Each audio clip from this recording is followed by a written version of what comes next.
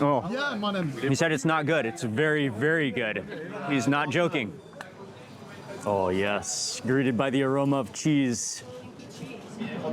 In France, you have multiple kinds of oysters. So these are fines, which like non-salted, and these are actually a lot more salty.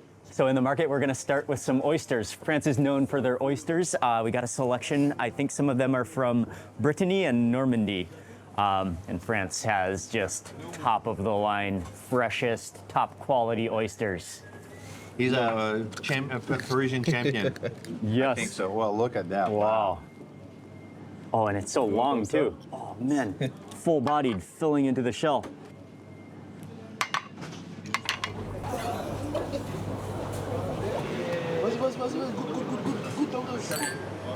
Cheers to Street food in Paris. You know, one of the things that people say is that I've heard Parisians says, there's no street food in Paris. That's a thing from Asia. You know, you go to Bangkok, you have street food, and I'm like, well, what is a pain au chocolat? You buy it and you eat it in the street. That's the original street food. Exactly. I mean, you know, exactly. And oysters right in the market. Oh man, that is refreshing. Just get that all gooey in there, get the little thing on the bottom.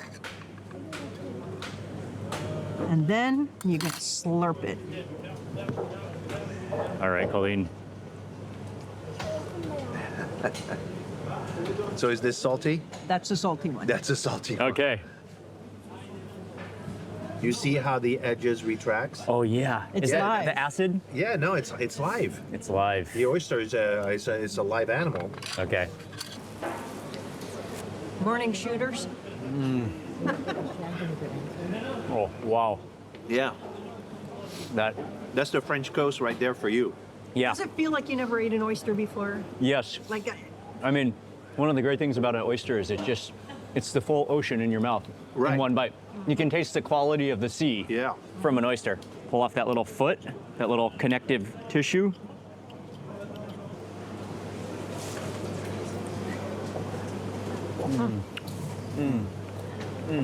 Well, that's definitely the salty one.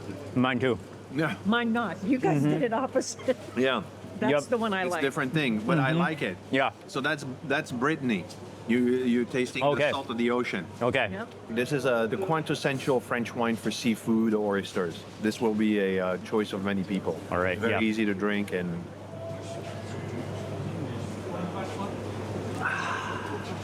Excellent. Life is good. Yes. Paris.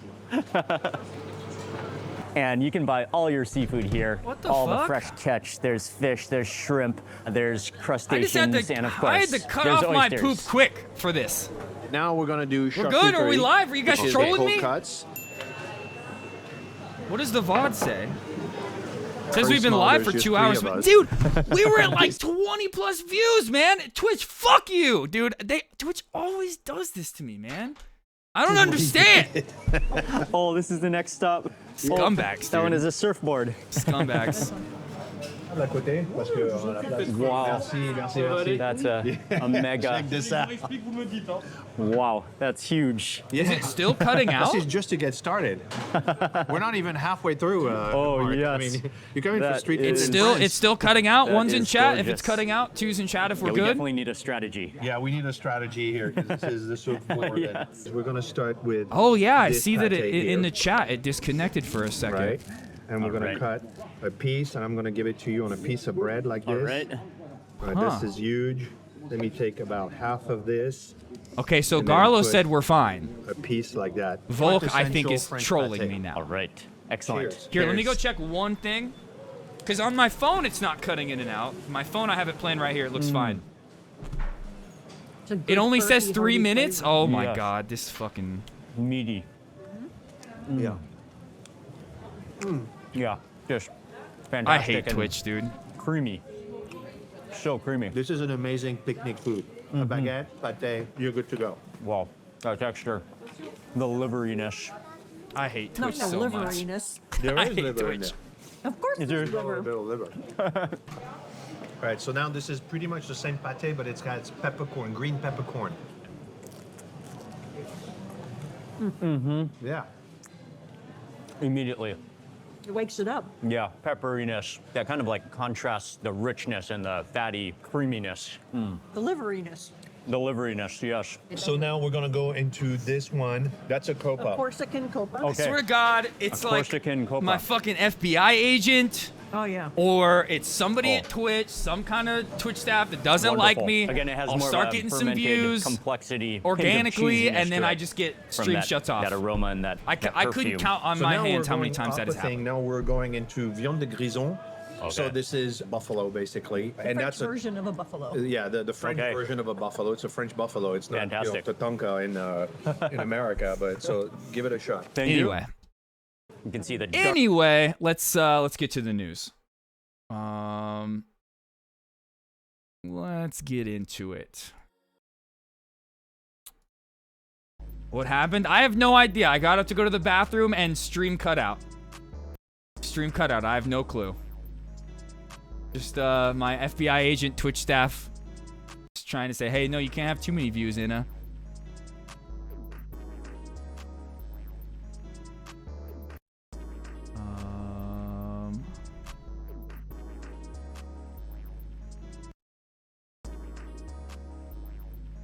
Okay, give me a second. I'm just doing something in the background.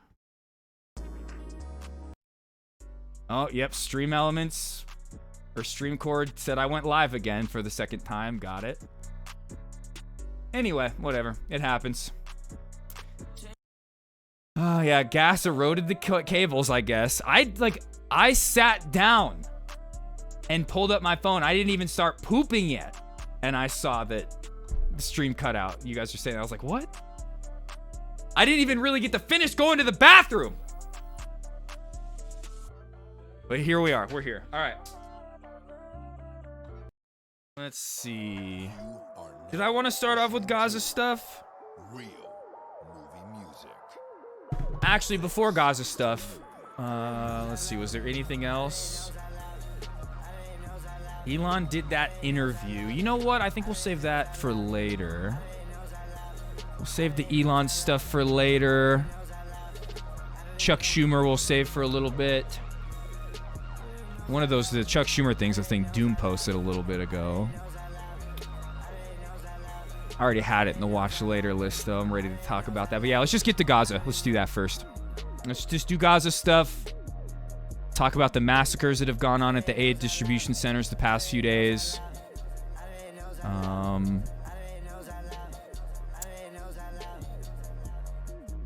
Let's see here. Okay, no, that's all immigration stuff. Okay, here we are. Let's do this.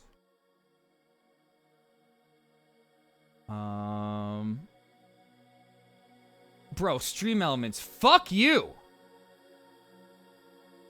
Fuck you. That's late too. Stream restarted like 10 minutes ago now, so like a little less than that, and then now Stream Elements is coming in with the go live notification. Fuck you, Stream Elements. That's right.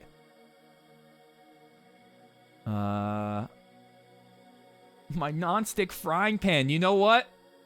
Stainless steel all the way.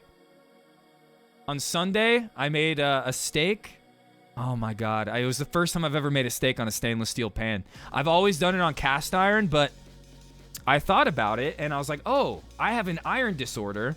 Maybe I shouldn't cook on a cast iron fucking pan. And I looked into it, and that is something that could increase your iron a little bit. So I was like, all right, we're going stainless steel from here on out. I put that avocado oil in the pan. Low, medium heat. Let the pan heat up. Flicked a little bit of water. Saw the water beat up. I was like, all right, it's time. Put the steaks in there. But the best part is I flipped the steaks after 3 minutes. Started basting it in butter. Once they were done, I took the steaks out. Want to know what I did next? What is it? What's the thing that's left at the bottom of the pan? Not just like Asmon. No. Absolutely not. These were some very good steaks. They were filet mignons. They were not $1 steaks. Maybe I should lick my cast iron pan for hours every day. That is a way to reverse your anemia if that's what you have. But no. What is left at the bottom of the pan when you're done cooking a steak? The fond. What can the fond be turned into? A really good steak sauce. What you got to do is get yourself a little bit of wine. Pour that on in there. Starts deglazing the fond from the bottom of the pan instantly. And also adds flavor. Then you get a little bit of heavy whipping cream. Dip that shit in there. Pour that on in there. Also, what Bent just said, exactly, the drippings. Now, when I took my steaks off of the frying pan, I put them into a tinfoil. I wrapped them up in tinfoil. When I took them out of tinfoil, there was a bunch of blood and sauce, you know, at the bottom of the tinfoil. So you take that, you also pour that into the pan with your wine, your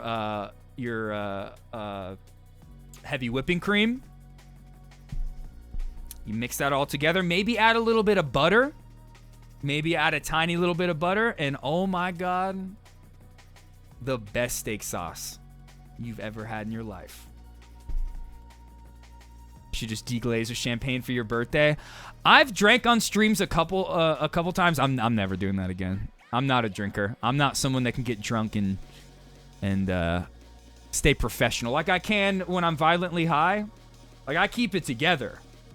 I can't do the same when I get drunk. There was one time I got drunk on my birthday. I drank a whole bottle of wine and I ended stream because I was like, I'm too drunk. I can't be here right now.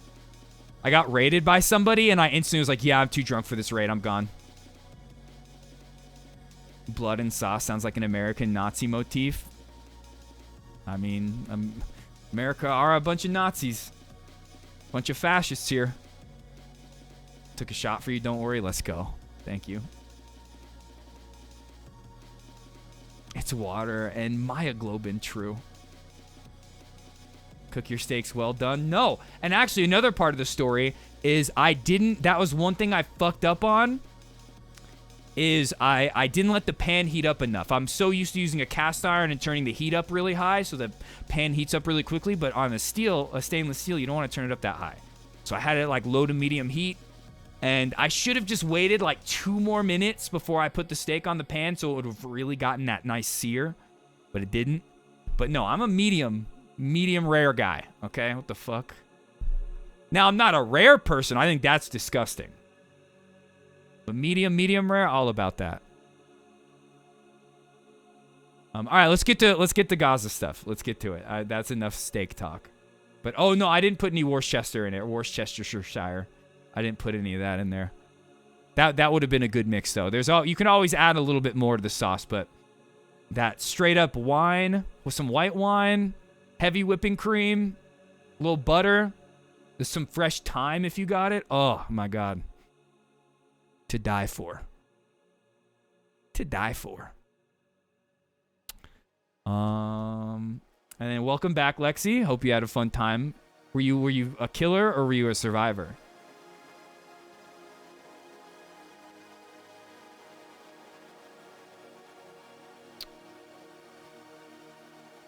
Okay, let me see. We got the Colorado attack stuff. We got Matt Miller, which we're going to go over. Immigration stuff. We're going to skip the immigration stuff for now. Just get right to Gaza stuff. Is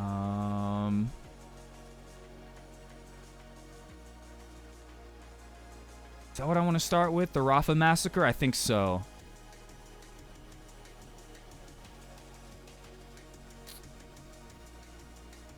Freedom Flotilla, yeah, and then ceasefire. Okay, yeah, we'll start off with the Rafah massacres. That's what we'll do. Epically won as Survivor. Fuck yeah, let's go. That's what I played pretty much exclusively. When I first started playing DBD, I would go in between, and then I started playing Survivor exclusively. Just because every night when I would play on stream, the homies that were in chat would play Survivor with me. And then sometimes we would do custom games where one person would be the killer, one person in the team, but I enjoyed playing killer, but it just was like it was like if I played killer, I was playing by myself, whereas if I played Survivor, I had the homies in chat playing with me, so I always did that instead. Customs, yeah, customs with the friends.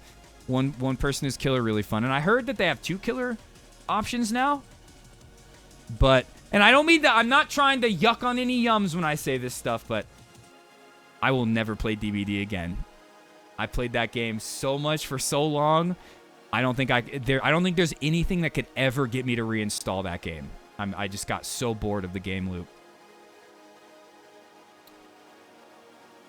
2v8 now. Oh, so it's just in customs? Okay. Buddies bought you the game. Who are the people? Ots Darva. We used to watch them a lot. This guy, O-T-Z-D-A-R-V-A, I think is how you spell it. Ots Darva, right? Oh, his channel is not Ots Darva.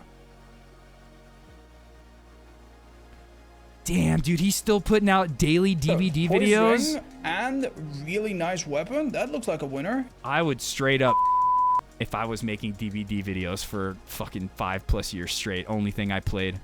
If DBD was the only game that I played, Okay, friends, I would this is straight up odds fucking... and everybody else. But as you can see, That's the only thing he does. There's no way he enjoys it still. There's absolutely no way he still enjoys it. He found a lane that worked out for him, and then he like tried to go away from that lane and play like another game, and it didn't work out. He's like, all right, I guess I'm stuck with DVD. That's why you got to do variety. That's why variety is the most important from day one. It's a lot harder of a road, but it's a lot more successful, or not successful, a lot more personally satisfying of a road once it eventually works out, if it does. But yeah, Daily Gang. Now he streams other games. Yeah, because when I used to watch his streams, he didn't stream any other game. Damn, dude. Otstarva.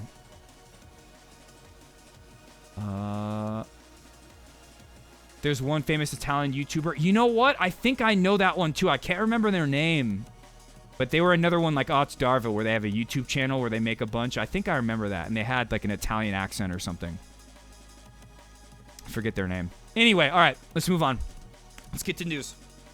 Let's focus. Let's lock in. Get ready. We're about to talk about some heavy shit. Let's see here. Rafa Massacre right there. Oh, yeah, now on to actual genocidal maniacs. Exactly. Thank you, Volk. What a great way to start. So last week we saw all the humanitarian aid organizations from the UN around the world get shut out from Palestine. None of them are allowed to distribute aid, despite calls from the UN saying thousands of people were going to die from malnutrition in the coming days. And that was like, they said that 2 weeks ago. And they said 500 trucks need to be let in every single day. Only a small fraction of that were let in. I remember a couple days after they started letting aid trucks in, it was like under 200 had been let in a couple days, whereas it was supposed to be at least 500 a day. That's like bare minimum. So what they were letting in was a straight up drop in the bucket. Not only that, there were supposed to be, wasn't it like 400 different aid sites, distribution sites across all of Palestine? Since all of the aid groups were shut out and only one aid group, the new like Gaza Humanitarian Foundation, which has links to the CIA, ISIS, is in coordination with the IDF. They're the only aid group that's allowed to distribute. Instead of 400 aid distribution sites, they whittled it down to 4 across all of Palestine. And even though they said it was going to be 4, it really only ended up being like 2 of them. I think that they've opened up at least 4 since then. But what did we see that first day? What did we see the first day, that first aid distribution center? The IDF, U.S. service members, the like ISIS-linked gangs in coordination with the IDF, and this Gaza Humanitarian Foundation started firing upon the Gazans who were going to get food. Not only did they start firing upon them, they cattled them, like herded them into like cages like they were cattle. It looked like Holocaust images. But yeah, that day they started shooting at Palestinians, killed a few, wounded like dozens. And since then, they've done the same thing. Even more. Israel kills 31 Palestinians by gunfire trying to reach an aid distribution site set up by the Americans and Israelis. Israel accused of opening fire on Palestinians waiting for aid, killing at least 31 people. Health officials and witnesses in Gaza say at least 31 people were killed Sunday, where Israeli forces opened fire on crowds headed to an Israeli-controlled aid distribution point near Rafah. Over 170 people were wounded. This is a massacre. Israel denied responsibility. This is a Palestinian. Oh, here. Let's see what this woman had to say, who was going to pick up aid in the area. Democracy depends on a free press. Please support our independent journalism at democracynow.org. You can see his condition. He's between life and death. He went for food and drinks for his children. His children need food. They say, "We want food, Dad." This is the most difficult word. As you can see, here he is. The attack came a day after the UN humanitarian agency called... So, they're just going to get aid, and they're being murdered.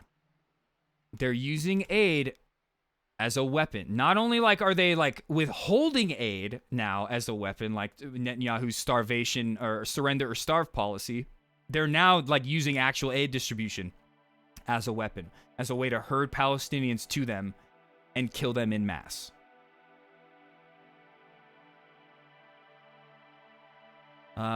The attack came a day after the UN humanitarian agency called Gaza the hungriest place on earth and accused Israel of drip-feeding food into an area on the verge of catastrophic hunger.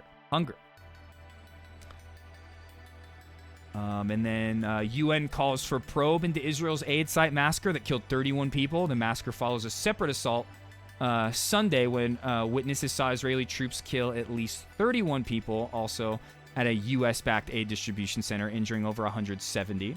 UN Secretary General Antonio Guterres condemned Sunday's massacre and called for an immediate and independent investigation. And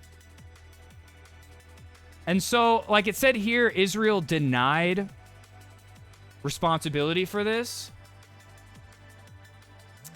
So many people said this would happen and they got made fun of by morons. Yeah. Insane. Yeah, fucking morons. But, so, like I said, Israel is denying any participation in shooting of the Palestinians when looking for aid. And Israeli Foreign Ministry released this video saying Hamas terrorists shoot at civilians to prevent them from reaching U.S.-led aid centers. So the IDF, Israel, they're trying to say that, nope, it wasn't the IDF, it wasn't U.S. service members, it wasn't ISIS-linked gangs in coordination with the IDF. It was Hamas that were shooting these Palestinians. And anybody that sees this video and just sees this might take that at surface value and be like, oh shit, wow. It is Hamas shooting at these innocent Palestinians trying to get aid. No, this video is meant to trick you, to distract you. This is a whole separate incident that went on.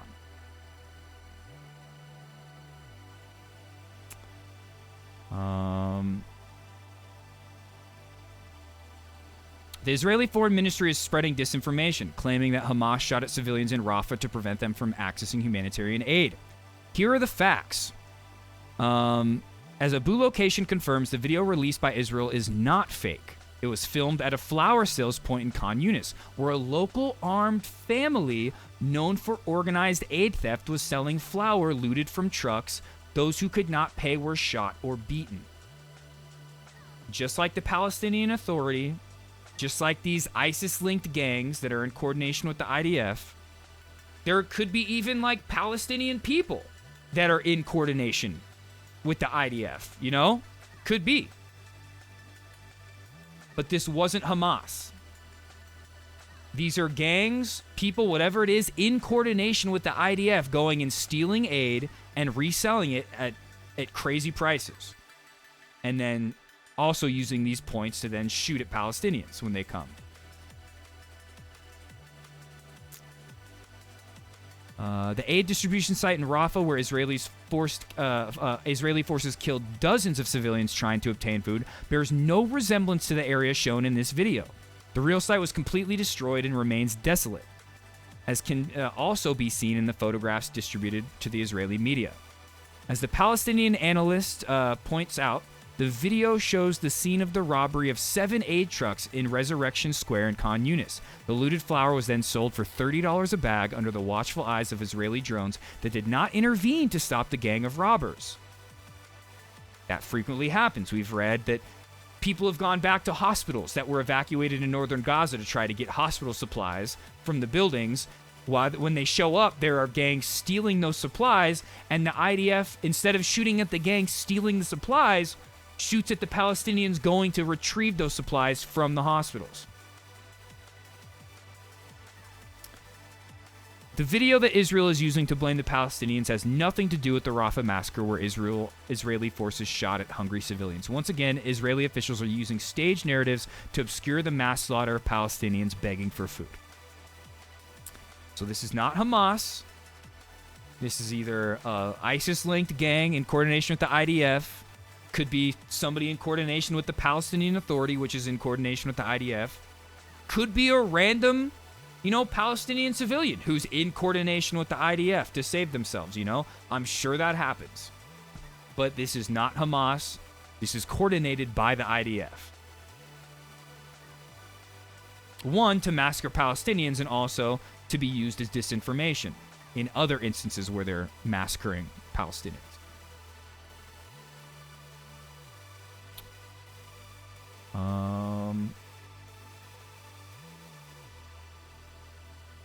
And then, is this the same thing? This is the same thing, just translated. Okay.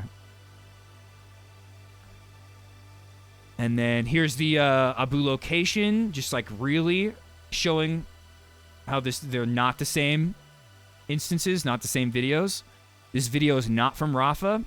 This is a sales point of stolen flour in Khan Yunis, reportedly owned by an armed family that runs organized aid theft. There's a video taken at this location documenting similar violence carried out to control the crowds. It was reported that aid trucks were raided in Al-Taliya roundabout yesterday, and the stolen flour was being sold at this point. Additionally, the entrance of Rafah distribution base looks nothing like this. Israeli media posted a video of the base, and we know the area is raised and has little greenery.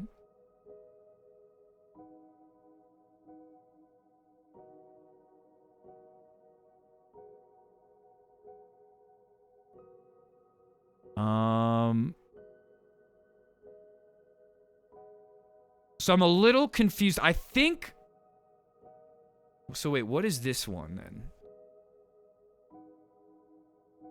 I'm just confused on... Because I know this is the one from the Khan Yunis looting with the armed gang, but is this from the Khan Yunis area, or is this showing the actual Rafah massacre? I think this is showing the disinformation Khan Yunis aid looting situation. I think that's what these photos are. And then, so wait, what's this one?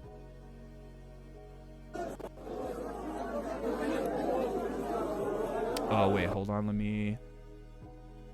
It's the volume...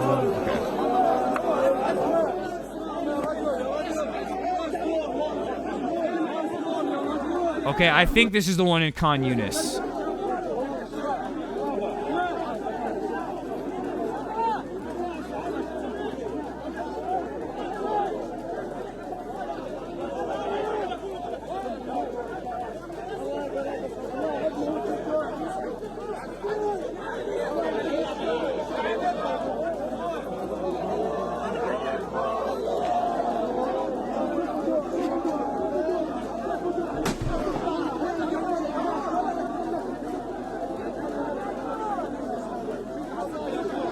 Heard one gunshot.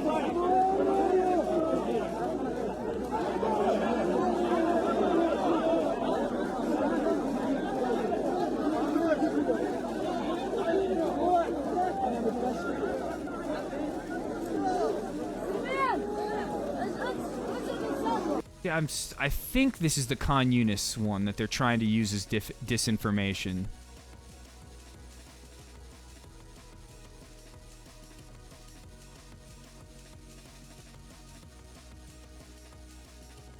Got the full thread right there. Is there anything else to look at right here above this one?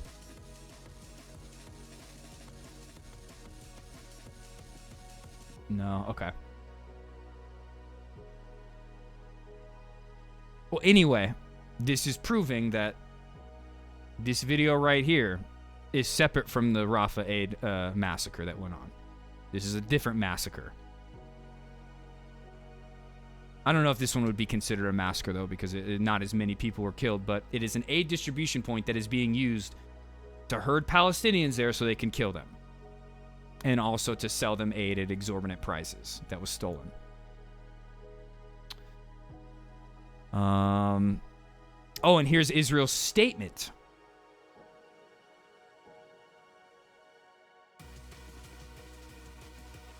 And then, you know what? Let's just read what Ryan Grimm had to say. This statement from the IDF about last night's massacre was also distributed to journalists, but the version sent to reporters... but in the version sent to reporters, it includes an off-the-record section that acknowledges the IDF did fire to prevent several suspects from approaching the troops, which matches witness descriptions.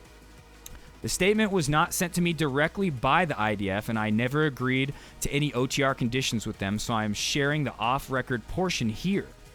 Any journalist, what a fucking legend you are, Ryan Grimm. What a hero. You know what he faces doing this? Just like what... I'm not the biggest fan of Glenn Greenwald anymore, but the same thing Glenn faced, you know, where Ryan Grimm starts sharing this stuff, they're going to, like, dig up something on Ryan Grimm's past and like, release a video. Any journalist on the IDF press list can confirm this was included in the IDF statement. Overnight, approximately 1 kilometer away from the humanitarian aid distribution site, outside the operating hours of the humanitarian aid distribution site, IDF troops acted to prevent several suspects from approaching the troops. During the activity, warning shots were fired towards several suspects who advanced toward the troops. There is no connection between this incident and the false claims made against the IDF. So even right there, they just proved that, oh, we did shoot at them. It was us.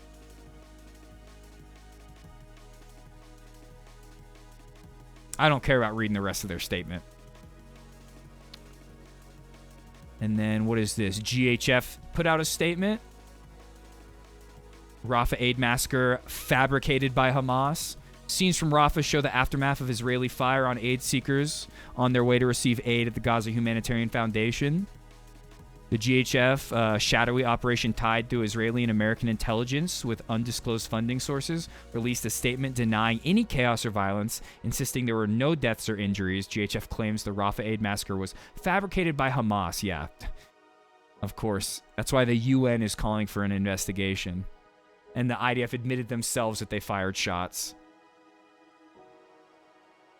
I don't think I can play this. Warning, extremely graphic content. Gaza Government Media Office, the death toll from Israeli attacks on aid distribution sites has risen to 39 with over 220 injuries in less than a week. So that's including the ones from last week and the one from today, or Monday, the Rafah massacre. That actually might have happened on Sunday. These blood-soaked scenes expose the horrifying reality. These are not humanitarian relief points, but deadly traps for mass killing. Yep. Exactly.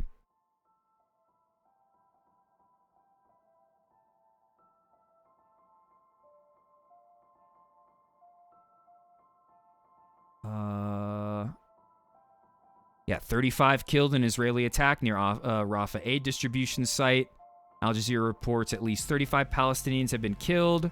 Scores wounded in an Israeli attack west of Rafah around 3 a.m. local time this morning near Gaza Humanitarian Foundation.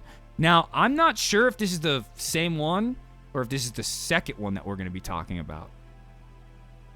I think this is still the first one we just started talking about.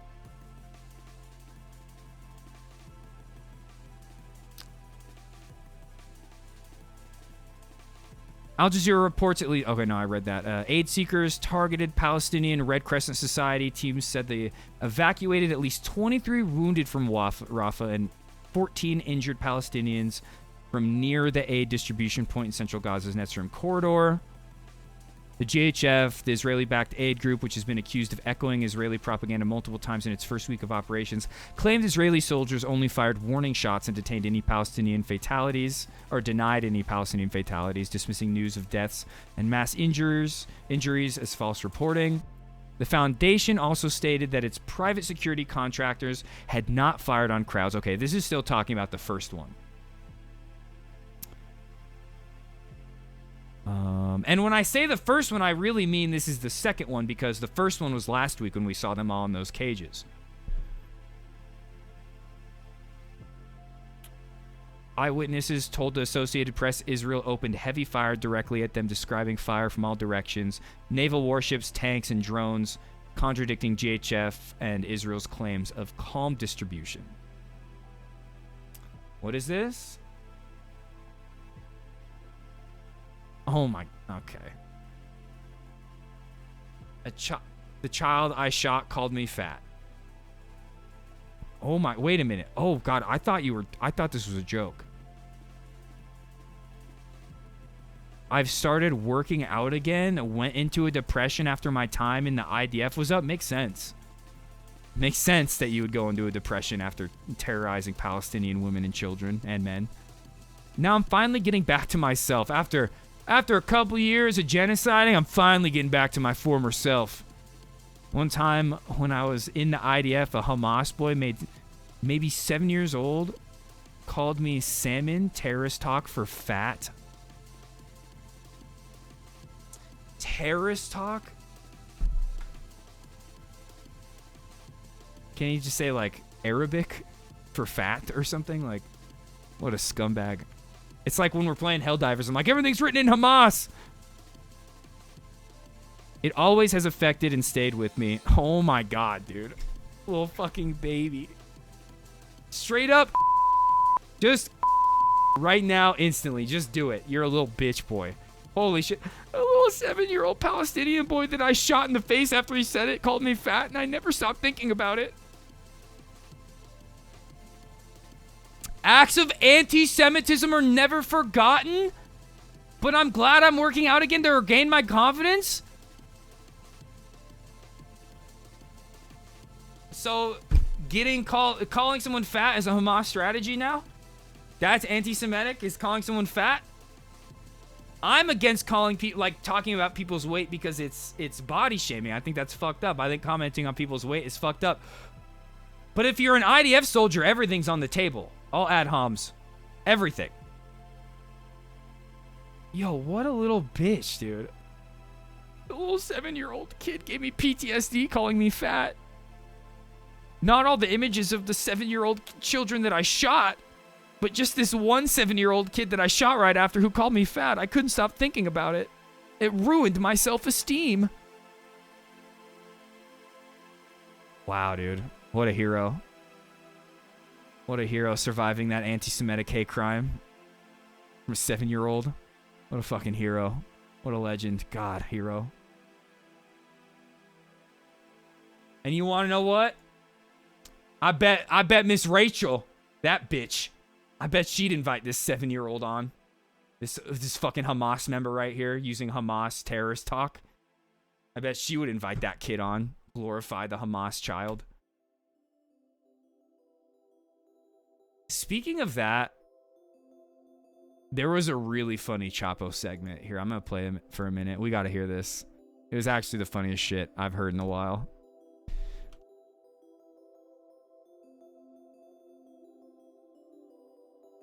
Hello, everybody. It's yeah, somewhat. You know those like ukulele songs about how consent is sexy from like 2014. yeah. We're snap back with a shocking statement.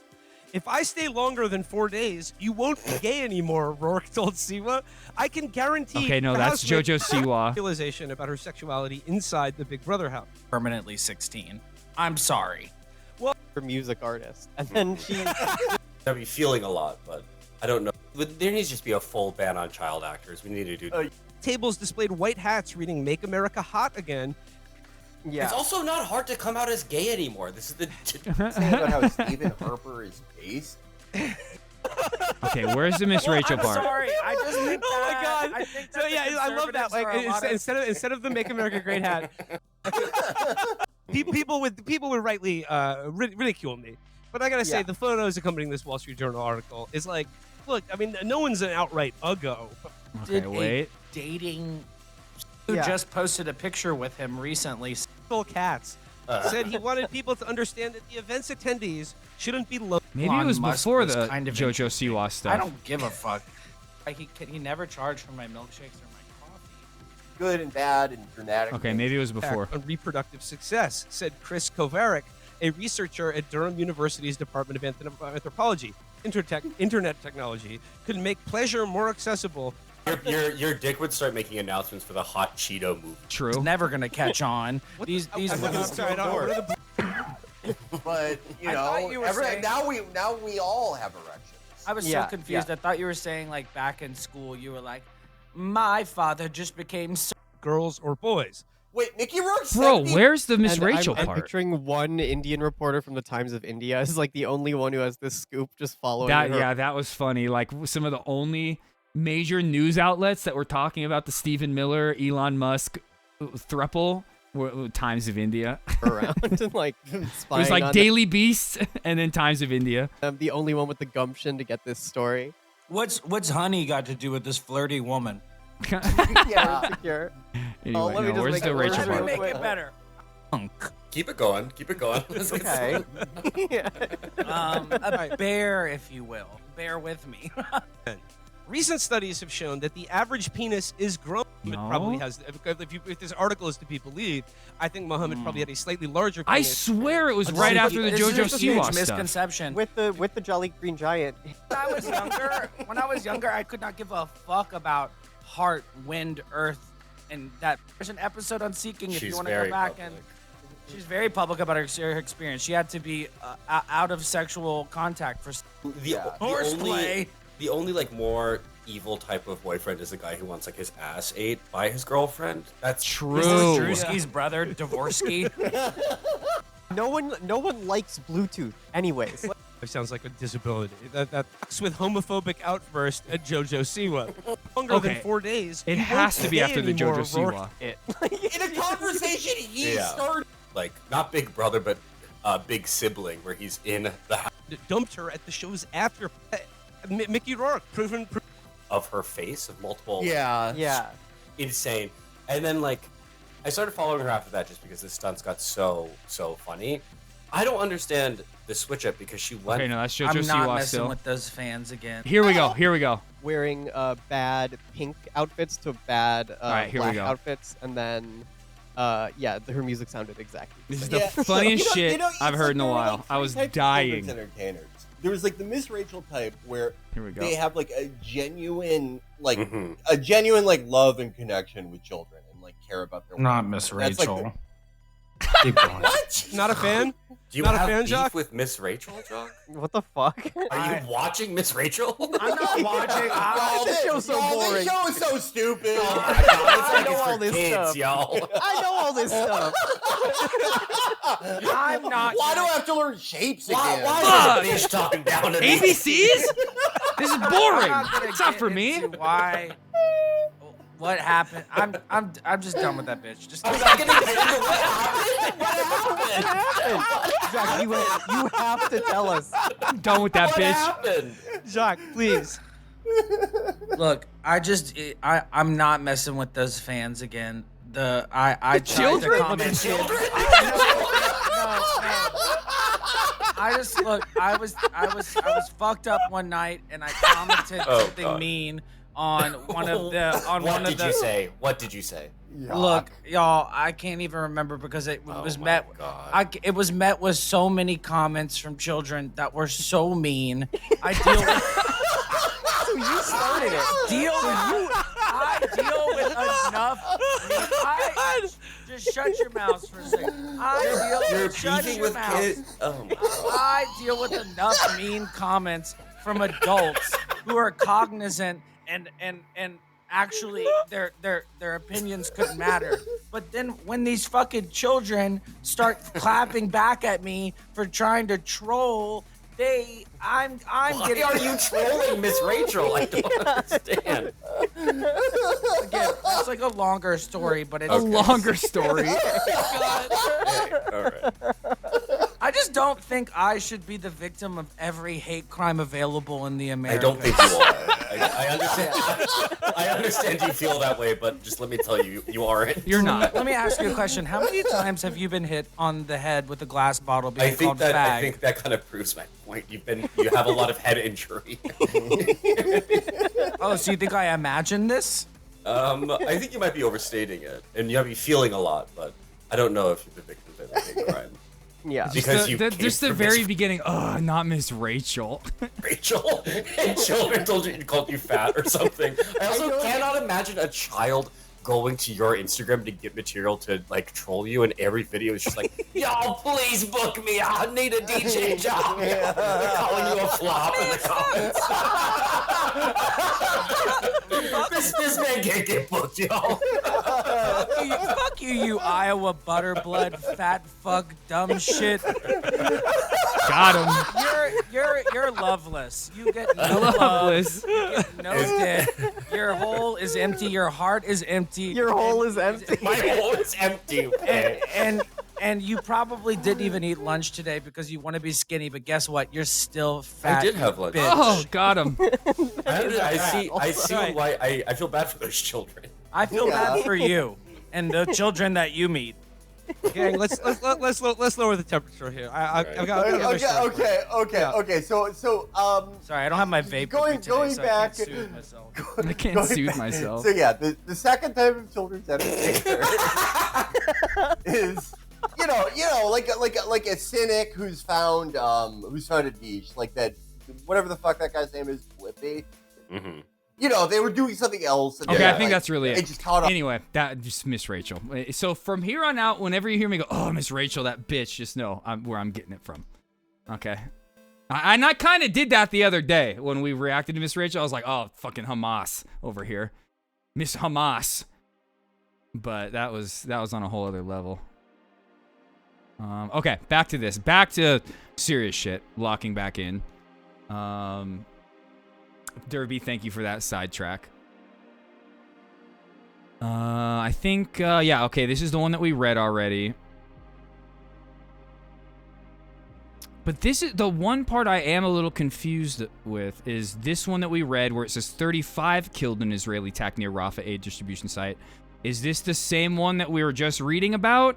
Or is this the next one? Because there have been two that have happened in the past 2 days. I'm thinking that this is the first one, but both of them took place in Rafah or near Rafah. So that's what I'm a little confused with.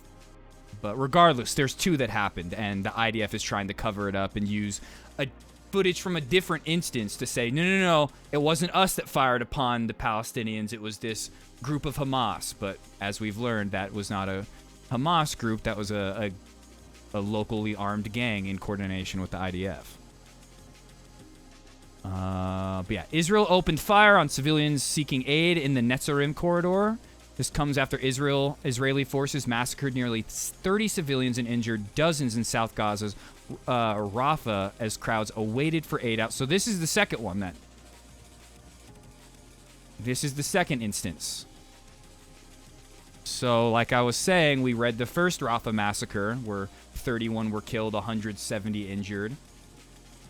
And then I read this headline. Israeli soldiers open fire on Palestinians walking to a Gaza aid site. You may think I'm talking about the Rafah massacre that we were just speaking on, but I'm talking about a completely new one that happened earlier yesterday, where they killed at least 27. And now we're seeing here, they say nearly 30. Sometimes numbers like that fluctuate within a couple, give or take. Israeli forces again fire on crowd trying to access aid in Gaza, killing another 27 Palestinians in the Gaza Strip.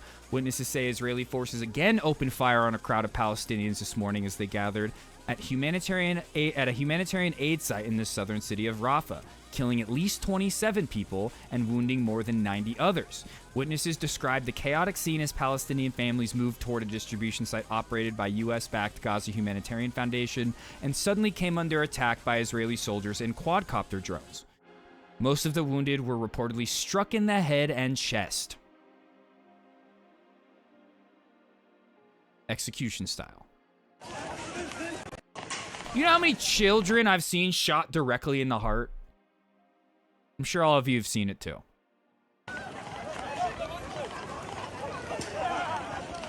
Oh, sorry. Let me... This...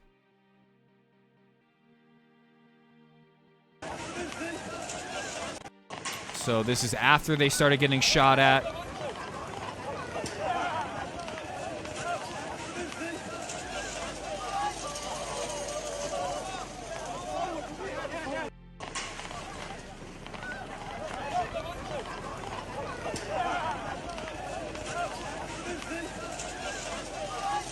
Oh, man. Again, they're just using aid as a weapon.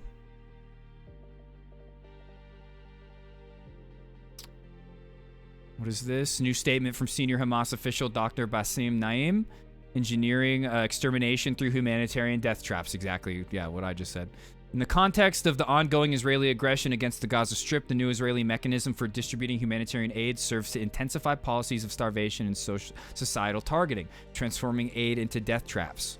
Reports indicate that the mechanism, administered through the U.S.-backed Gaza Relief Organization, forces civilians to move toward dangerous military zones in order to access aid, thereby placing their lives at grave risk. This policy has led to the martyrdom of no fewer than 75 Palestinian civilians over the past week while attempting to reach aid distribution points, including 27 martyrs in Rafah on June 3rd and 31 martyrs in a similar incident on June 1st. In addition to dozens of injuries, different investigation and eyewitnesses have proven that the shooting against the innocent civilians is without any doubt from the Israeli side. Yeah, as always, Hamas more reliable than the IDF. Exactly.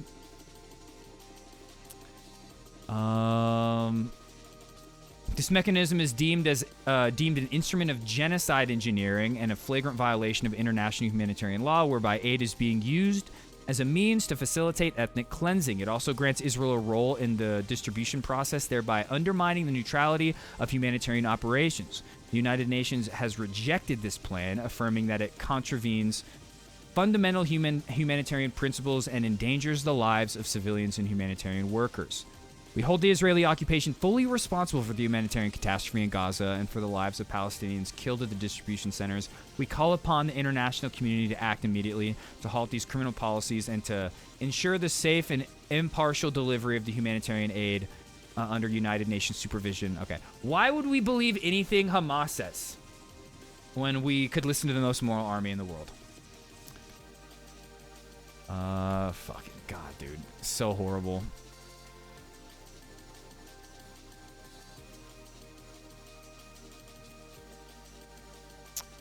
For a third straight day, Israeli forces opened fire on Palestinians gathering for aid at U.S.-Israeli GFS site in Rafah. At least 20 Palestinians are being reported killed after Israeli forces opened fire on displaced civilians. So when is this one from? I think this is the attack we were just reading about. And I think when they say the third straight day, I think... See, I'm not sure if this is a fourth instance. And they're just not counting that first day last week where they were all in the cages. Or if this is just like a third one that happened this week. Okay, I'll read more, see if we learn.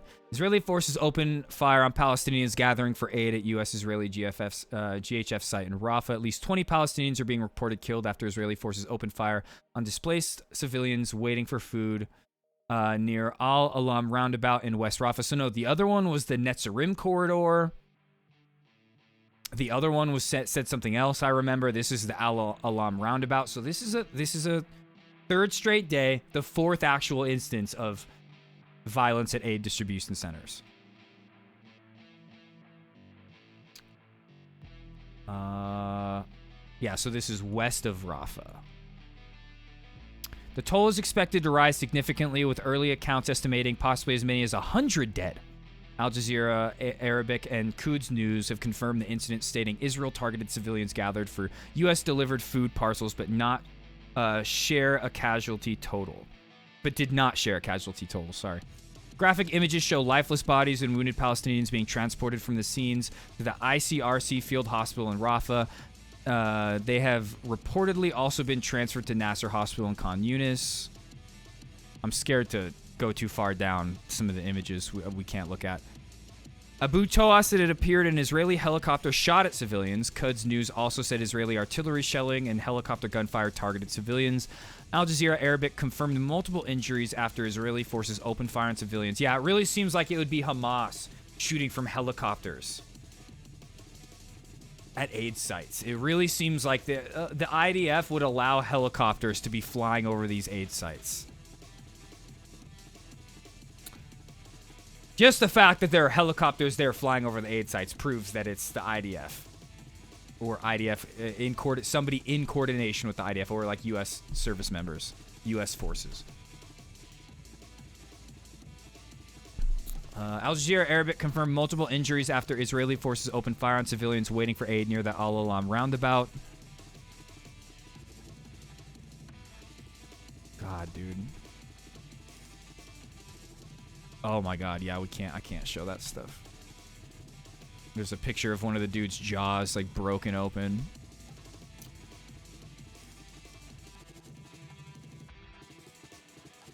And again, some of these it does get a little confusing with all these videos, knowing the exact timeline and knowing exactly which aid center we're talking about, because all of them happened near Rafah.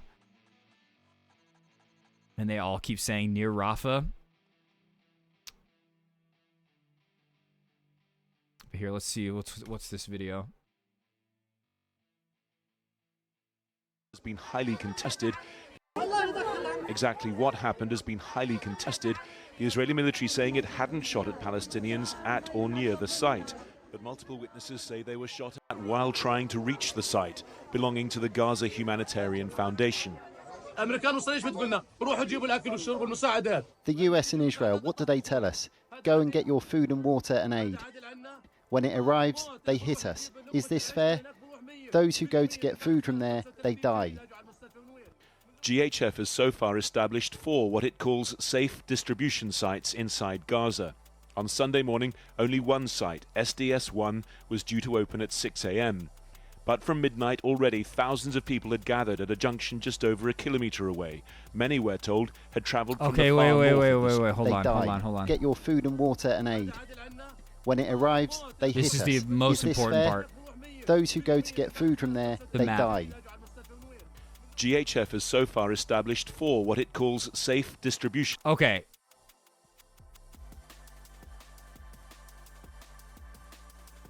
I could be wrong, but I think this is the one in Khan Yunis from last week.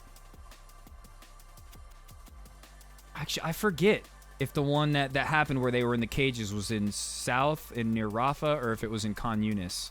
I can't remember. Sites inside Gaza. On Sunday morning, only one site, SDS-1, was due to open at 6 a.m. But from midnight already, thousands of people had gathered at a junction just over a kilometre away. Many, we're told, had travelled from the far north. Yeah, like around Khan Yunis. As more locals arrived, pressure to get to the front intensified. Witnesses tell us the crowd moved slowly southwards. A tank near the site fired warning. Yo, it's called the Abu Bakr roundabout? Abu Bakr Abed has a roundabout named after him? That's cool. Warning shots. Armed quadcopters first broadcasting verbal... Yeah, I know. Just, look at these. It's literal, like, fucking dirt. It's fucking disgusting. Warnings, then shooting warning shots themselves. At around 3:30, we're told there was chaos. Crowds running back and forth. Soldiers, tanks, and naval boats all firing. At 3:30 This is when the first morning? gunshot injuries are reported. An hour later, the crowd, now the biggest since the start of the GHF operations, surged for the aid site. And this was when the majority of killings happened. Even then, many still tried to reach the site, hundreds doing so around 5 a.m., stripping it bare, witnesses say, within minutes. It's an account that suggests the new aid mechanism is simply not up to dealing with such numbers. No. It's not that the aid mechanism is not up to dealing with such numbers. It's manufactured that way. It's manufactured to not be able to deal with that many numbers. They're getting them to go to these aid centers so they can kill them, systematically. Need. This is all we've walked away with. We were there, lying on the floor since 4 a.m., and the quadcopters were firing at us. The Israelis were firing at us. People were crouching on the floor, women and children, and in the end, all we left with is a can of fava beans. The ICRC field hospital received nearly 180 injured, the majority with gunshot or shrapnel wounds. GHF today said reports of injuries, fatalities, or incidents during its operations were egregious. The fact that they said 180 injured, I think they're talking about that first one that happened this week, the first Rafah massacre. Fabrications. Because it was reported 170 the Israeli injured military in some of told us those that the IDF tweets did we were not reading. fire at civilians while they were near or within the aid site. An official instead saying warning shots were fired when troops were advanced upon a kilometer away, giving no further comment when asked if civilians had been hit. Yesterday, Israel released this footage. Yeah, so this video is about the first one, where the IDF released this video of the separate incident trying to say this is what actually happened and that it was Hamas. Saying When it Hamas wasn't. was preventing aid distribution. International journalists don't have access to Gaza, but our Palestinian colleagues there say these were armed gangsters selling looted aid in Khan Yunis. Who the armed gangs Meanwhile, are, we're Israel- not sure. Like I said, it could be these ISIS-linked gangs in coordination with the IDF. It could be the Palestinian Authority, which also is probably ISIS-linked as well, and they're in coordination with the IDF. Like, just even if it's not ISIS-linked, the Palestinian Authority is in coordination with the IDF. And it could just be a random, like, Palestinian citizen that, like, or family that was like, we're siding with the IDF. You know, it's beneficial for us that could always happen, but it's not Hamas. Israel says it's expanding its ground It's offensive. somebody in coordination with Excavators Israel. destroying Gaza's only dialysis center in the far north. Staff at And the then, yeah, nearby we're gonna talk Indonesian about this, hospital too. starting to evacuate for fear it too might be destroyed. That's a hospital right there, by the way.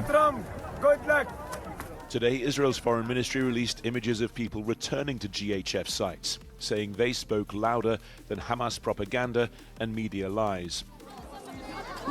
Perhaps instead, along with these images today from a Khan Yunis soup kitchen, they speak more to the sheer level of need in Gaza and the risks thousands. But have you ever thought that maybe all of these kids are Hamas? Have you ever thought that before? These are all Hamas militants? Willing to take.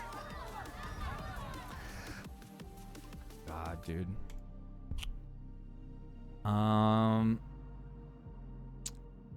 Killed more than 31 Palestinians and wounded over 200 as they waited for food. So yeah, that number of 170 is, in this report, a day Exactly after what? that, it's gone up to 200 injured. Like I said, when you start getting these numbers reported instantly, it's always going to go up.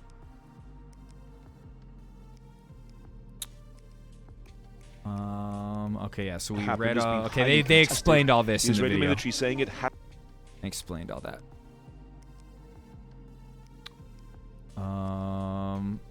Oops, I just removed the one that I didn't mean to remove. Whatever. Whatevs.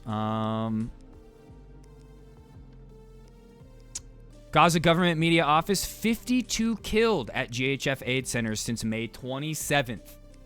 And that was, I think that was the first day where we watched them all rounded up in cages a week ago. Israeli occupation kills 3 starving civilians and wounds 35 others near so-called aid distribution centers in Rafah. Israeli occupation forces committed new crime by killing 3 starving civilians and wounding 35 others near the so-called aid distribution centers in Rafah, continuing a policy of starvation and systemic targeting of civilians for the 93rd consecutive day. This brings the total number of civilians killed in massacres at the so-called aid distribution centers in the areas of Rafah and Wadi Gaza Bridge to 52 martyrs and 340 wounded since the opening of these centers on May 27th. So yeah, this is a third instance this week.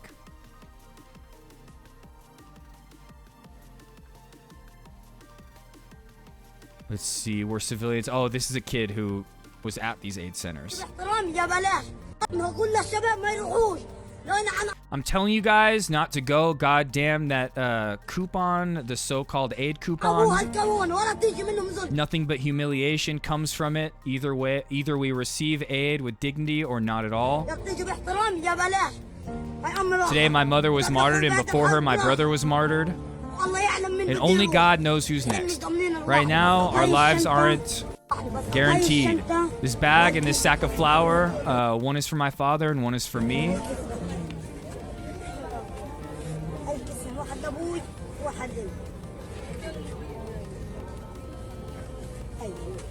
We're not holding anything, no weapons. We're not going to fight. We're civilians, not fighters. Yeah, this is a fucking child we're watching. He just said, we receive aid with dignity or not at all, dude. Most resilient, strongest people. And then this is a different video of him, I think. My name is Ahmad Mohammed Zaidan. The Zionist army came and said, go collect aid coupons. The first time we didn't believe them because they're occupiers. We don't believe them because they're enemies. But we went thinking they would give us boxes respectfully, politely. But they turned out to be filthier than the filthiest. We stayed from 7 in the evening until dawn. Tanks on one side, sea on another. Zionist occupation soldiers on another, quadcopters on one side. And Apaches on another. Where are we supposed to go? European countries look at us. Oh, Arab countries look at us. We're human beings like you. I like how he doesn't say America because it's just like understood that this would not be happening. Like it's all like America's like doing and enabling that allows Israel to do this. No aid distribution. We have no food or water. We, the people of Gaza, are steadfast until the end of days. And I say the Israeli army, you will never defeat the people of Gaza. Gaza's strength comes from God, while your strength is in your weapons. We're the greatest people. I am telling every person in Gaza to not go to the aid distribution center because the occupier is a liar. Journalists like you report the massacres happening here. Gaza is under siege.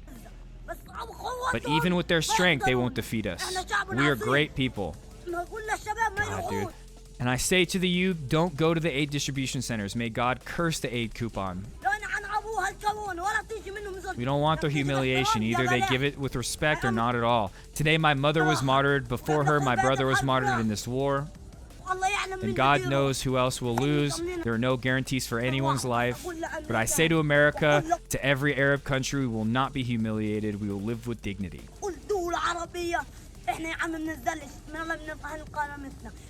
Open the crossing for us. We don't want to go to your aid distribution centers. We stood in line like they told us, but they were lying. We watched people in front of us get killed. I saw my mother die, I saw my brother die. They killed doctors that were supposed to be protected. They bombed the Red Crescent, they bombed the ambulances. They bombed the civilian defense, they left nothing unbombed. Where else in the world does this happen? If we had fired a single rocket at the Zionists, the whole world would have flipped. But our lives, exactly. Had it actually been Hamas firing at civilians, or one civilian showed up and even threw a rock, you know how many more people would have been killed? And like the media would have justified it every step of the way.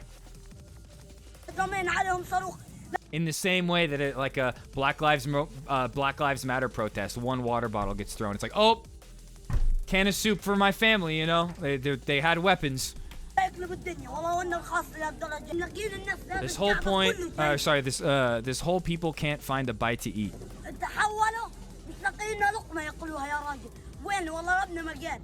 You don't have the right to live like others. This is my bag, and this is the sack of flour inside it. One is for my phone. Okay, I think this is the part we looked at already. Yeah, this is the part that we saw. Okay. Yeah, what a hero, a legend living amongst us, man.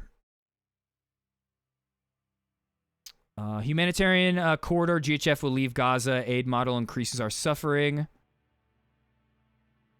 Here, let's just see what Dropside had to say. You may or may not have seen the latest development here in the United States, which is that the Boston Consulting Group, which is the consulting firm that helped stand up to the extent that GHF can even be considered to have stood up.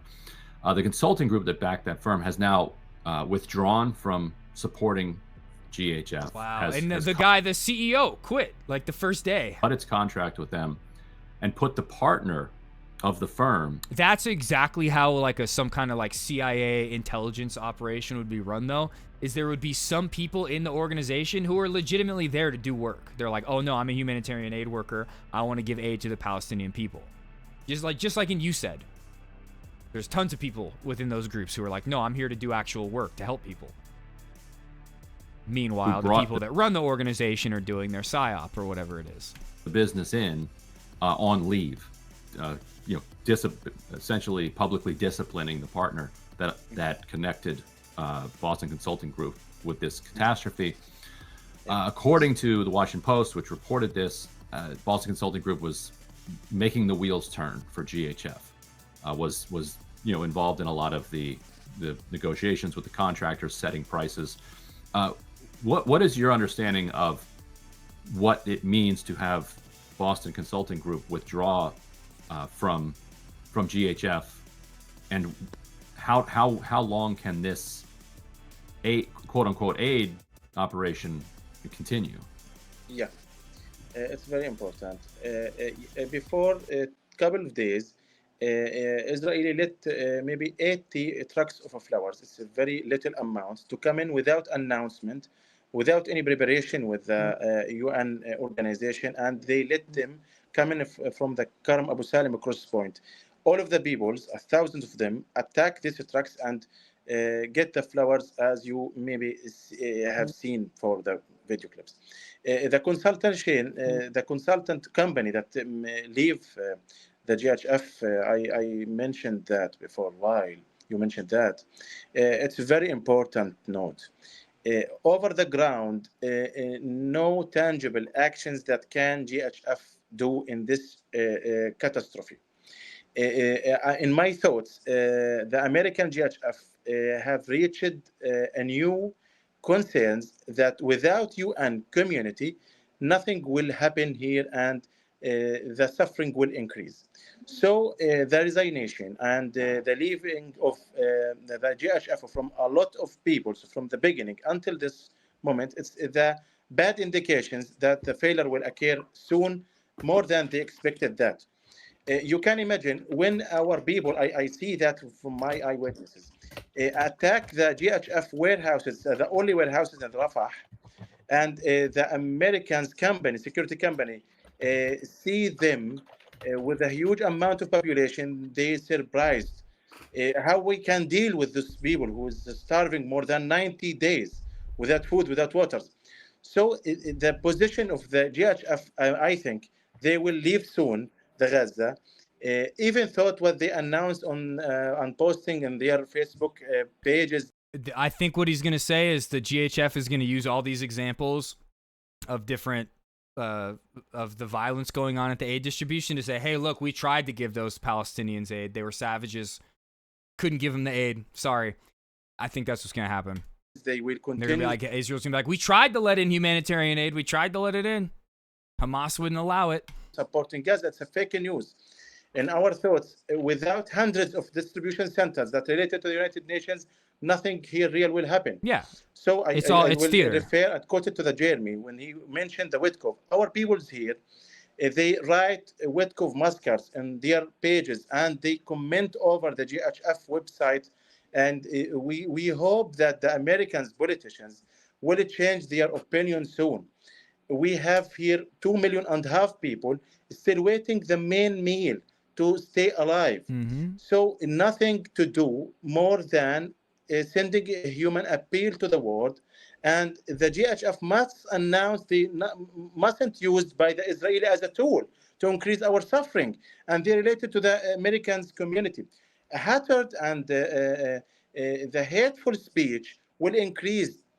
I mean that our children here is emaciated. Their bodies lose their weights rapidly. nothing to do for them in this moment. When I talk to you, in ER, in the Nasser Hospital and the Al-Aqsa Hospital, a lot of bodies come amputated and burned, and they also suffered from the famine. So no time for us as a human here to wait the GHF to increase their support and to prepare their new warehouses until all of our people will die. Yeah. So they must understand it's a responsibility for the international community to stop this fake and illusion to be implemented over us. I mean, I don't have too much hope for the humanitarian community stopping this. The only thing that can stop this is the United States. Donald Trump. 5-minute phone call. Arms embargo. Only thing that's going to stop this. And along with that now saying like every single fucking aid truck that is at the border be let in immediately and every single aid group be allowed in. 400 plus aid distribution sites. That's the only thing. Nothing else. Let's talk about the incident this morning. 27 people killed. So yeah, this is okay. No, we're gonna look at that in a minute. I don't want to get to that one yet because I think we're gonna watch this whole interview. Humanitarian aid distribution sites in Gaza will not open tomorrow. So this was as of 11 hours ago. On the 3rd, they're saying today on the 4th, which is now probably like in the coming hours. Humanitarian aid distribution sites in the Gaza Strip will not open tomorrow. The Gaza Humanitarian Foundation, the U.S. and Israel-backed body in charge of the aid distribution, announces.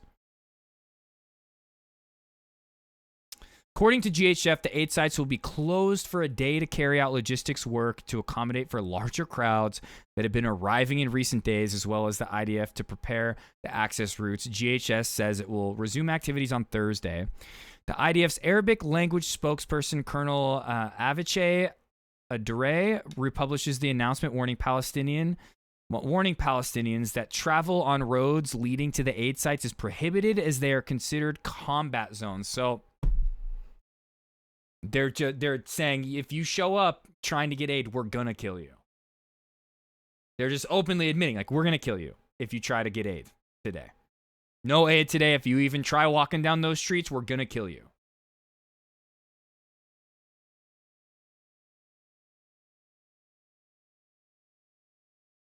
Oh man.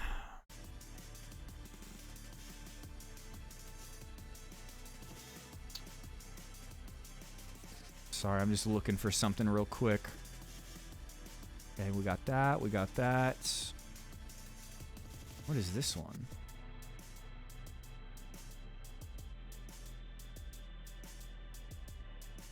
Oh, yeah, I know why that was opened. Okay. Gaza Holocaust facilitators. Yep. That's it. All right, so those are all the tweets that I had on the different incidences at the aid distribution centers. Let's watch a couple of videos. And you know, before we get into the videos of that, actually, we'll do that first, then we'll get into the other thing later. Yeah. Let's see.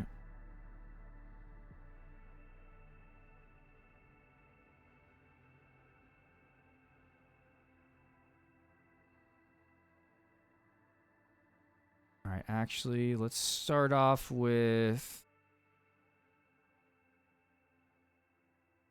this one. I'm going to run to the bathroom real quick. We begin with breaking news from southern Gaza. Israeli forces have opened fire at Palestinians gathered near an aid distribution site in I'll be right Rafah. back.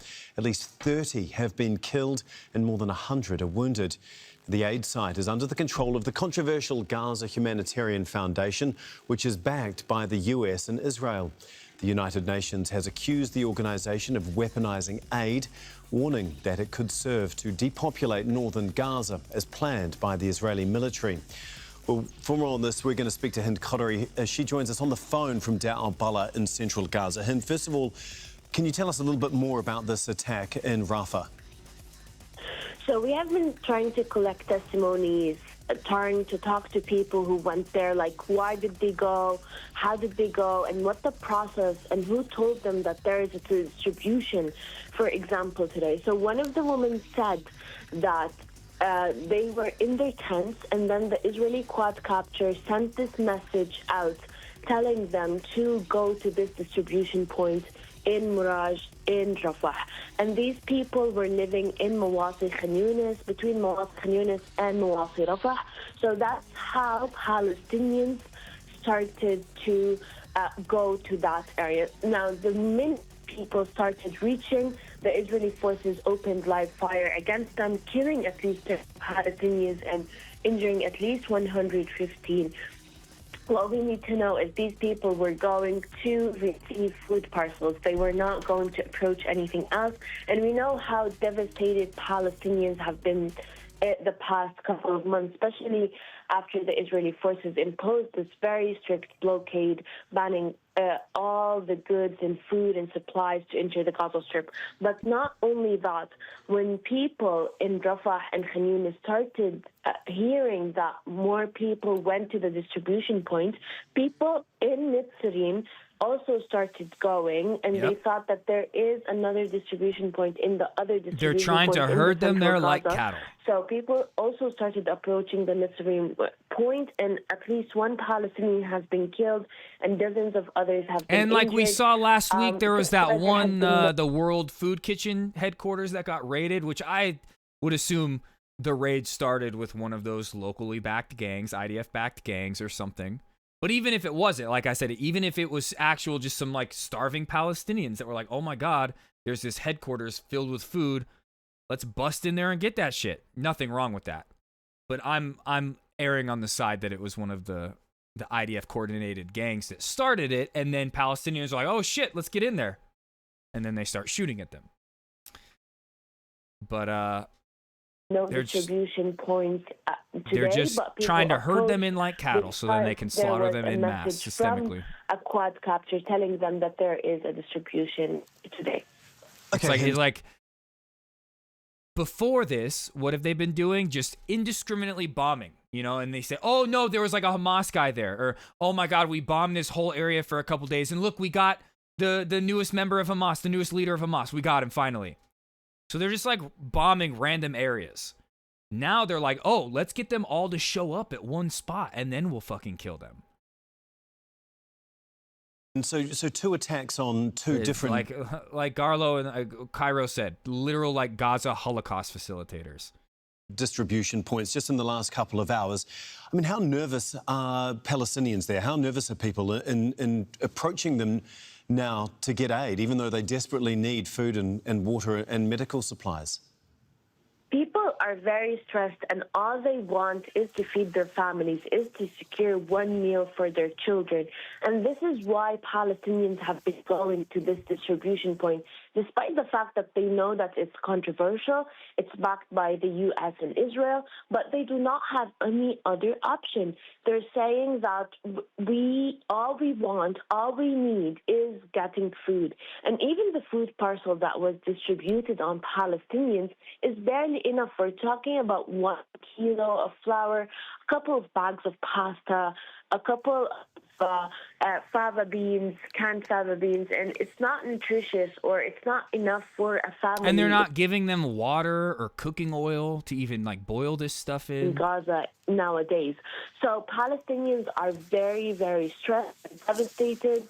Whatever is coming in of the wheat, flour, and food is not distributed yet. And the situation is very, very dire. That's why we're seeing Palestinians very devastated. Hind, as always, thank you so much for all of that. Hind Qadri for us in Deir al-Balah in central Gaza. We're going to speak to Dr. Volk, you're all good. You don't have to Bassam apologize Zakud. He's for the that. director of the I Palestinian appreciate you Medical lurking, Relief man. Society. He joins us from Gaza City. Thanks very much for being with us here on Al Jazeera. I understand you have a little bit more information about the attack. Can you just give us what you know and your reaction to this attack that's left at least 30 people dead? It's like just in when you Rafah? think that like the depravity couldn't get any deeper. It couldn't get any worse, couldn't get any more barbaric. They're now using aid as a tool to massacre them. Yes, this is now in Gaza, the ongoing every day that people from the morning Later, Weed. walking for a few kilometers to reach the aid distribution points, which are very limited to Thanks 4 for points everything, in Weed. Gaza Strip. So people move from the morning and they stay there. All the distribution points are surrounded by the Israeli troops, and the Israeli troops, when they are seeing that there is a crowdness that might become not controlled, so they usually shoot toward the people waiting for aids. So today there is from the morning, it seemed that a lot of people were in the distribution aid points in Rafah, thousands. So, and the Israeli troops opened the fire toward them. 30, as the reports reached now, 30 murders and more than 120 wounded. Okay, let's go to the next video. It's all stuff we know. The aftermath of an Israeli attack on desperate Palestinians who had gone to collect aid. The bodies of the dead were brought back to their families. Now, when was this video from? 2 days ago? So this is from the first Rafah massacre. He went to get what he needed to stay alive. Again, it's happened 3 times in the past 3 days.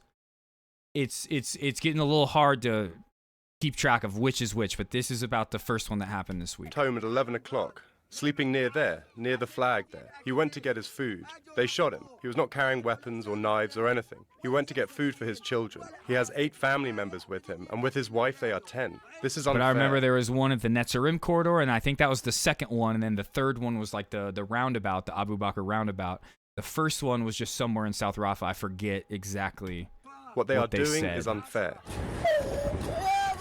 These children have just found out their Might father say in was this killed. video. Papa, where are you? Papa, why are you late? Says the man's son. One boy sorry, your collapses dad amid was in grief, Hamas, heat, apparently. and hunger. The aid distribution was run by the widely criticized Gaza Humanitarian Foundation. Since Israel's blockade, there's been dire warnings of a risk of famine. All the distribution points are surrounded by the Israeli troops, and the Israeli troops, when they are seeing that there is a crowdness that might become not controlled, so they usually shoot toward the people waiting for aids. So today there is, from the morning, it seemed that a lot of people were in the distribution aid points in Rafah. So, and the Israeli troops opened the fire toward them. As the reports reached now, 30 murders and more than 120 wounded. There were warnings about delivering aid this way. The US and Israel ignored experienced agencies like the United Nations and instead opted for an Israeli-backed organization. The result has been more death and sorrow. He went to get food for his children. He said, I want to go, and he died. My sister's husband died. He left his 3 children behind and died. 3 little children. And once again, rather than gather to share a meal, Palestinians are gathering to pray for their dead. Asad Beg, Al Jazeera. Make sure to subscribe to our channel to get the latest news. The only reason you treat people like this is because you don't view them as human beings. Al Jazeera.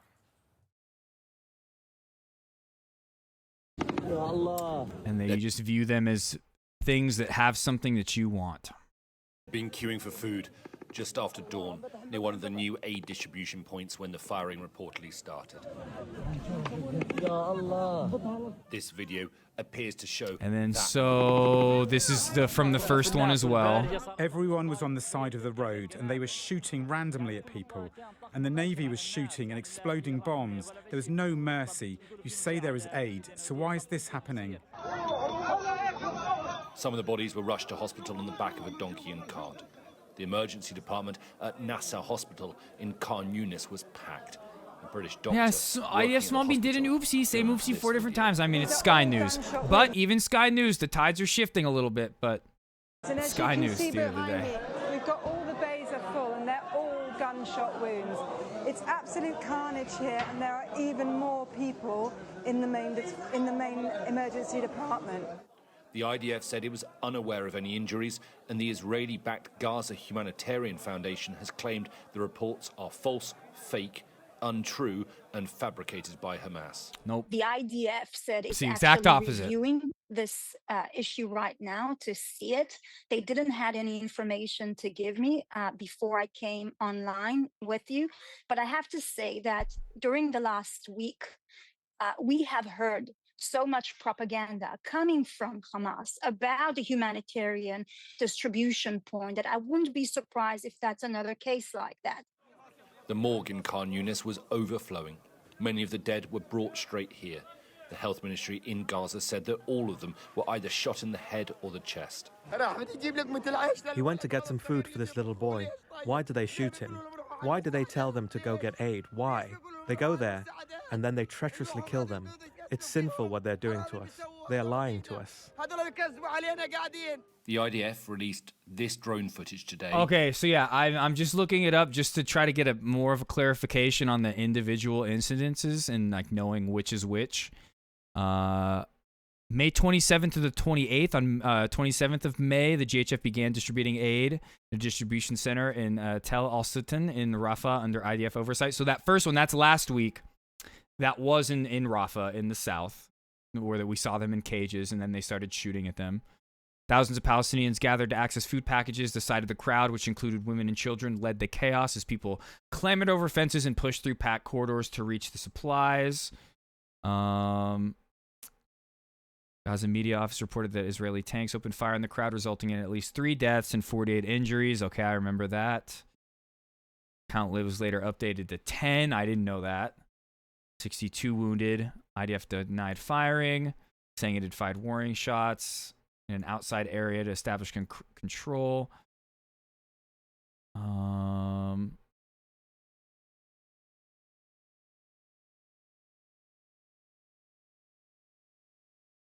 And then on May 28th, the Gaza government media office stated the IDF had killed 10 civilians and wounded. Okay, so that was that one. All right. And then so this is the first Rafah massacre of this week that we started reading and reporting on like an hour ago. The Gaza Health Ministry accused IDF of killing 32 civilians, wounding over 250 at the aid center in Rafah. Red Crescent Society rescued at least 23 dead Palestinians.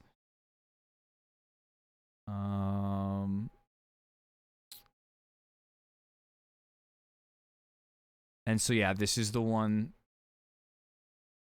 where they showed the video saying it was Hamas shooting at the crowd, right? Yeah.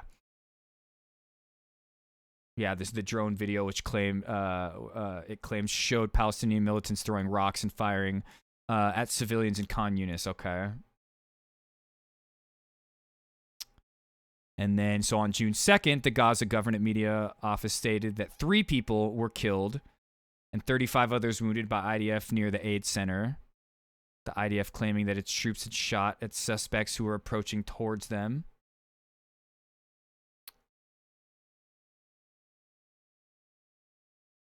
But this one, wait a minute. This one doesn't say where. This one doesn't say in Rafah or anything. This one just says it's another incident. Okay, but that's the second one of the week, the 4th one in total. On June 3rd, at least 27 civilians, so this is the 3rd one. 27 were killed, 161 injured.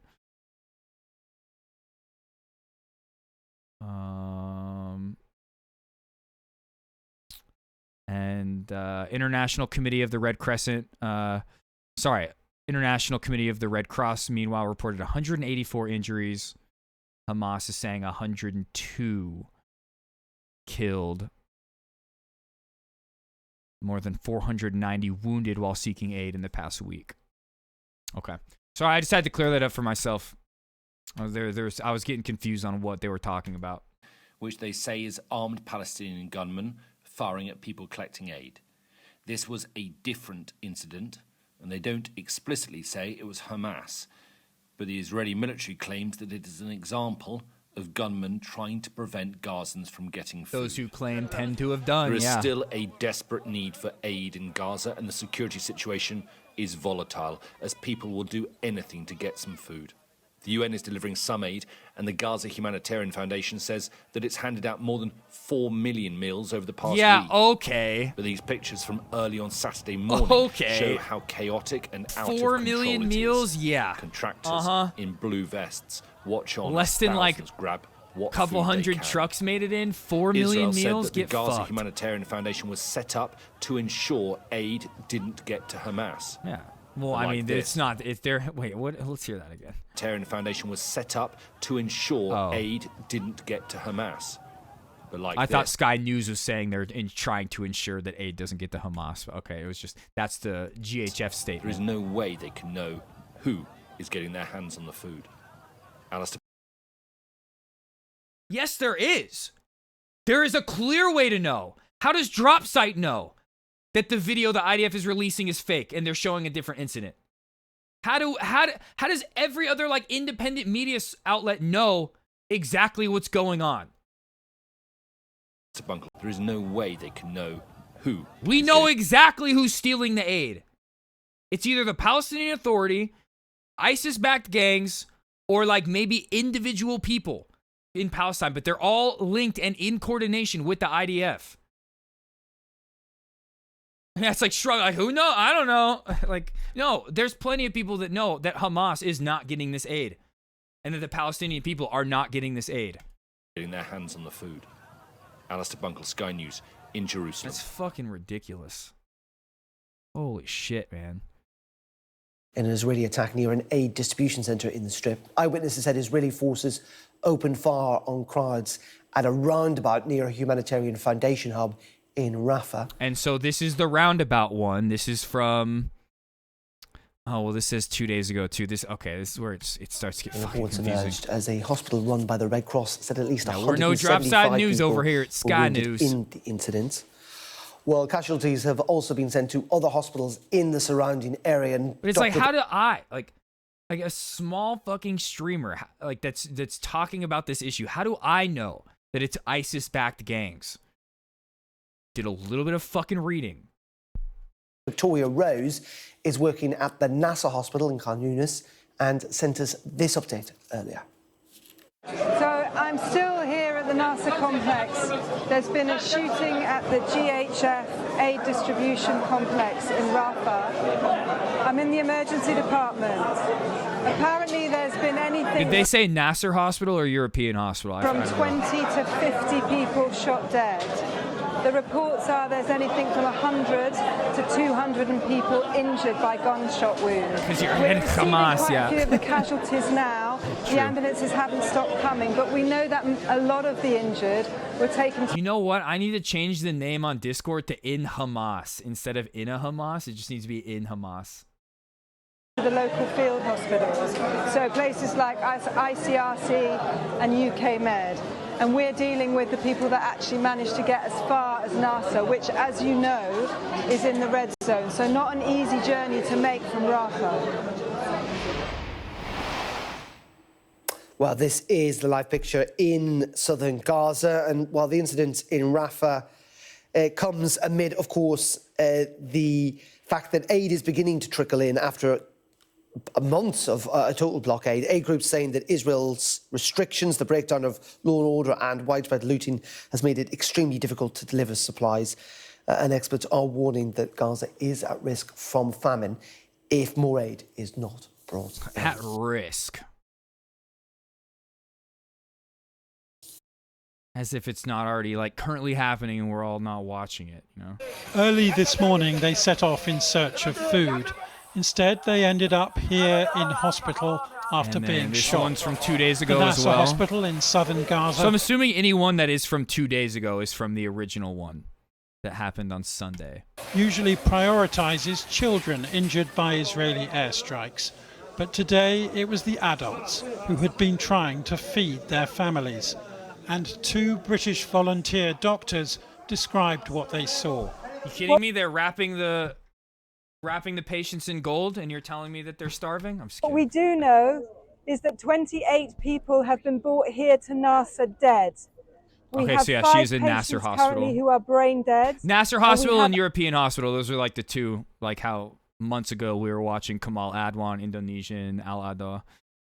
over These 200 are the two new patients ones. here in Because the those three emergency. that I just named are all evacuated, not in service anymore. Department with injuries, most of which are gunshot injuries. I've never seen anything that even comes close to what. So what did she say? Patients here in the emergency department with injuries, most of which are gunshot injuries. I've never seen anything that even comes close to what is happening at the moment here. It is a catastrophic situation. You see that there's white doctors at this hospital? Israel has been bombing this hospital frequently. They bombed it just to get a member of Hamas who was in the burn unit there a couple weeks ago. And the reason he was in a burn unit is because Israel had targeted him a couple weeks earlier in one of the tents he was sleeping in. All because he had taken a picture with Yahya Sinwar once. There's been absolutely no let up. There is constant bombardment. And actually, I could be confusing that with the Hamas official that was killed. There was two bombings. There was the one that went on at like the European hospital and Nasser hospital. One of them got a Hamas official. One of them got the journalist. I forget which is which actually. We've had yet another mass casualty situation. This is where the attack apparently happened. Dead Palestinians lying on the sand afterwards, empty aid bags used to cover their faces, while others return with sacks of food from a new and controversial aid distribution centre inside an Israeli military zone. There were many martyrs and wounded lying near the sea. If you They're went to having them go outside of like the designated safe zones, which we know they bomb the designated safe zones nonstop. But it's like they're making them go into combat zones to get the aid. help them, you would be injured. For about 2 hours, we lay on the ground. If you raised your head, they would shoot at you. Look who it is. He's here. He's here. He's ready. Mouth wide open like I was at the dentist. Mouth wide open. Put it so deep I can't speak. A sis come put it down my butt. Let's shoot a movie, no cuts. Ride the dick, get my nipples licked. That's breastfeeding while we fuck.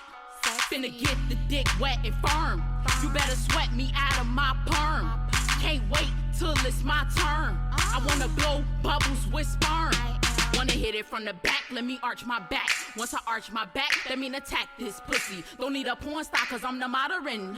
On my spit on his dick sound like I'm gargling. Make him bust 3 nuts is the task. My penny stuck in my ass. So I pulled him down to show him You the just did the pearl. TikTok dance. You did the TikTok dance, Bernie. Fuck this pussy, fuck this pussy. Bernie did the TikTok dance. Let's go. Fuck this pussy. Anyway. Bernie, what's up, Bernie? Hold on, let me... Wait, no, not that. That's not what I wanted. Hold on. There we go. Bernie, what is up with you? I'll pick him up now, and he makes like a noise. When I pick him up, he'll go like... Like he's gonna burp a little bit. You feeling okay, Bubby? Feeling alright? Come here, baby. Oh, right there. You just did it again. Is there something wrong with your chest, baby? What is it? What's wrong?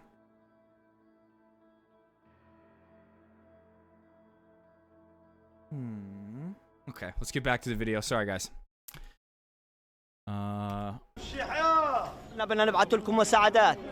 They said they would send aid to us. We went to receive the aid, and we were surprised by the Israeli army killing us after bringing us to, as it were, a safe place.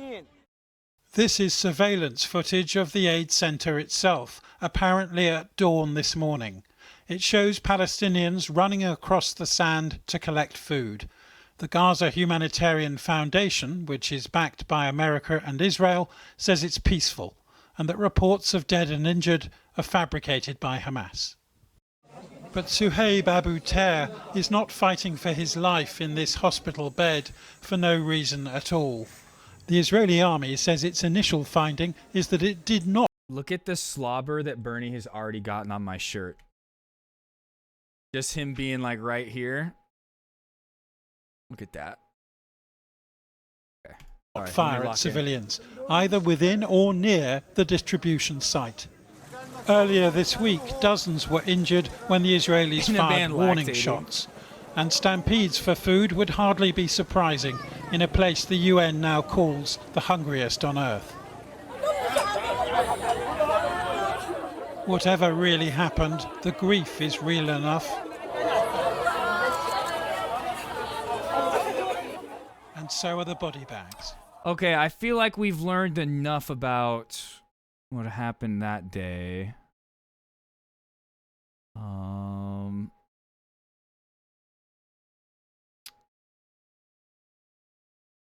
Let's see. Okay, we looked at this just now. Wait, which one are we on? Oh, wait, we already deleted it. Here, let's watch this Democracy Now! Video. Democracy depends on a free press. Talking about Please support GHF. our independent journalism at democracynow.org/give.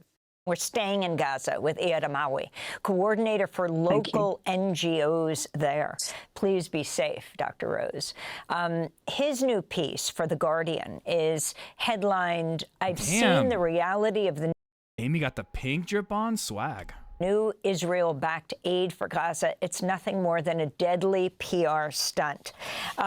I wanted to thank you for being with us and ask you, if Iyad Amawi, if you can start off by talking about, I mean, the aid organization that has been this shadowy group, Israeli-U.S., not clear who the mercenaries are, often with their faces covered, have several sites in Gaza. Explain what this is, what you wrote in The Guardian. Yeah. Firstly, thank you for hosting me. Appreciated your attendance in covering the reality and reflecting the... oh, this is the guy that we just saw on Drop Site. As you mentioned, and I mentioned in my piece in The Guardian, the GHF organization, it's not a real organization from my observation as an expert in the NGOs and coordination here. They made chaos, creative chaos, that they use it as a tool to increase the suffering. What I have seen yesterday and the casualties that come from the Rafah and from Netzarim access point also, a lot of casualties, they have starved for more than 90 days and they went there to seek foods, and they surprised by the airplanes and the drones and bombing of smoking. That's a horrible time. As I witness here with a lot of peoples, the testimonies is horrible. Look, they use nothing exists over the ground when we compare their works with another UN organizations that are related to the international community. Nothing here exists over the ground. From my observation, they use this as a tool to increase suffering. You can imagine when the elderly people and the child here cannot achieve that long far paces, and with the danger and threaten their life to go to get some foods from there. A lot of thousands of people here will not get a chance to achieve any amount of foods. Even though what they announce in the media and the fake Facebook pages, our people here have recognized real reality. And there's no choice without the UN organization have to intervene directly with the unconditional let the aids to come into the Gaza. We haven't time. From my experts, from my statistics, I have the indication that more 60,000 children will die by this increasing suffering and by famine. There is no sweet waters here. So there is no time to accept the claimings for the GHF or others parties that they How will many did you say? distribute children. Will the indication that more 60,000 children will die by. Well, did you ever think that all 60,000 of those children are Hamas? They're Hamas. This increase Probably in didn't think suffering that, and by did you? famine. There is no sweet waters. But to speak on that even more, the UN just released a report, wasn't it? The UN.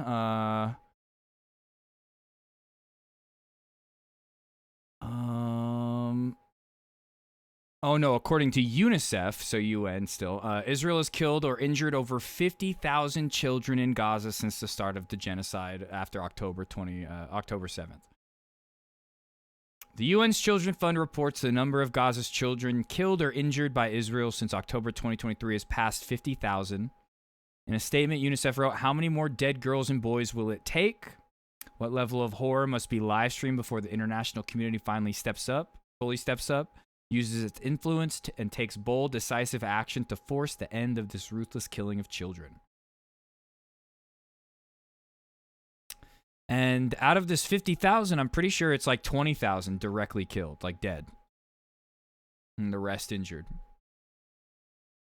Here. So there's no time to accept the claimings for the GHF or others parties that they will distribute the food for 2.5 million people here in Gaza. The time is maybe ended at any time. Our children here come to the ER, as Dr. Victoria mentioned, with emaciated bodies. They haven't any ability to walk in the street. Look, from my my testimonies, I swear, our children here haven't ability to walk just a few meters.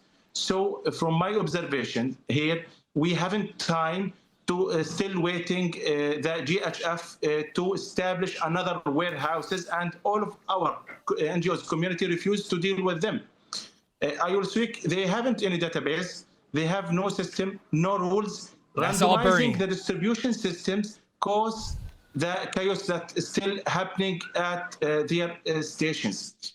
You can imagine. Yeah, when the right. GHF Europe's increasing its UK, all them, they're increasing their defense spending, right? Because of Trump.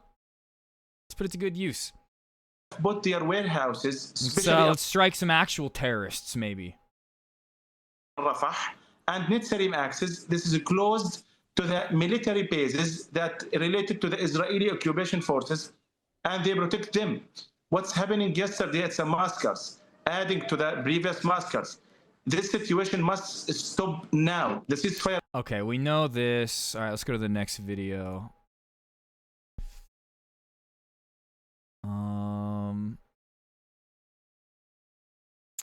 Here's one that's talking about, I think, the second or third one, where 27 were killed.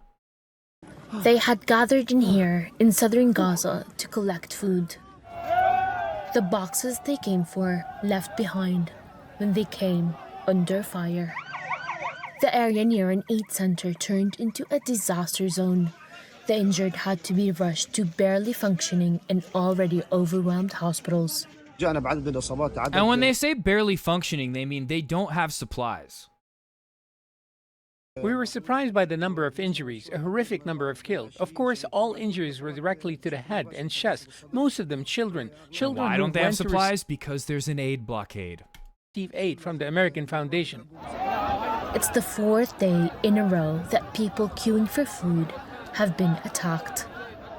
The government media office said more than 100 Palestinians have been killed while seeking food in the last week since distribution centers backed by Israel and U.S. How many? The office said more than 100 Palestinians have been killed while seeking food in the last week since distribution centers backed by Israel and U.S. started operations.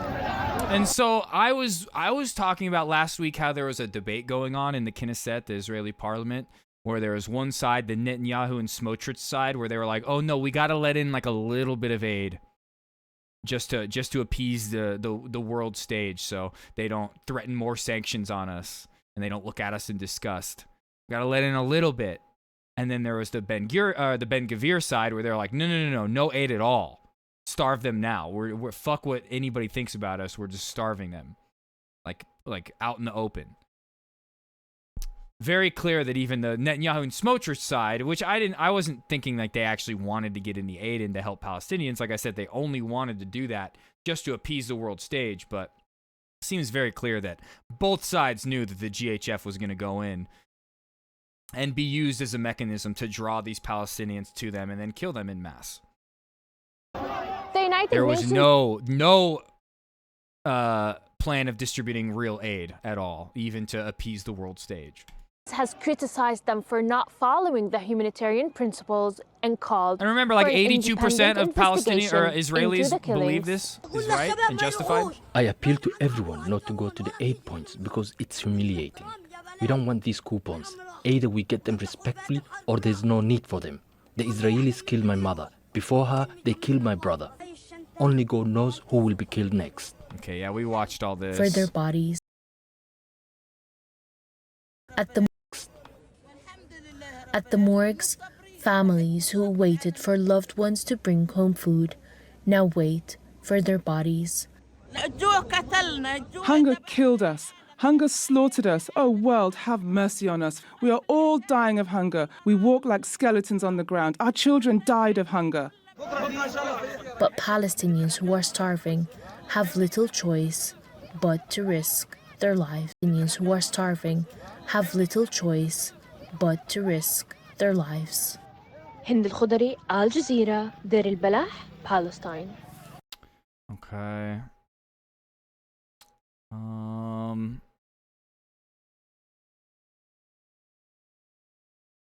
Watch this one. Ya Allah. Eyewitness after eyewitness, same story. The Israelis fired on civilians. Israeli sniper drones used in aid attacks, Gaza witnesses claim. Near aid points, killing and injuring scores of civilians in recent days. I saw a clip of a drone just blowing up 2 kids the other day. Just walking, they were like walking in their yard. Repeated testimony that they used drones to do it. I'm pretty sure, actually, I have it right here. We're not going to look at the whole thing, but... Right here, dude.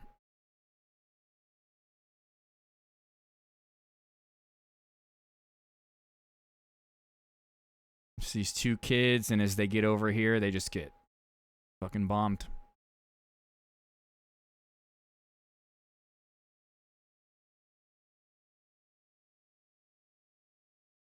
We were there lying on the floor since 4 a.m. Yeah, I understand that. I also totally understand the Israelis were firing at wanting us. to see that People stuff, were crouching on but the I floor, also understand women and boycotting children. Twitter. And in the end, all we left with That's is a can of boycott I father cannot beans. participate in, unfortunately. Israel has not directly commented yet on its use of drones in these recent incidents. But it is a world leader in developing military drone technology. For these drones, sometimes called quadcopters, firing bullets is certainly possible. We know of a lot of companies that advertise drones. You know, speaking of drones, I don't think we're going to get to it today, but man, that drone attack Ukraine did on Russia, with small caliber weapons mounted on them. that seemed like a pretty good coordinated attack to me. The IDF has worked with some of these companies. And a UK doctor who'd worked in Gaza gave this evidence to Parliament. Oh, you a just few never months even ago. had it? Nice. What I think I found particularly disturbing was that a bomb would drop, maybe on a crowded, tented area, and then the drones would come down. Fire attack. Pick off civilians. Yeah, I saw children. some people comparing it to Israel's like pager attack, and it's like, no, Israel's pager attack indiscriminately targeted like women, children, civilians, men, whereas this attack by the Ukraine like specifically targeted Russian military infrastructure. And we had description after description. This is not, you know, an occasional anybody thing. This was comparing day to? after day after day. Israel said that's a lie. We don't target civilians. And Yeah, then okay. there's a psychological dimension too. Listen to this sound. Yeah, An no Israeli civilian deaths, drone exactly. by night over Gaza. The blaring sound Whereas Israel's attack on Lebanon, it was mainly civilian injuries and deaths. of a screaming baby. The man filming I saw that too, the underwater explosion. This is Yeah, I don't coming- know if we're going to get to that stuff today, because once we're done with Gaza, I want to talk about some immigration stuff that's been going on, but we'll get to that tomorrow. From the drone, I got a bunch of he videos says on if you it. go out to investigate the sound, you'll be shot. It's happened, he says. Israel claims it would never do anything so unethical as this.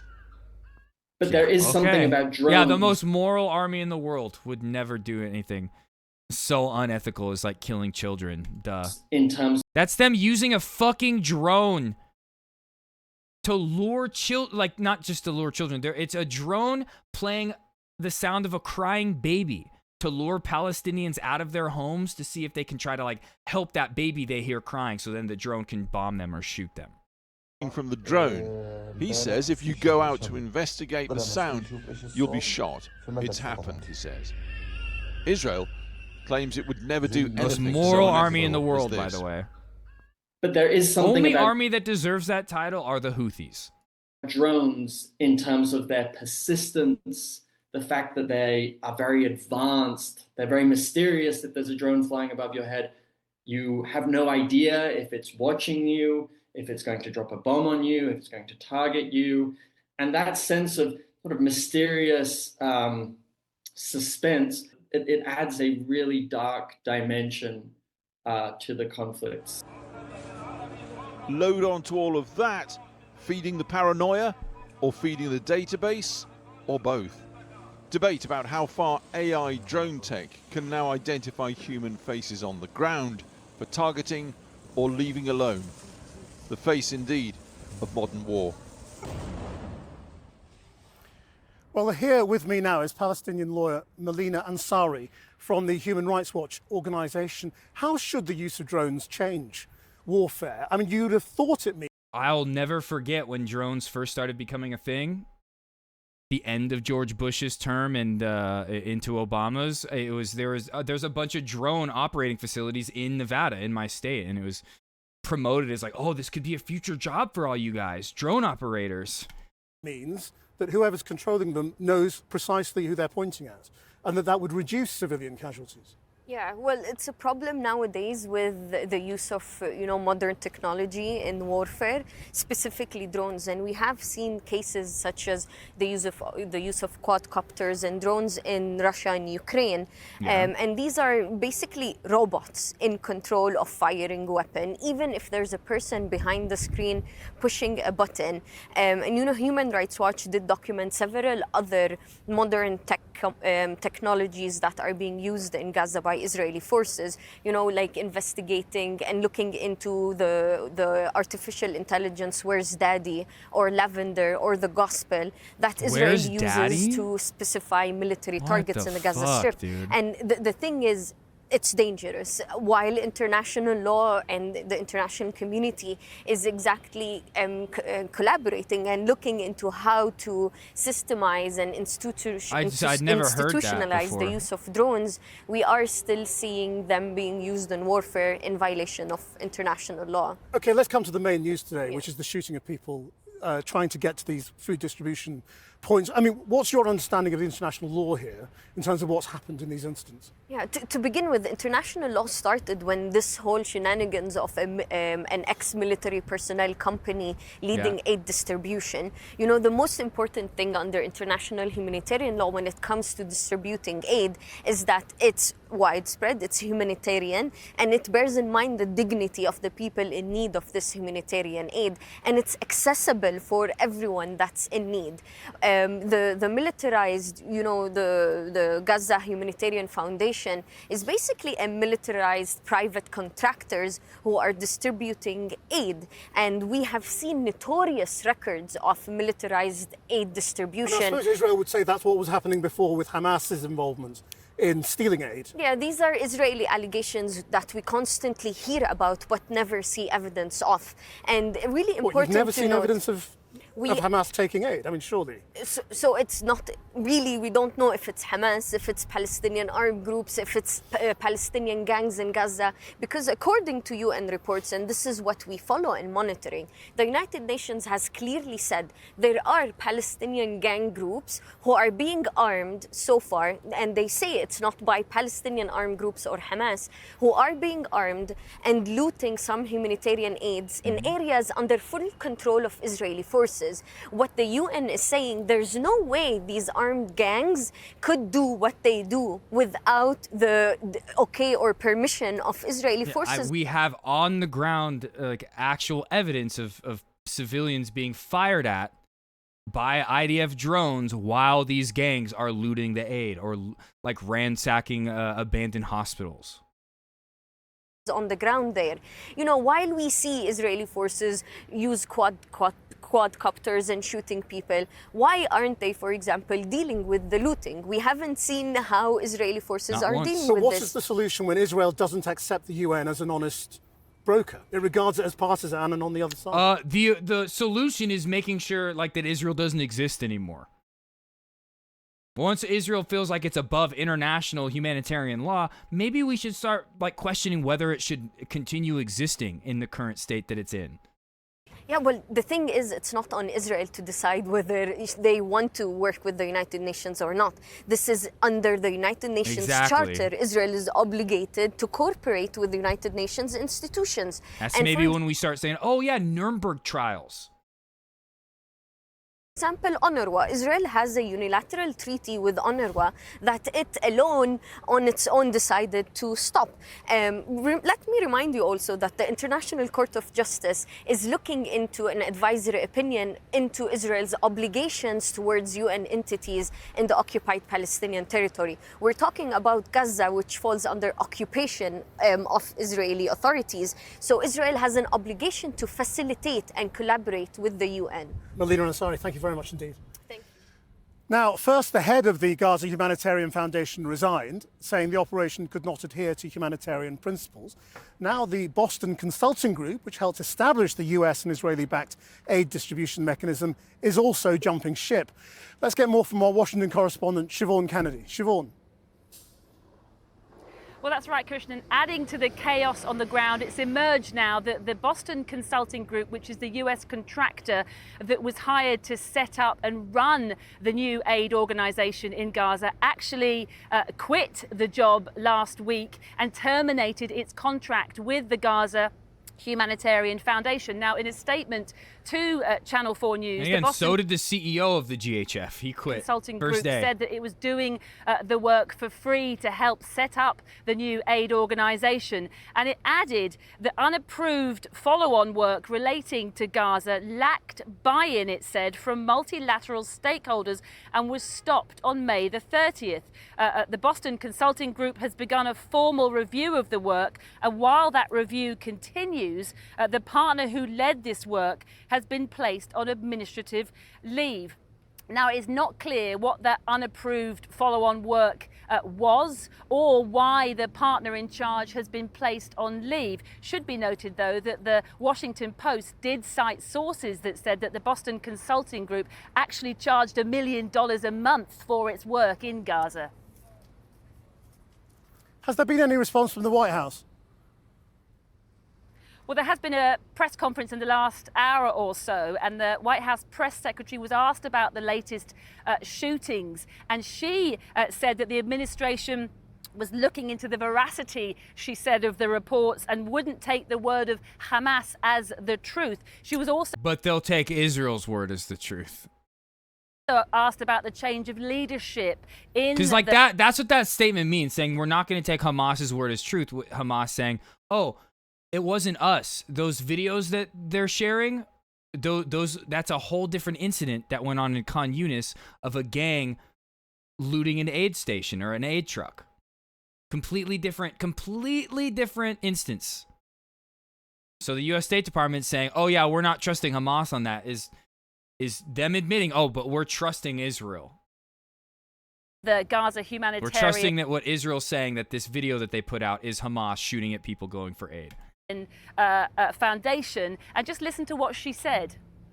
Well, look, this was a creative idea that the president called for to get aid into the region. These people were desperate and starving, and the president didn't like seeing imagery of that, and he wanted to ensure that aid was brought in with the approval of Israel for understandable reasons. We will never. Why do we need Israel's approval to give the Palestinian people that are starving, according to the UN, aid? Why? Why do we have to ask Israel? Never forget, brought in with the approval of Israel for understandable reasons. What understandable reason? Never forget the brutal attack on October 7th.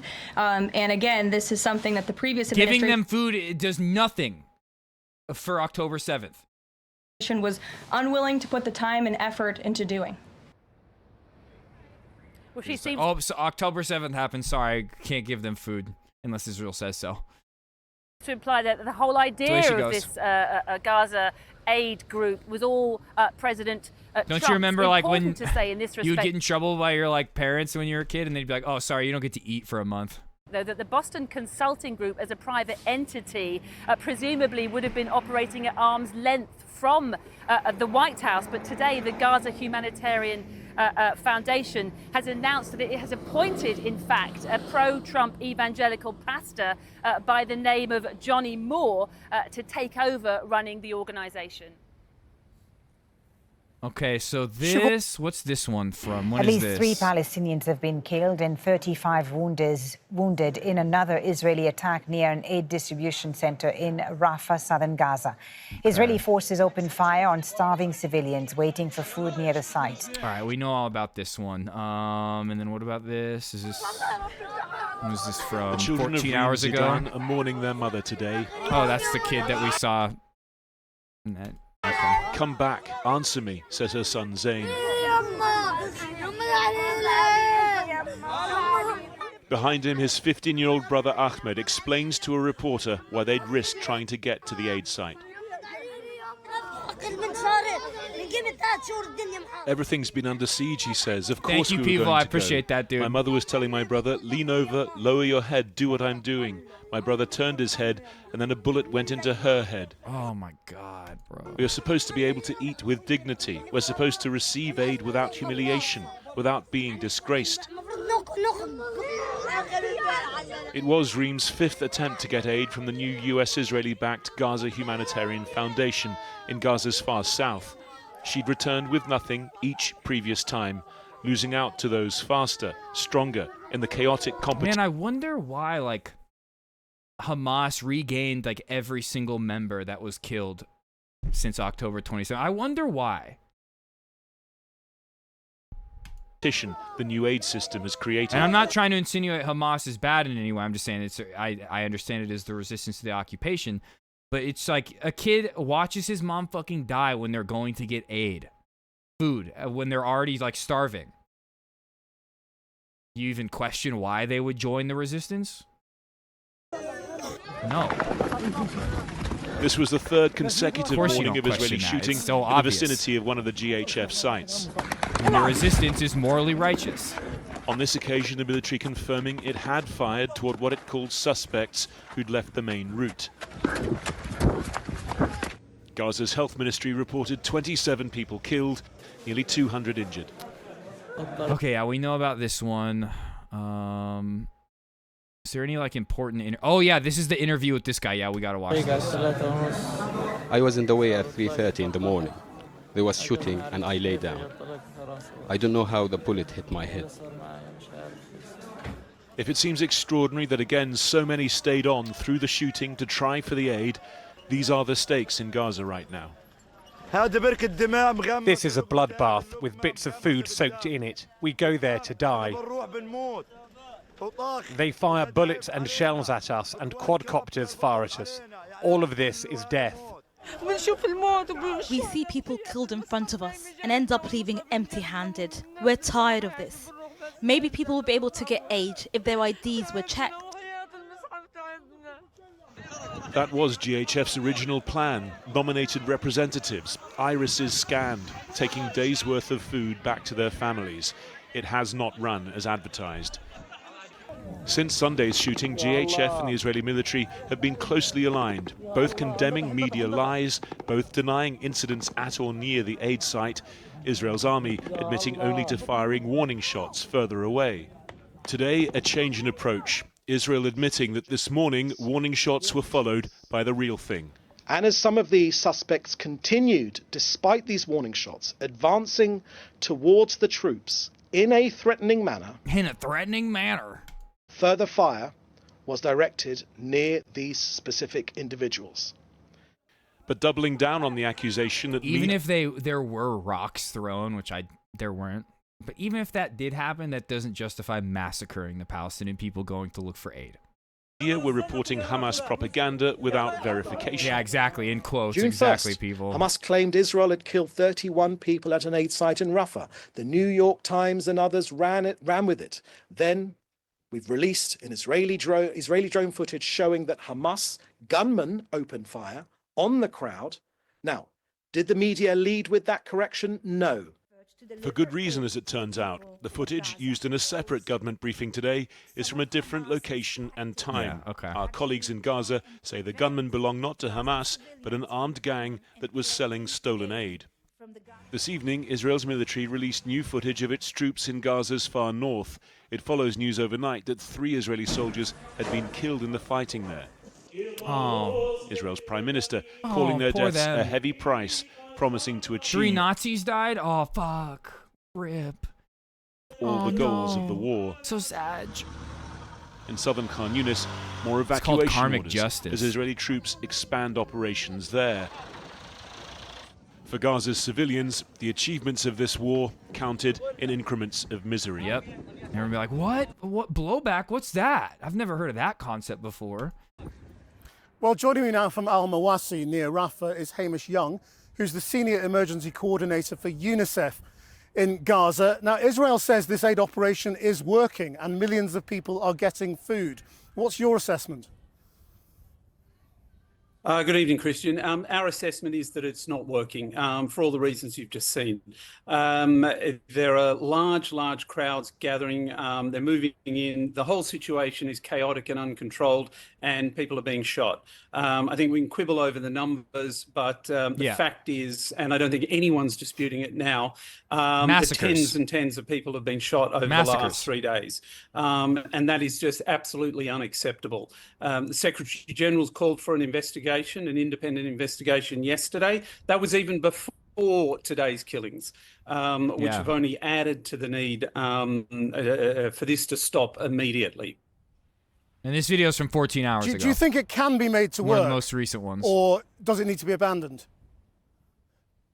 The current structure can't be made to work. It's inherently flawed in its basic design. Later, people. It does not adhere Have a good one. to accepted international humanitarian principles. I'm not an old fart either. I'm the young spruce age of. So I'm very young, vital, sexy, full of stamina, full of energy, ready to go. Okay. Humanitarian practice, the sort of thing that the UN agencies and a lot of very large international NGOs have been following for many years. What we have done, what we've demonstrated works very clearly is not something that we've just come up with in the last few months for this war. It's honed from years and years of practice of doing this stuff, lessons learned, reviews, evaluations over and over again to get this right. We demonstrated during the ceasefire that when we've got access and we've got enough supplies, we can deliver. But Israel claims that it was Hamas that was giving out the aid, not the UN. What's the truth? That's simply not true. The UN was giving out all the supplies. I certainly put my hand on my heart and vouch for UNICEF. We were giving out the supplies. The UN was giving out the supplies, and the internationally recognized NGOs were giving out the supplies. I think, Christian, it's important to note that during the ceasefire, when there were many thousands of trucks coming, I think you'll recall that was 600 a day was part of the ceasefire agreement. The United Nations and the internationally recognized NGOs were accountable for only about 35% of that. There was another 65% that were brought in by bilaterals and other organisations. So I think if you want to look for any problems, you need to look into that 65%. The aid brought by the United Nations. But as we know, even from that 65%, the aid that is being looted is not by Hamas, but by IDF-coordinated gangs, Palestinian Authority, whatever it is. In the NGOs is distributed in an extremely rigorous way. We have monitoring, we have post-distribution checking, we have audits, we have independent third-party verifications. We have all sorts of mechanisms, like I say, that have been honed over many, many years of practice to ensure that the aid gets to the right people. And if I can just add on that, I mean, speaking from UNICEF, we're bringing baby food. We're bringing nutritional supplies for malnourished children. No, but you're also bringing cookies that they're going to use alchemy to take the sugar out of and make bombs. We know this. Do you really think anyone wants to divert that? We're bringing vaccines for babies. Well, what is the current state of hunger in Gaza at the moment?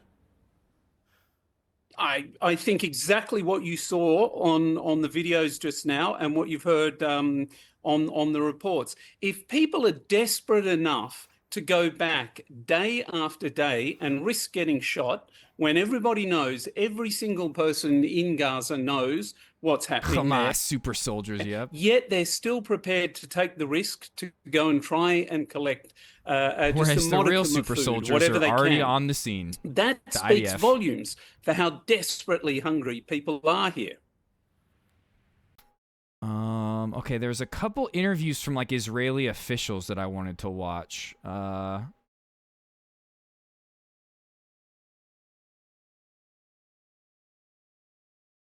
Here's one of them.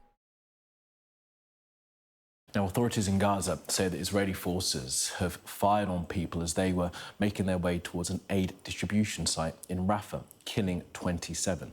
The IDF says its troops fired on a group that posed a threat and had refused to retreat when warned to do so.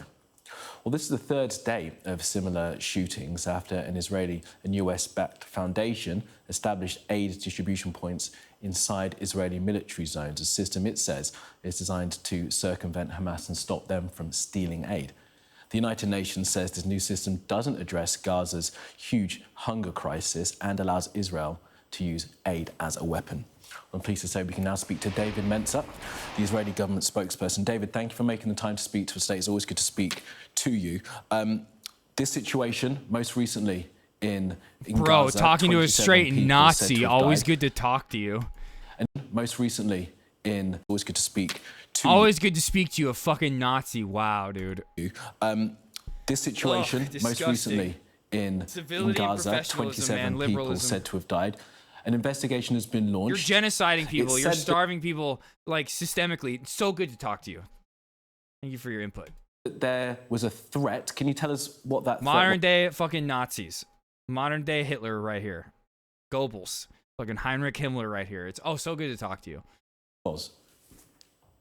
Good to be with you. Let me just tell you first on the Sunday incident, it's very important to understand that we've already released footage showing Hamas gunmen themselves shooting at their own Okay, people. please, Sky Why News, do please. they do that? Because they're trying to hold on to this last grip of power. This Talk about how that's last grip disinformation. which they have In over a different Hamas instance. has over the people of Please, Sky News. Gaza. That of aid. Now, this aid should have been provided to Gaza. Instantly should have been interrupted. Instantly should have been interrupted. But actually, we have proof that that was from a different instance in Khan Yunis. People farther free. north than they have Rafah. been charging. Hamas have been charging for this aid extortionate prices. Why do they do that? They use the funds to recruit new terrorists and pay their existing terrorist fighters. You don't need any funds. Hamas doesn't need any funds to recruit new members. Okay? Like we saw a few minutes ago. You kill a kid's whole family, you kill his mom right in front of him, of course they're just gonna join the resistance. Hamas doesn't need money in order to, like, get new recruits. But no more. The new Gaza Aid Foundation is specifically designed. And as we know, this genocide has absolutely nothing to do with just eliminating Hamas and everything to do with eliminating every last Palestinian from Palestine so Israel can take over. Take Hamas out of the equation to provide boxes of food for Gazan families rather than sacks of flour, which are of no use to a family. A box of food for a week, which we're handing out. We've handed out millions and millions already to get Gazans people fed and removing Hamas from the equation. Now, David, as you all know, that video is being disputed. Some online OS experts, people who were able to assess these kinds of videos, say that it is misleading and it may not actually be the position where the Israelis say that it is. That's the Sunday incident, and that was where 30 people were killed. I'm asking you specifically about the Monday incident, the one that... Thank you. Thank you, Sky News. These now, David, as you all know, that video is being disputed. Some online OS experts, people who were able to assess these kinds of videos, say that Yo, Samurai, I got Bernie right on my lap right now. I'm going to postpone that hype for a little bit for when Bernie gets up and has to go to the bathroom. Thank you so much for the 27 months, you legend. Are you at work right now? You can just get home? It is misleading and it may not... Looking Samurai coming in with the 27 months! Legend! Actually be the position where the Israelis say that it is. Well, write your name up on the whiteboard once Bernie's awake. 30 people were killed. I'm asking you specifically about the Monday incident, the one that we're reporting on now, and the 27 that were killed. The IDF had put out a statement saying that there was a threat. What was the threat as these people were walking towards this aid distribution site? Well, I'll tell you very, very clearly. It was actually this morning, Tuesday, as crowds were moving along the designated routes towards a humanitarian aid distribution point in northern Gaza. Our soldiers identified several individuals who moved away from the crowd. They had rocks in cardboard boxes. From the approved access route. Again, we're trying to get as many people as we can to give access to this food. They moved away, and this occurred about a kilometre away from the aid distribution site. Now, the Israeli army, they issued warning shots in the air, and still some of these suspects continued to advance towards friend just got the troops settled in a home. threatening Okay, cool. manner. Still, further fire was directed. Oh, sorry, I read that. All good. My friend just got settled. I read that completely wrong. I'm an idiot. We know very well Glad about you just this got home. report, but I must Hopefully tell they didn't you work again you too hard. that we have released We're just talking about the different incidences of aid massacres that have gone on in Palestine the past few days. Every time this Gaza Humanitarian Foundation seems to set up an aid distribution point, Israel, U.S., Israel-backed gangs end up firing upon the Palestinians going for aid and killing them en masse. Fireable footage of Hamas gunmen themselves firing at Gaza. David, and they're trying to, and for anybody that's like just tuning in, the IDF is trying to push this video out there that shows what they're saying is Hamas shooting at a crowd of Palestinians trying to get aid, but really it's just an armed gang that's in coordination with the IDF who are shooting at the Palestinians. But that video that they showed of that gang shooting at the Palestinians is a completely different instance than the aid massacre that is being talked about. But the IDF is throwing this video out there like, oh no, look, see, it was Hamas that did it all. And that's what they're frequently doing, is they're trying to blame all of these instances on Hamas, so then they can say, hey, look, we tried to bring a little bit of aid in. Hamas wouldn't let us, so now we're pulling out fully. That the footage that you just alluded to from the incident on Sunday is disputed. It was not of the Gaza Health Foundation. Humanitarian Foundation site. No, I don't agree with you. I don't think it's disputed at all. It's probably disputed by people that want Hamas. It's by Hamas themselves. And if you're disputing the video, you are Hamas. To retain control of aid distribution, but we're not going to have that anymore because that is their last vestiges. Let's talk about this incident on Tuesday. Okay, David, let's talk about this incident on Tuesday. 27 people killed. You say there was their last vestiges of control, of like not starving. Right? Did they have weapons? We must be in control while starving them. have to ask the IDF. We for the must control the specifics points starvation. about that. You're here to speak, Right, not and Hamas. I'll tell you that the IDF is not preventing the arrival of Gaza. I guarantee if Hamas really was stealing the aid, they'd just be distributing it to the Palestinian people. That was not my question, David, as you well know. Did they have weapons, it's David? Precisely the opposite. We are encouraging it. Now, the warning shots were fired away from the aid distribution point in response to the threat perceived by IDF troops. Now, we are facilitating, using this independent operation of this NGO, the Gaza Humanitarian Foundation, specifically precisely to ensure that aid reaches civilians and not Hamas. Yeah. There have been many It hasn't really reached any civilians. occasions of Hamas lying to international media, and unfortunately, international media repeating those lies, and that very often leads we're not to repeating dead any lies, David. I'm putting the questions to you, and as you well know, in recent weeks we have spoken to Hamas about this. This 27 that were killed, 3 children were killed, 2 women. Were they a threat as well?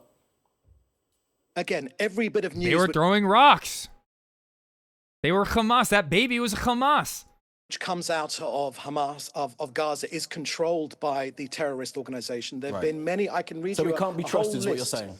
No, I'm not. I'm saying that you need to verify. Damn, Do your IT, job. they're all day trying to fix it. That's a bummer. David, we would, as you know, David, and as you and I have spoken about before, we would love to verify this, but international journalists are not allowed into Gaza, are they? Why not? Yeah, oh, great. That's actually a great question. Whoa. Whoa, Sky News. Whoa. Okay. Good question from Sky News. Well, I'll tell you very, very clearly what the reason is for that. Our priority is getting our hostages out, not Sky's journalists in. That's our priority. That's what we care about. Now, real journalists enter Gaza with the IDF. Hamas journalists, unfortunately, never leave because they work with Hamas. Oh, yeah, what happens when even, like, diplomats from other countries show up to the West Bank? They get shot at by the IDF. To be fair to those journalists reporting from Gaza, you won't be alive very long if you ever do produce any sort of output that is against Hamas, because Hamas will kill you. So, I mean, it's the literal other way around. There aren't, like, Israeli journalists being killed in droves, whereas the most journalists have been killed in this genocide, every single one of them a Palestinian journalist. Isn't it like 220 something journalists since the beginning of the genocide, October 7th? Many so-called journalists in Gaza, and of course we regret any journalists which have been killed, real journalists, but, you know, Hamas... Oh, yeah, that's right. The ones that they're killing, they're Hamas. They're not real journalists. That's right. Abu Bakr Abed, not a real journalist. Hamas. You're distinguishing between real journalists and fake journalists. The point is, David, journalists aren't allowed, from international organizations, are not allowed... He looks like he's about to fucking explode. He's about to start crying. Hamas? Hamas? ...to Gaza, are they? And I'm asking you again, why you don't allow that? Why don't the Israeli government allow journalists in? You'll know the charge that's put to the Israeli government is that they don't want the world to see what's really happening. Again, so there's no shortage of output from... It is. Today I turned years old. It is my birthday.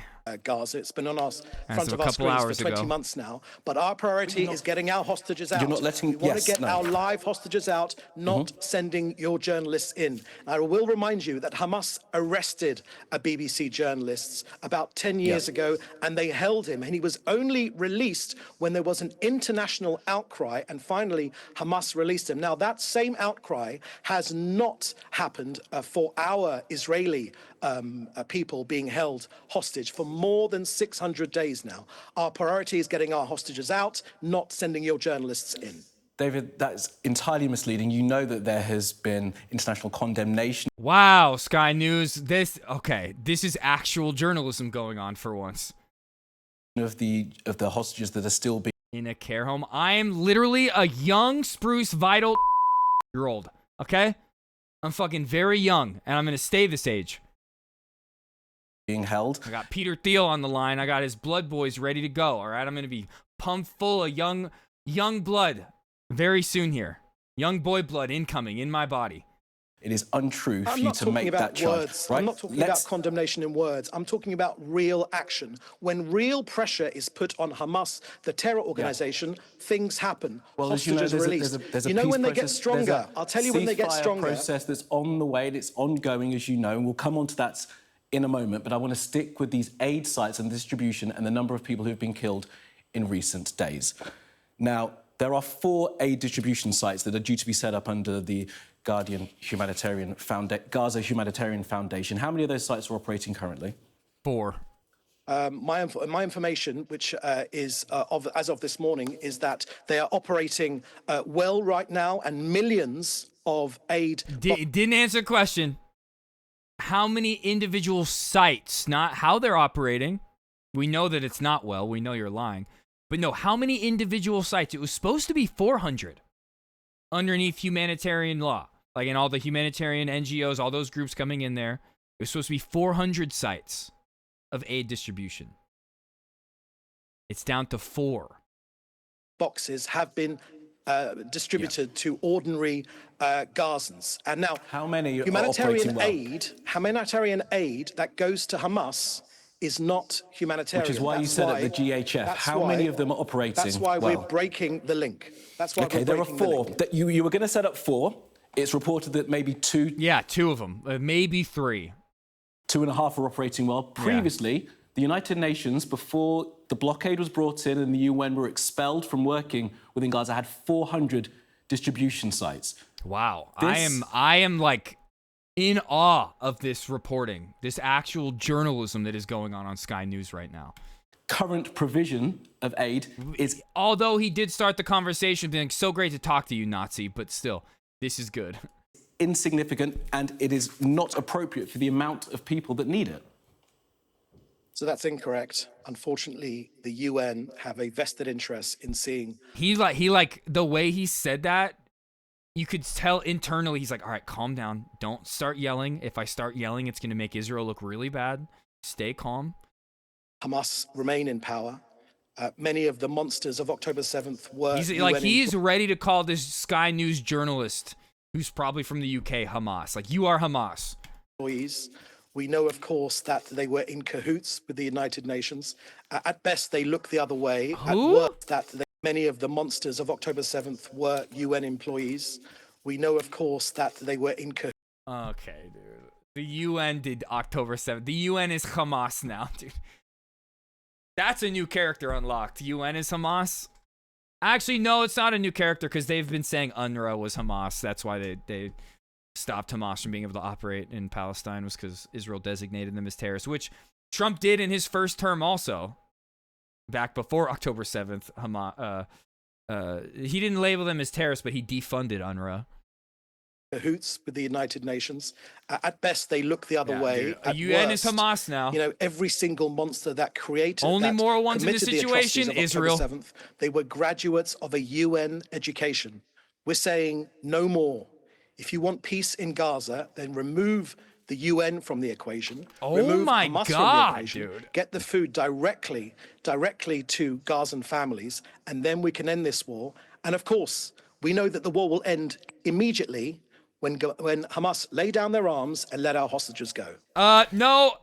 Netanyahu said 1 billion times now that this has nothing to do with eliminating Hamas. Absolutely nothing. It has to do with ethnic cleansing of the Palestinian people so they can take over their land. Will it, David? Because you'll know that reported just on the 12th of May, statements by the Prime Minister, who says that the inevitable outcome of the Israeli army's destruction of Gaza will be the forced expulsion of Palestinians. Benjamin Netanyahu said while speaking to the Foreign Affairs and Defence Committee that the only inevitable outcome will be the wish of Gazans to emigrate outside the Gaza Strip. So this idea that the release of the hostages will bring this to an end doesn't hopefully in your Hitman games you killed some IDF soldiers. Back up with what is said more like by your underground own Prime news. Yeah, the underground tunnels, underground Hamas tunnel news. Again, so that's incorrect. The Israel continues to no, explore I got it, and to Garlo, promote the Trump instantly. plan, where we're talking about voluntary not compulsory. The Prime Minister has never said compulsory. I sat with him many, many times. He's never Did ever you? said Let's go, compulsory. Volk. Hell yeah. It is false reporting, indeed fake news. So you make it as from miserable Sky. as possible. Not so at that they all, not at voluntarily all. leave. The Trump plan is to enable voluntary departure of Gazans, and that negotiations go, are underway. David? Yeah, where would they go? If you allow me to answer the question instead of interrupting me, it's very rude what you're doing right now. It's Negotiations very rude. Very.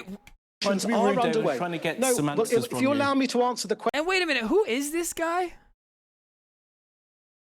Is Israeli government spokesperson? He sounds like he's from the UK. Question rather than interrupting me, as I said. Go ahead. It's like, it's rather rude the way you're interrupting me when I'm trying to sweep a genocide under the rug. It's very rude of you. Pish posh, applesauce. Chip chip cheerio. Let's just speak of this over some tea and crumpets.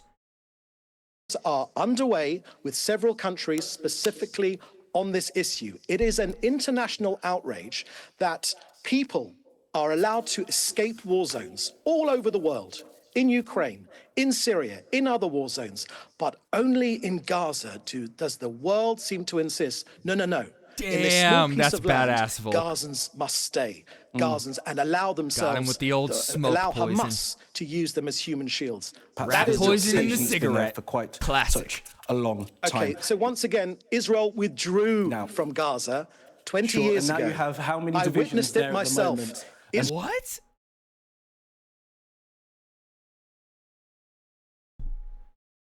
So he's acting like they were like 20 years ago they withdrew and nothing has happened to the Palestinians since then, like pre-October 7th? Okay, dog. Israel withdrew from Gaza for 20 years ago. Okay. And I've been watching my Gaza whole fucking teenage and young adult life. I've been watching Palestinian children get killed by the IDF.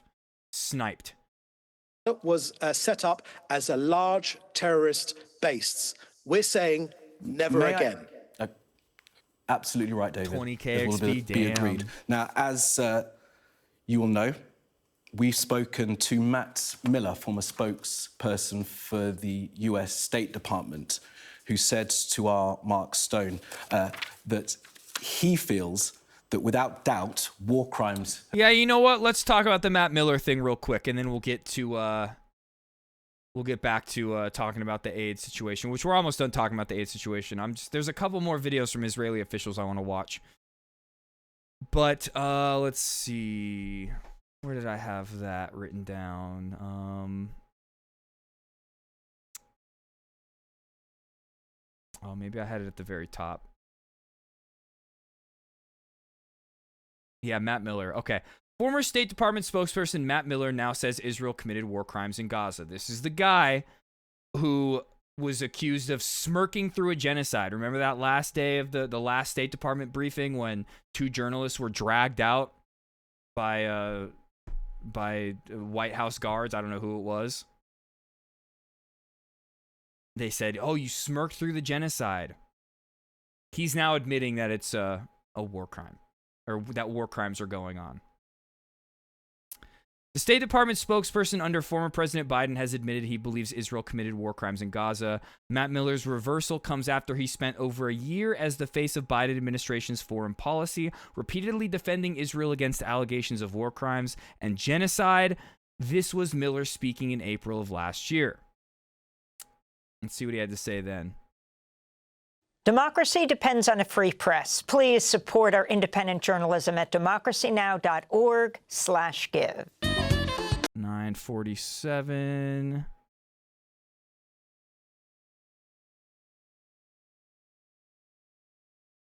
See Israel against allegations of war crimes and genocide. This was Miller speaking in April of last year. We have been very clear that we want to see Israel do everything it can to minimize civilian casualties. We have made clear that they need to do that they need to operate at all times in full compliance with international humanitarian law. At the same time, we are committed to Israel's right to self-defense. But during an interview. Okay, so yeah, let's see what he said this week. What did he so happen to say this week? Do you think what's going on in Gaza now is a genocide? I don't think it's a genocide, but I think I think it is without a doubt true that Israel has committed war crimes. You wouldn't have said that at the podium. Yeah, look, because when you're at the podium, you're not expressing your personal opinion. You're expressing the conclusions of the United States government. Oh! Oh, shit. Yo. Here, right after this segment, we'll go so hype. I'll go put Bernie down. Right after this segment, oh my God, Samurai coming in with the 10 birthday gift subs. Legend. Let's go. Here, give me... fuck it. We'll just do it now. Fuck it. We'll just do it now. Let me put Bernie down.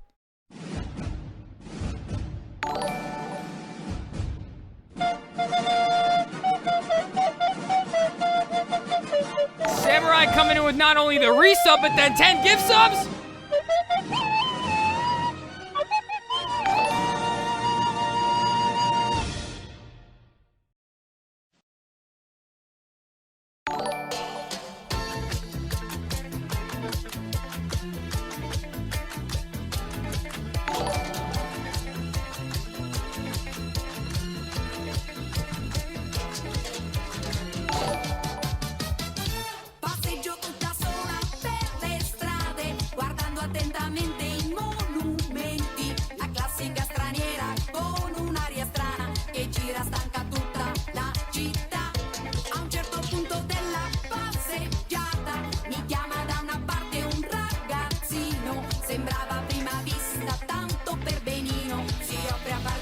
Samurai coming in with the 10 gift subs.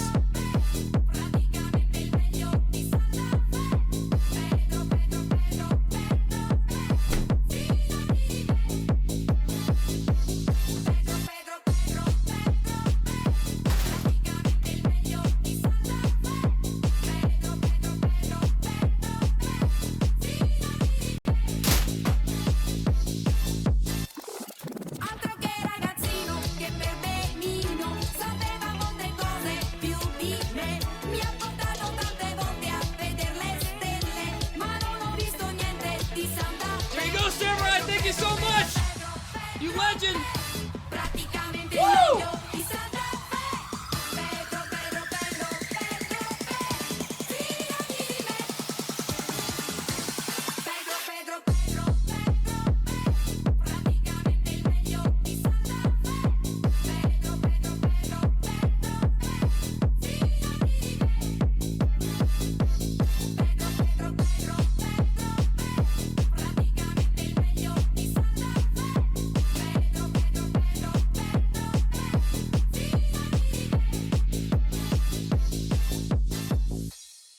Yo, Samurai, thank you so much for the 10 gift subs. Legend. And the resub. So dope. Thank you. On my birthday. Here, let me go through the chats that I missed.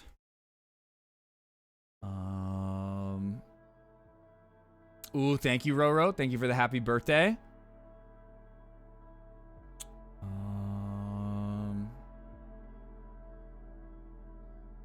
See.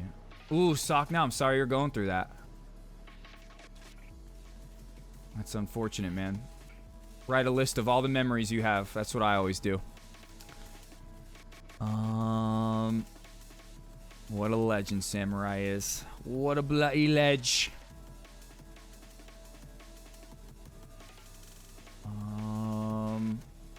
But yeah, for real, that's what I always do. Whenever I lose someone close to me, I write a list of every single memory I could remember. Okay, back to what we were saying.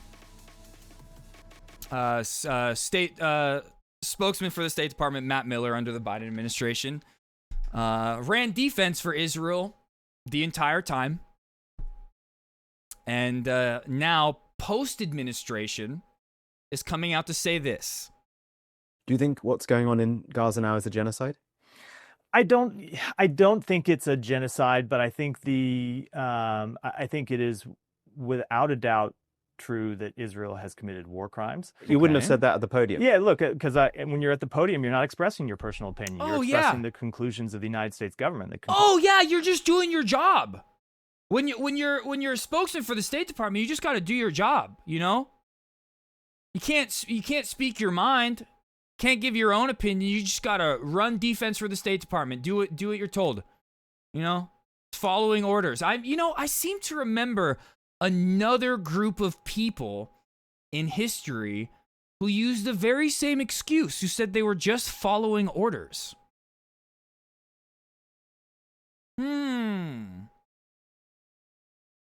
I'll leave that up to you guys to determine what group of people that could be. I don't know.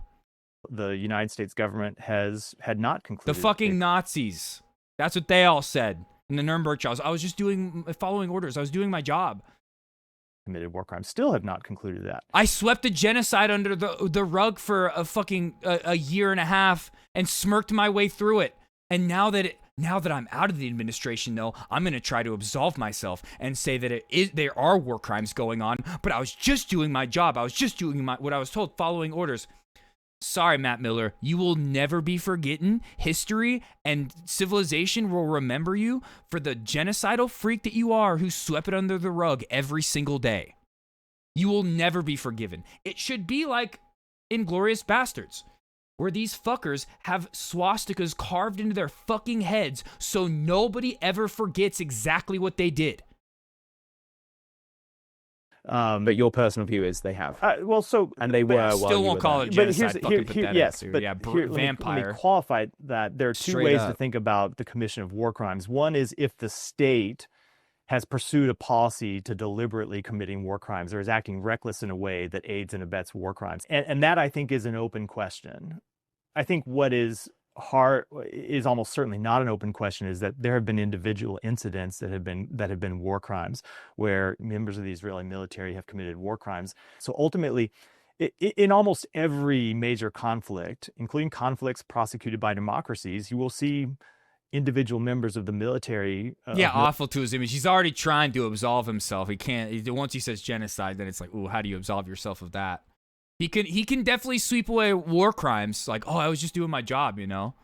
Militaries commit war crimes, and the way you judge a democracy is whether they hold those people accountable. But Israel hasn't. That's my point. Right. Is we have not yet seen them hold sufficient numbers of the military accountable, and I think it's an open question whether they're going to. I'm really struck that you think now that Israel did commit war crimes, and yet at the time, and I get why, but at the time, I get why. You were at the podium and you couldn't say that. I mean, personally, that must be very difficult for you. So the State Department itself had concluded, not in these, they didn't phrase it in these terms, but I think I did at the podium a few times, had concluded that it was likely that Israel had committed war crimes. But I do think it's almost certain that they have. Well, thanks for just doing your job, sweeping a genocide under the rug and smirking your way through it the whole fucking time, you freak. Well, Abu said, we will also never forgive and forget you, and you will always be remembered as the smirker of the Gaza genocide. You also must be held accountable. Not only Israel, not only IDF soldiers, but I think people that were a part of the Biden administration and the Trump administration should all face the Nuremberg trials.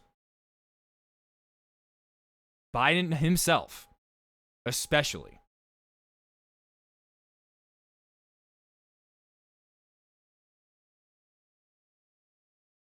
All right. Let's, okay, we watched this. And then, I want to watch another David Menser interview with Channel 4. We just watched one with Sky News. I want to go to Channel 4 now and watch them interview him. How do you respond to that?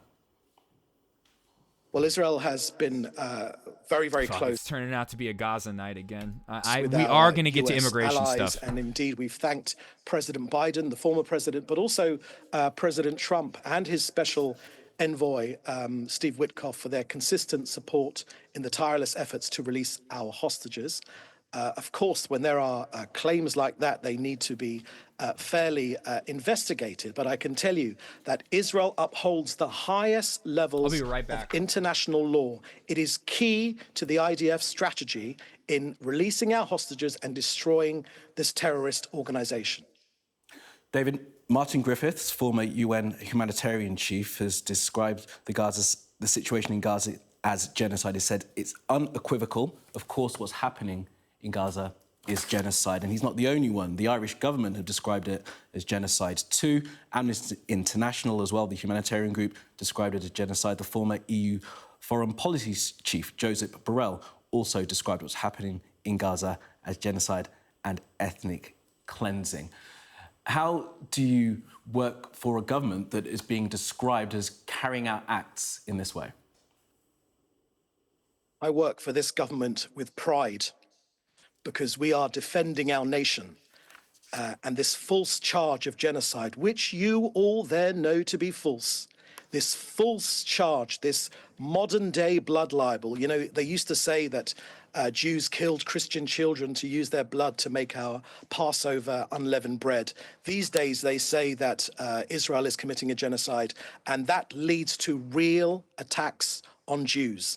Real attacks on Jews. There was one in Colorado just a couple of days ago, and just in the last couple of weeks, that dreadful attack on two workers at the Israeli embassy in Washington, D.C. There is one way to end this war tomorrow. Lies. Paraphrase. There we go. Okay, you know what? We don't even need to watch the other video then.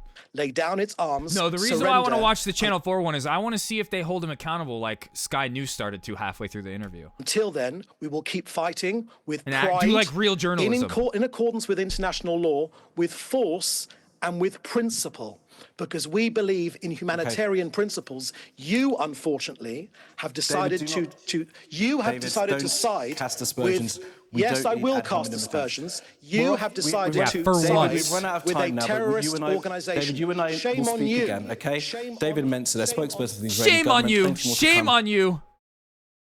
Did he call him anti-Semitic once? I didn't. Maybe he did when I was gone. God, dude. Depraved fucking barbaric freak. Nazi motherfucker. Well, a short while ago, I spoke to the Israeli government spokesman, David Mensa. Yeah, straight up muted him. David Mensa, the IDF has admitted shots were fired. Ooh, Transfem Princess getting one of those samurai gift subs. Let's go. This morning, one of the why best is names on Israel Twitch. firing at people who you have told it is safe to go and collect aid when they are desperate That for name food? and weed and estrogen, man. Some of the best names out there. We're trying to divorce Hamas from the aid distribution system because Hamas were taking the aid, profiting the aid. So let's see. How does Channel 4 deal with this guy? Well, a short while ago, I spoke to the Israeli government spokesman, David Mensa. We're about to see more Brit on Brit violence. David Mensa, the IDF has admitted shots were fired this morning. Why is Israel firing at people who you have told it is safe to go and collect aid when they are desperate for food?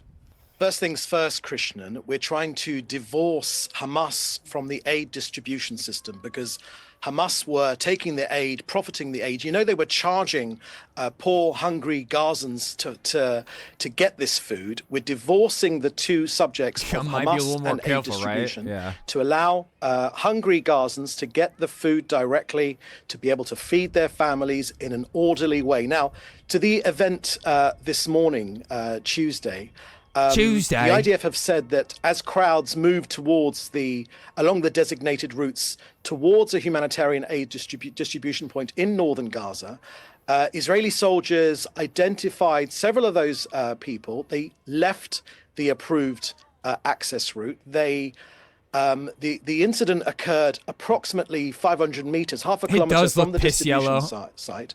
And after issuing warnings, audio... It's like compared to this one especially. Verbal warnings, warning shots were fired in the air. And unfortunately, some of these suspects continued advancing towards our troops in a threatening manner. And so further fire was directed near... Desperate for food. There we go. Okay, good. Channel 4, good. We want them to get the food. That's the whole point. That's the whole point. We're trying to get the food to the individuals. Were they armed? The IDF will be able to answer that question directly, but let me tell you, our intention is to get as much food to ordinary Gazans. In the video of the incident on Sunday, the IDF have already released that video, and it showed as clear as daylight. That's a totally separate incident, David. Right. Well, but this is very, very important to put this into context. That's a totally separate incident in a different place. No, it's not. And there's no evidence that was even Hamas. It's 2 days before. It's 2 days before, and these are Hamas gunmen firing on their own people, Krishnan. You don't know that. Why they're doing that? There's no evidence for that. And it's in a totally separate incident. Let's keep it to what happened this morning. Let's keep it to what happened this morning. Was anybody armed? Did anybody fire at the IDF? We can't separate the two. We can't separate the two. Now, the IDF said they were advancing. They're two separate instances. One happened in Khan Yunis, where it was an armed gang that was looting that had looted Palestinian aid and was reselling it for exorbitant prices. And those gangs are linked with IDF and ISIS. But the other one that Channel 4 is asking about is a massacre that happened down south in Rafah. Completely different area. In a threatening manner, and obviously they felt their lives were under threat. The IDF operates under international law, not Channel 4 law, international law. And that's why it's very important that as we heard you say in the last interview, you don't give a fuck about international law. You think the UN is Hamas. So now in the next interview, he's like trying to use the UN to his benefit to make him seem like a humanitarian guy. But the last interview, he starts getting questioned. He's like, well, the UN is Hamas. We're the only ones you can trust. Watch, he starts fucking pushing him. Channel 4, he's going to say UN's Hamas.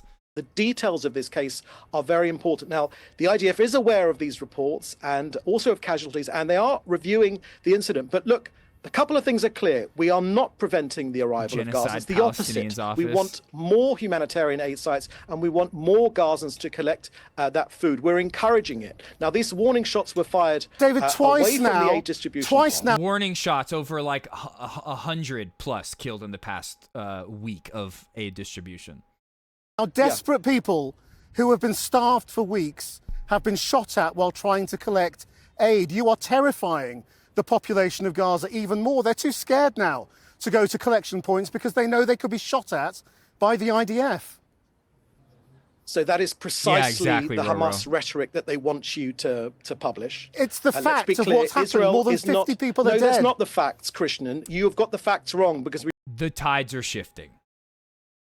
The tides are shifting. The media sentiment is changing, and it's because it's gone from, oh no, Hamas is doing this. Hamas is doing this, to them like literally like deliberately stopping like Palestinians from getting this aid that the UN has said they need. We've already shown you video of Hamas firing on their own people because this is the last hand. Yes. And this goes to what I've said before. In the past in Israel, yeah, it's undeniable now. In the past in Israel, people in control were like, yeah, over the next like 3, 4, 5 decades, we're going to take so much land, we'll get this much more, this much more. Whereas now it's just rabid attack dogs, like literal like Hitlerian, Holocaust, genocidal attack dogs. And I said this months ago, and because I heard Chapo talking about it like this 2 months ago. These rabid attack dogs are going to lead to everybody turning against Israel. Because it's like Garlo just said, it's going to become undeniable at a certain point. And that's what's happening now. You even have the ex-Israeli prime minister right here. Let's see, what's his name? How has your critique been received in... Former Israeli prime minister. Border crisis in the country amid war with Gaza. Okay, well, that's fucking dumb. Oh, no, this is the video where the title is... On the matter of your op-ed. Israel's new campaign in Gaza amounts to war crime, former Israeli prime minister says. Now, this is the guy, the type of guy who's like, oh, yeah, over the next 50 years, we'll get some land, bit by bit, little by little, you know? This isn't a good guy. Okay? He's only saying this because he wants Israel to go back to how it was before they were rabid attack dogs and they were just doing it a little slower, a little more liberally. What prompted your shift from... we're not going to watch this video, but it's what's happening. It's undeniable now. Yes, we have. We released it on Sunday evening. That is a totally spurious video. And like, I'm not trying to sweep under the rug or run defense for the people of Israel's past, you know, saying, oh, they were good ones. No, they're all genocidal fucking colonizers. But there was a time when they were pumping the brakes a little bit harder on the colonization, and they were trying to inch it like little by little. Now it's just full on, we're taking the whole thing. And like Netanyahu's saying that himself. He's like, oh, by the end of this, we're going to have the entirety of Gaza. It's a spurious video of a different... Oh, yeah, exactly. It was always undeniable. I'm not trying to like say like, oh, they were better before. I'm just saying there are levels to this shit. What, the video of Hamas firing... No, the video of Hamas firing on their own people trying to get hold of aid is spurious, is it? I think it's You have no evidence the point. that that was Hamas. Yeah, or I'm it not was saying that, like, oh, before October 7th, it wasn't a genocide. It wasn't colonization. They were better. No, they were all genocidal fucking colonizers. But they were, like, there's levels to it, you know? the same incident. Okay, that's slightly ridiculous. Sometimes, Christian, you actually advocate... That guy, the last guy, had a more measured approach to his genocide, whereas Netanyahu was just like, oh, no, we're getting them all. For Hamas, and I must say it's bizarre. No, that's offensive, Hamas David. You really shouldn't say it is offensive to Israel. Just attacking the media. And like we talked about last week, the media shifting narrative is going to shift the public's sentiment. It is offensive to Israel. It's a talking point, and it just shows... And it's partly public sentiment that is shifting the media sentiment too. We're avoiding the question. The question is... I'm not avoiding the question. Like, as we said last week, they're just trying to save face. This aid operation that you are operating now is ineffective. The UN one worked, and you have stopped the UN distributing aid. The opposite is true. It was the UN who were distributing aid, not Hamas. And my explanation of, oh, they used to be like a little more measured, like they'd be doing the colonization a little slower, and then now Netanyahu and them rabid attack dogs, just like blitzkrieging. I'm not saying it was always like that. I'm just saying throughout Israel's history, they've had like certain like people in the government, certain PMs, certain leaders who were doing it slower. And the opposite is true, now Christian. we have the Over rabid 7 attack million dogs in meals have been delivered in 1 week. Aid is but reaching... not to say like, oh, the Nakba was not as bad as what's going on now, you know, like no. Civilians, there but have just been Hamas. Different time periods. This is their last hand. Hamas's the last ones you hand don't on kill. the neck but of regardless, the last hand the entire on the time neck it's been a of Gaza's genocidal people. colonization We're effort. breaking that link. We've even produced a woman-only aid lane, which was launched today, which is never a protecting time when it was vulnerable good. populations amongst Gazans. Look, reports where there are injuries are going to be investigated, but we've shown already with video Hamas doesn't want this to work. David. They're not just Hamas injuries. doesn't. I mean, there's a pattern here, is the trouble, of Christian. you saying things and Israel saying things that turn out later to be untrue. And that's clearly what's happening here as well. So that is what Hamas wants you to think. You are Hamas have now. developed a new system to separate. No, it's not the fact. The facts are that 7 feminist aid million lane, so meals progressive. have been given to I'm on hungry their side Gazans. again. That's the facts. Over 7 million Don't you know you meals could be delivered gay in Israel? in 1 week. That never happened under the former system because Hamas stole the aid, then they extorted their own people, they charged them money. No Gazan should be charged money for aid which they deserve, which is due to them because they are hungry. Hamas was But they should be killed when they're trying to get it. They shouldn't be charged for it, but we will try to kill them. those funds to sustain this Meanwhile, war. we know that all of the loot, that the aid that has been stolen is being sold for higher prices, is in coordination with the IDF. Most We're aid breaking that was link. given out We're by the breaking that United link. Nations, and people were not being charged for it. Now the United Nations Most Secretary aid General, was stolen. who is a man who's Most respected aid all was over the stolen. world, He's not respected. has called for He's an not independent respected. investigation. Yeah, even here, ex-Israeli negotiator Daniel Levy, Netanyahu wants permanent war in Gaza, not a new ceasefire. These are all people who are like upholding the colonization effort, but they're not all like pedal to the metal like Netanyahu and his team are.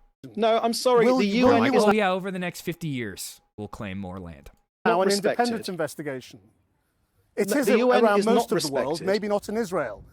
So are you rejecting an And a Gaza- lot of them, I don't know this Daniel Levy guy, but a lot of them, they only care about getting the hostages back. terrorist?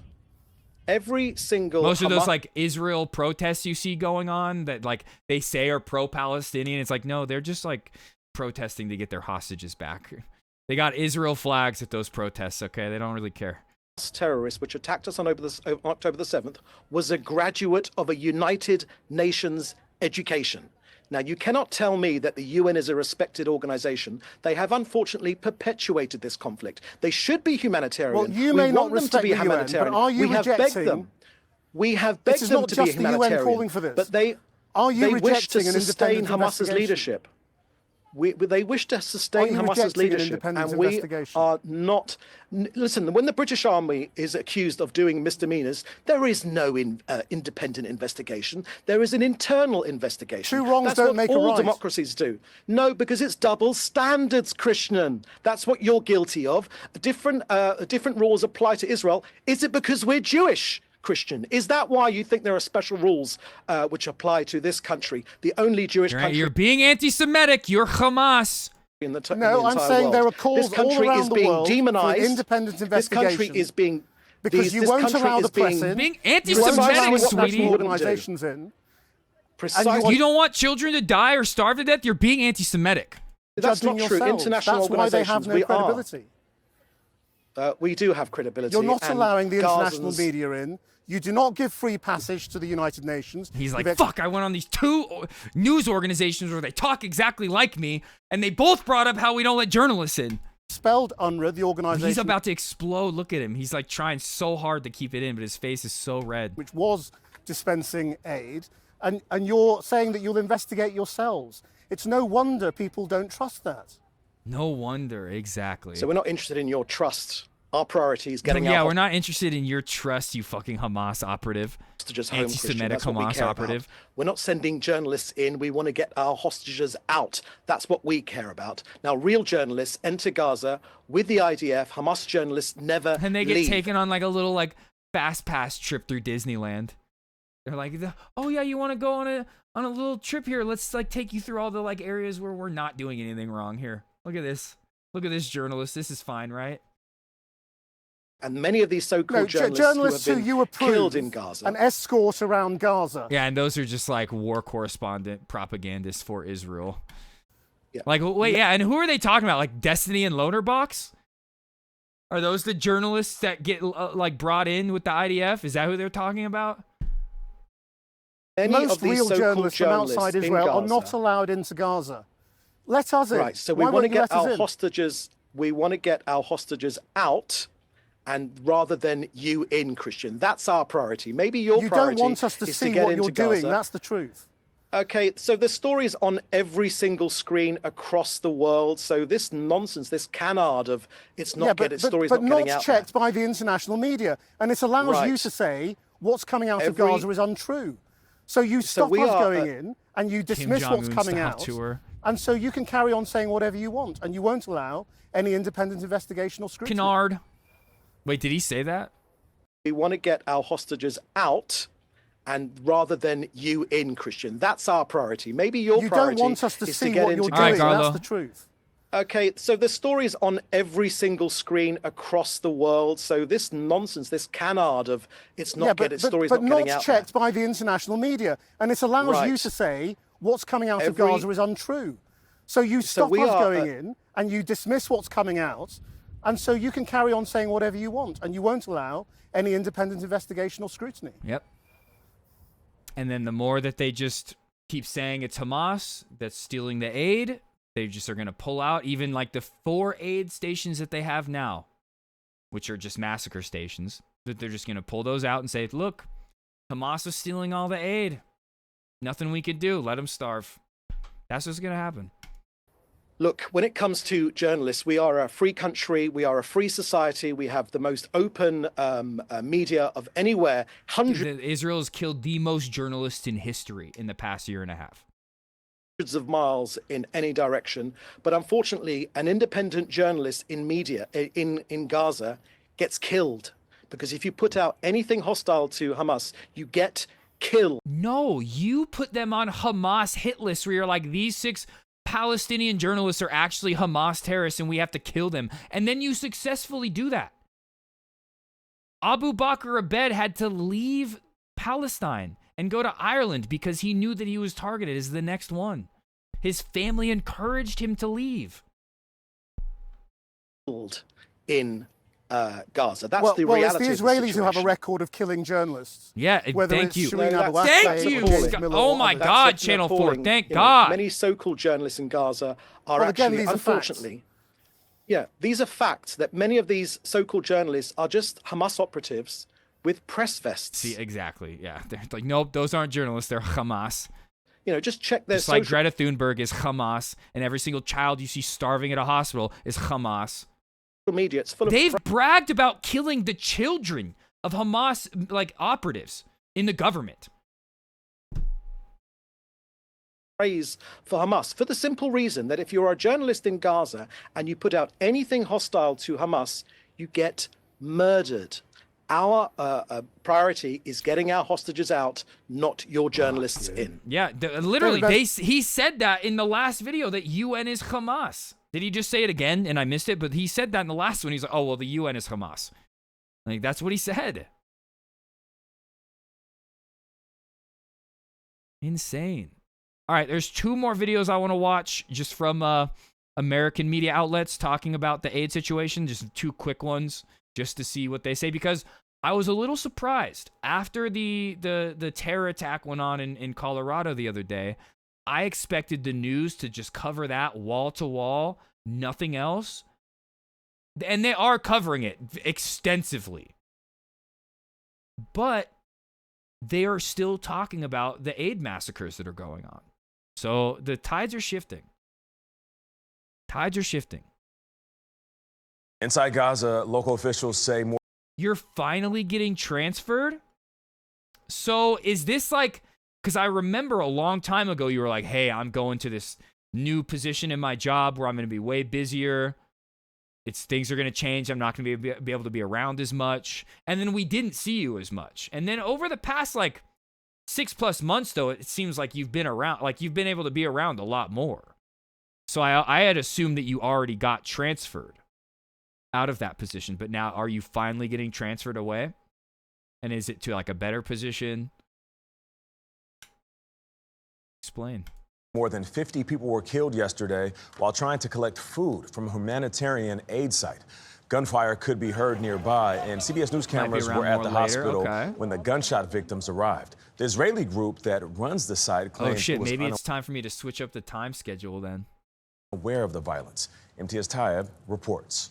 CBS News cameras were there when body after body arrived at Gaza's Nasser hospital. Doctors and nurses have called this a mass casualty event. Yep. Eyewitnesses said Israeli forces opened fire near a controversial aid distribution point in the southern city of Rafah. Dozens were killed and over 200 wounded, most suffering from gunshot injuries, according to health officials, gunshot wounds to various parts, including British doctor Victoria Rose. It's very difficult to think that they were just looking for food and now they're injured and they're on our operating tables. It's a real crisis for us because we haven't had any medical aid since the 2nd of March and we are really on That's our what I'm knees. saying, Roro. And you know, like CBS has done, like we frequently watch, especially CBS Mornings. It's wild how CBS Mornings will sometimes do better Gaza coverage than the later in the day segments, but we'll frequently watch CBS where they're showing this kind of stuff, and they have been for months, but I was just very shocked that on the same week that the Colorado attack happened, that they are all still talking about the aid massacres. I had a feeling that after the Colorado attack that they would stop talking about this and only talk about the Colorado attack, but nope. Tides are shifting a little bit. This early morning cell phone video appears to show the moment gunfire first erupted. Not far is an aid distribution center. And I'm not like glazing mainstream media. Being like, oh my God, thank you so much. I'm just like pointing out how the tides are shifting a little bit, and that's good. That's a good thing for the Palestinian people. By the Gaza Humanitarian Foundation. GHF, which is backed by the U.S. and Israel and did not exist a few months ago, is staffed with armed American contractors. Both GHF and the Israeli military have denied any shooting took place. But since the group started distributing food a week ago, there have been repeated scenes of violence near its delivery sites. That was an all right way to follow that up. And yet, another incident just this morning. At least 5 people. The IDF and GHF are denying it, but every single time it's happened this week at one of their aid centers. Killed near a GHF distribution in Rafah, according to health officials. Among the dead was 10-year-old HASAN Wafi's father. My dad went to get us food, she says, but he was shot and he died. But haven't you thought that maybe their mom was Hamas? Now, we were able to make contact over the phone with a GHF spokesperson based in Washington, and he told us there were no incidents of gunfire within sight of or in the vicinity of the group's aid distribution hubs, despite video evidence and eyewitness testimony to the contrary, and insisted operations were going smoothly. Thank you for saying that, at least. At least saying that there's, like, evidence to the contrary. Jesus Christ. Okay, one more quick one. I think, oh, this isn't from, this is Guardian. This is Guardian, so this isn't like a... Images of chaos American and Western media outlet like desperation in Gaza. Israel accused of firing into crowds clamoring for aid. I don't like that sound that they played right there.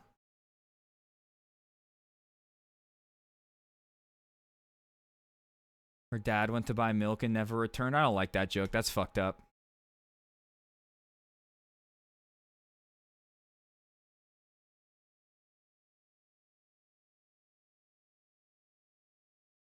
Why is the video not playing? What the fuck?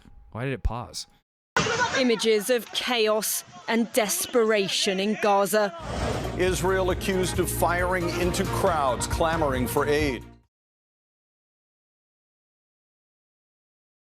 Like my joke about maybe, did you ever think her mom was Hamas? Like that's a joke making fun of the IDF. I feel like that joke about going to get milk and never returned is a joke that an IDF soldier would make. Making fun of Palestinians dying getting aid.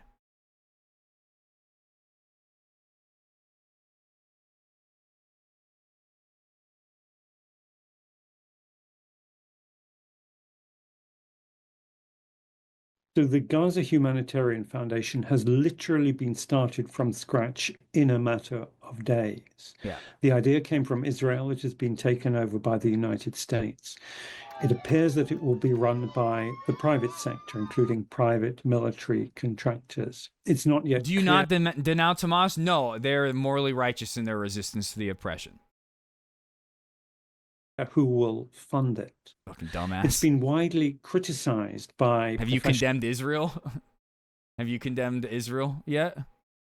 You denounced Israel? It appears to be a deliberate attempt to weaponize the aid. We do not... Oh, we gotta ban this guy. His name is some eugenic shit too. Fuck that guy. I'm not even placating him. Accept a proposal and a plan. I just read his name fully. That does not live up to the core fundamental. Crazy, dude, that you can even have a name like that. I mean, of course, that's not a name that's gonna get caught easily, but Humanitarian principles of impartiality, neutrality, and independent delivery of aid. I think that name is like on some Django Unchained, Leonardo DiCaprio talking about the skulls of slaves shit. You know, I think that's what that name was about.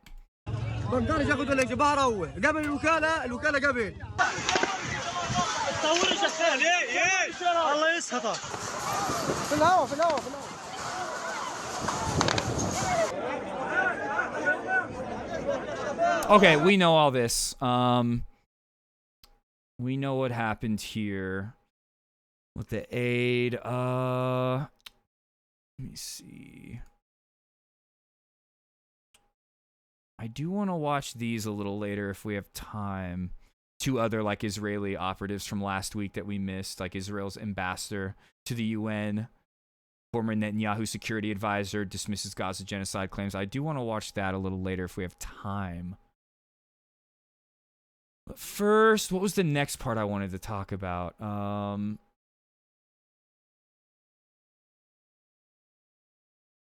Here, let's just read a couple of the headlines that were left over.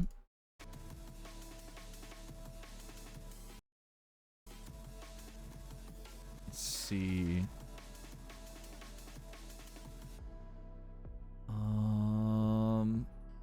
Oh no, that was Matt Miller. Okay, this is the massacre stuff.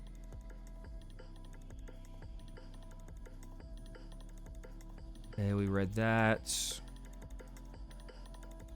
And we read that. The Guardian reports recent deadly airstrikes by Israel on schools sheltering displaced people in Gaza were part of a deliberate Israeli strategy that saw military planners loosen limits on strikes on places where large numbers of civilians are present. Israel has attacked 6 schools in recent months, killing over 120 people. I read this earlier about 50,000 children injured or killed. It's like 20,000 killed. Israel demolishes only dialysis facility in Gaza amid ongoing destruction of health infrastructure. Israel is committing to attack medical facilities and doctors in Gaza. Earlier today, Israel destroyed the only facility for kidney dialysis patients in northern Gaza. Drop Site News is reporting an Israeli attack killed Dr. Ai al-Madoun, who was 9 months pregnant. The attack near Al-Aqsa Hospital in Deir al-Balah also killed her husband. Whole family. Entire family. A funeral was held Sunday for Dr. Hamdi al-Najjar, who died from injuries from an Israeli attack last week that also killed 9 of his children. That was so now the doctor, the woman, I forget her first name, but Najjar, is now alone. Oh no, she has one of her children that survived. I think had to have an arm amputated.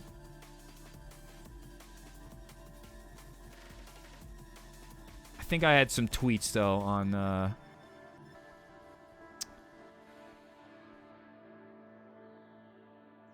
yeah, right here.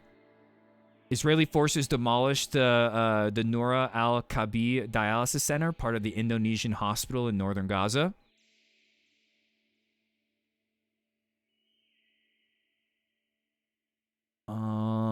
The center was a vital lifeline for kidney patients, and I read that. The center had completely ceased operations after being destroyed earlier in the war, but relaunched in August 2024 following a reconstruction project supported by Kuwait Red Crescent Society. In April 2025, the World Health Organization reported that 6 out of 7 dialysis centers in Gaza had already been destroyed. The demolition of the Noura al-Kabi center now makes it all 7. Today, only a handful of partially functioning hospitals are able to provide limited dialysis services for the over 1,000 kidney failure patients across Gaza requiring ongoing care. The chart attached shows names, the number of working machines, and the weekly dialysis sessions. Treatments have been drastically reduced, the patients receiving fewer and shorter sessions, sharply increasing the risk of severe complications and death. According to Dr. Yusuf Abu Risht of Gaza's health ministry, 400 kidney failure patients have died due to the destruction of dialysis machines and the collapse of treatment capacity.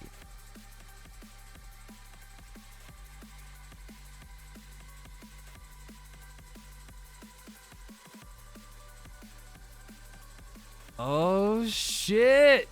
Ben's going back to the city. Let's go. So are you going to be closer to your family now or further away? But as long as you're happy for this transfer, I'm happy for you. Further away? Okay. Well, that's a bummer, but I'm sure the pay and everything is worth it and being back in a city. Oh yeah, this is the hospital before with the kidney dialysis center in northern Gaza, the last one, and here's it after.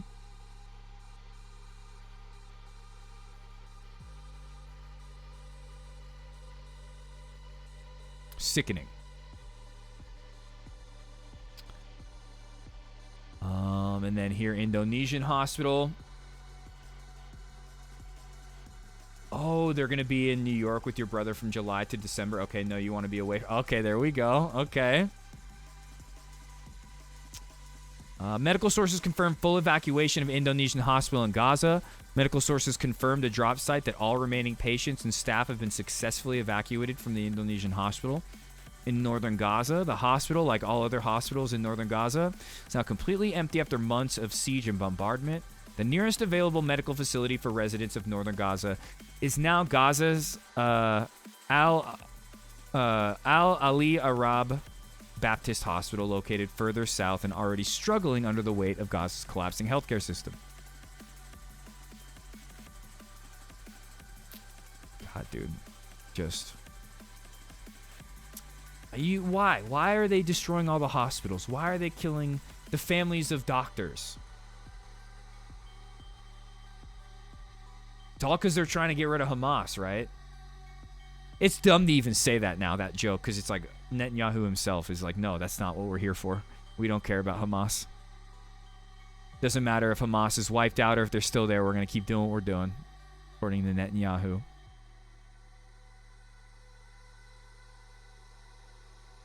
Fresh new airstrikes hit Mawasi area of Khan Yunis, which is a safe zone, by the way. Al-Mawasi safe zone in Khan Yunis.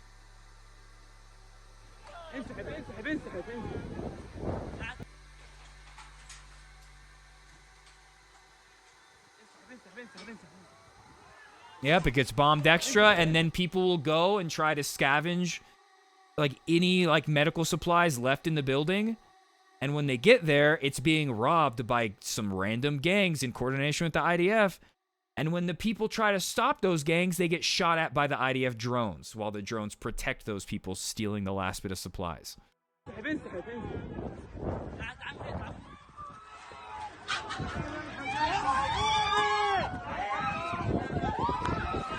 Oh, when you say they don't respect your attempts to go on a diet, are you saying your parents kind of like HASAN whenever his dad's around? He's like, I can't not eat all the treats. Okay.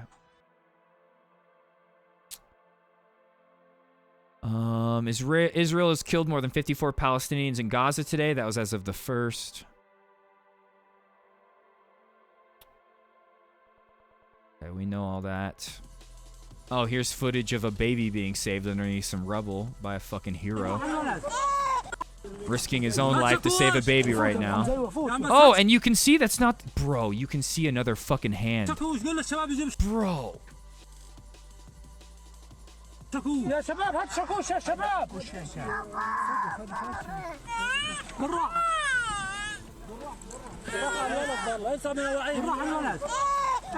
God, dude, I didn't even notice the other hand when I watched this.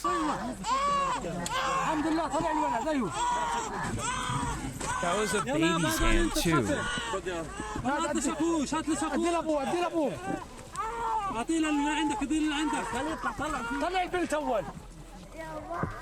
Bro.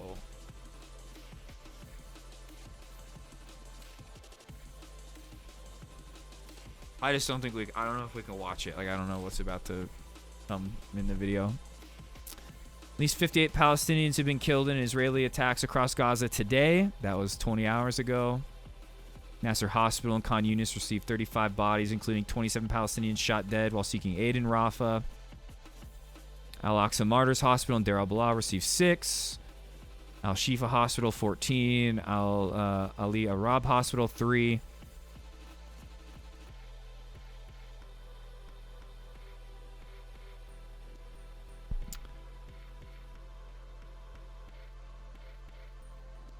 Israeli settler violence is on the rise. So far in 2025, settlers have injured over 220 Palestinians, 44 per month, the highest rate in at least 20 years. Again, don't think it's just the IDF. What I showed, I was allowed to show, but I was scared. I don't know what was going to come. I hadn't seen that far into the video.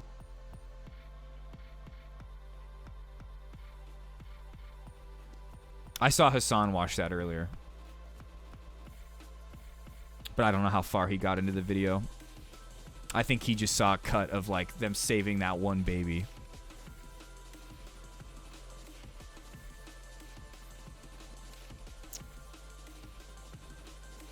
Okay. And then yeah, I can't show this. I already previewed it though. These two children carrying water barrels, a yellow bucket, hoses, returning to their family tent when an Israeli drone struck and killed the pair.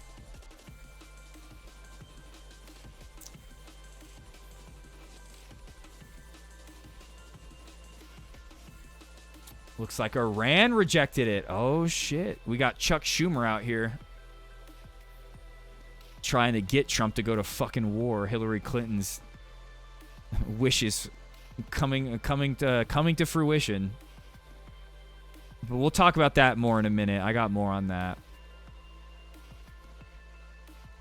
Yeah, that's the ceasefire stuff. All right. So let's talk a little bit more about the aid situation. The Freedom Flotilla.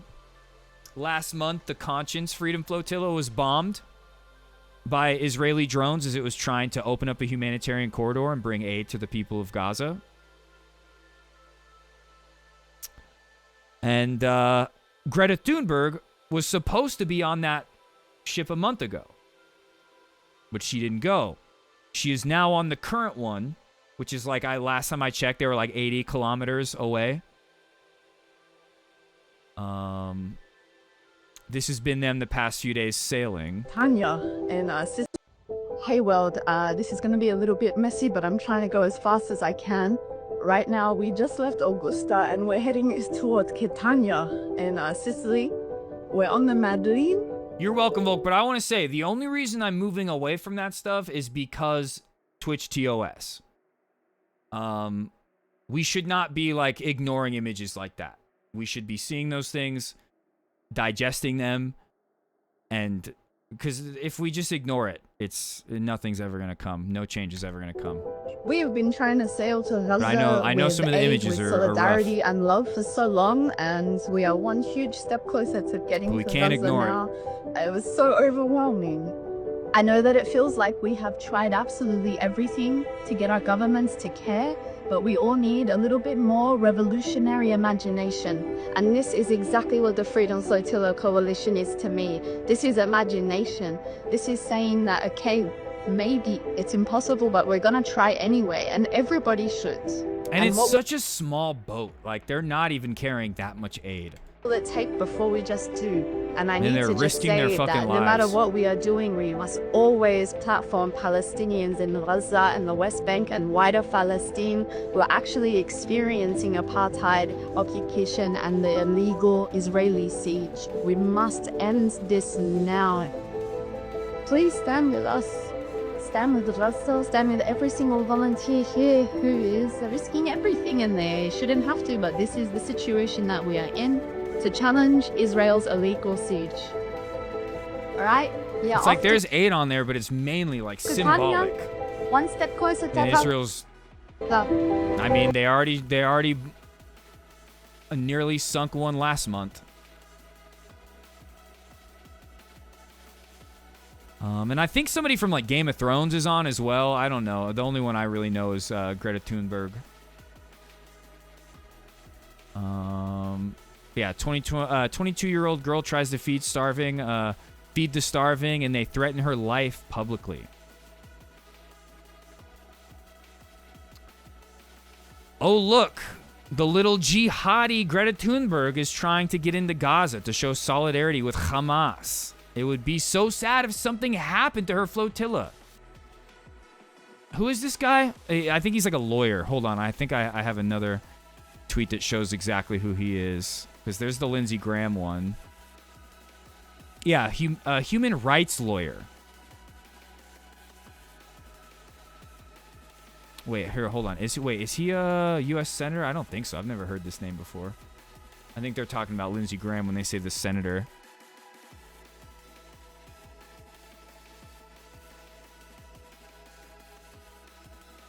Oh, yeah, it just says internet person. Okay, yeah. Human rights attorney. Okay.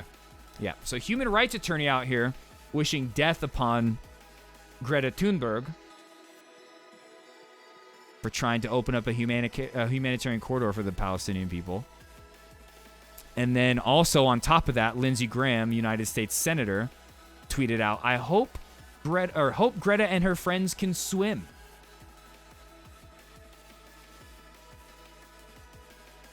There's the actual tweet right there. Yeah, sitting U.S. Senator threatening a convoy full of nonviolent activists, included Greta Thunberg, with a bombing. Fucking sociopath, dude.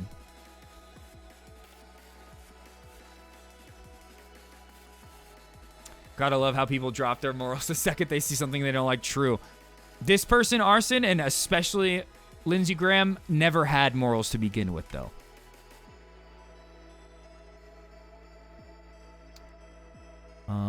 So yeah, this is just them, photos of them on the boat.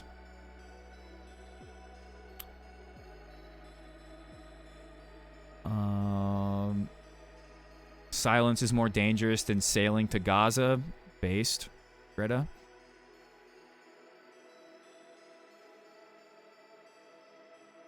And when is this from? This is from June 2nd. Yeah, they're way closer than that now. They're even closer than 80 kilometers. That's what it was earlier in the afternoon. Oh! Sleepy coming in with the raid? Big time raid? Okay, if you say so.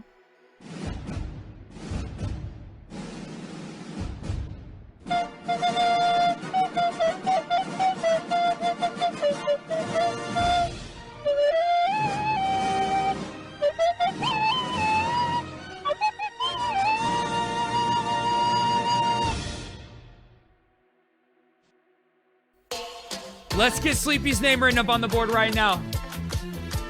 Can we get Sleepy a shout out? I'll do it. Sleepy coming in with that raid. Let's go, everybody. Click on that link right now.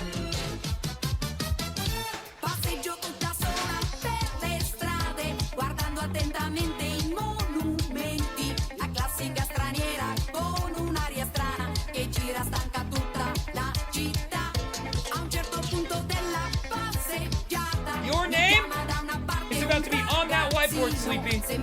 Your life is about to change forever. Get ready. No greater achievement in life could be attained than having your name written on a streamer's whiteboard. Nothing better. Nothing better. Okay?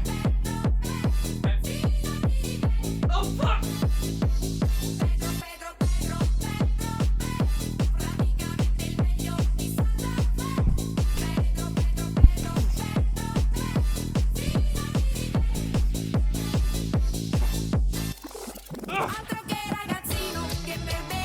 Oh, my arm! Fuck!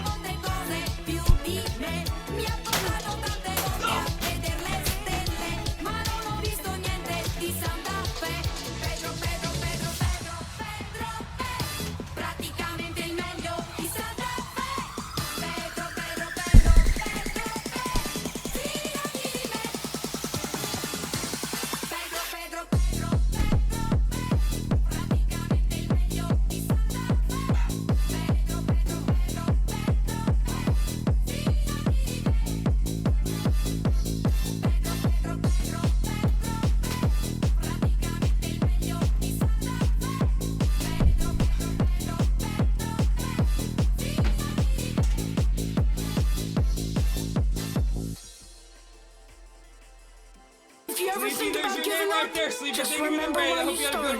When your back's against the wall and you're living on a prayer, backing down from the fight's gonna get you nowhere. Hit the world back harder than the world could consume. Believe there's power within and keep on bringing the boom. Bring the boom around the world, keep spreading happiness and cheer. They set up 15 minutes up, but we're still here. Haters gonna hate, that's what they do. But haters only win if you let them get to you. When you step onto the field, don't forget to have fun. Each strike's a strike closer to your next home run. When you step into the ring and they're bringing the doom, you gotta hit back harder with the power boom. When your back's against the wall and you're living on yo, a prayer. Sleepy, thank you so much. How was your stream? What were you doing? What happened in the chat? Volk, you were just about to say that? Based. I know exactly what you were gonna say. Amazing, legible, dignified, beautiful. Oh my God, wow, such kind words to say. Oh, you're talking about your name written on the whiteboard. Okay, my bad. My bad. Oh, and earlier, I'd like to clarify something from earlier, okay? Okay, I'd just like to say, Shark had us look at her art earlier, and this came up. I was like, damn, bad bitch. Shark drawing the bad bitches. I would just like to say I didn't realize I was referring to the art of one of my coworkers as a bad bitch, okay? Just for human resources purposes, I would like to say I did not realize that that's what I was saying, okay? I was just commenting on some art. I did not realize that this art was the manifestation of Sleepy, okay? Please don't report me to Twitch HR, please. I did not say that about one of my coworkers. I didn't realize I was saying that about one of my coworkers. I'm sorry. I'm sorry. It was an accident. But it's true though. Look, bad bitch right there. Okay. Anyway, this is so sick too. She's so cool. She's so cool. What a legend she is. Oh wait, what is this? Oh, this is what she was talking about earlier. Oh shit. Oh shit. That's just a sneak peek. Okay. So we just got done talking about the aid situation in Gaza. Now we're talking about the Freedom Flotilla and what happened today. So should we get back to it? The ship is called the Madeleine. All right, what's this one? Hello, I am currently standing. Oh, and I didn't even realize when this human rights lawyer called her a little jihadi and said something would be it would be so sad if something were to happen to her flotilla. I didn't realize he posted a video of her too. What a freak. Hello, I am currently standing on the Yeah, putting out bangers back to back. Shark's a legend, dude. On Sunday, June 1st, will attempt to again well, sail sleepy. towards Gaza and to try to break the siege and open up a humanitarian corridor by delivering aid like food and medical supplies. The last time we attempted this, about a month ago, the boat Conscience that we were about to board, just a couple of hours before we were planning to board and set sail, it got bombed twice, and all evidence suggests that it was Israel who did it. Oh my god. So now we are here in Catania, outside of Sicily, to try to continue our mission to try again. Because currently we are watching a systematic starvation of 2 million people, a live stream genocide, and the world's silence is deadly. That is why we Let have that to bed know who makes keep the rules. She's gonna genocide that bed. Those pillows are dead. trying everything we can, even if the odds are against us. No, last month the flotilla she was supposed to be on, called the Conscience, that got bombed. But she wasn't on that one. She was supposed to be. She's on this one currently. But get ready. There's updates. To try. We're just getting through like the couple of videos of them on the boat before we talk about what happened today. Against Israel's atrocities and war crimes, and to support and stand in solidarity with the people of Palestine. So keep your eyes on deck. Continue flooding the streets. Organize, boycott, and do everything in your Lindsey power Graham said, to hope stand she can for swim. Palestine. Haven't heard Greta's name in years. She's a legend. She's awesome.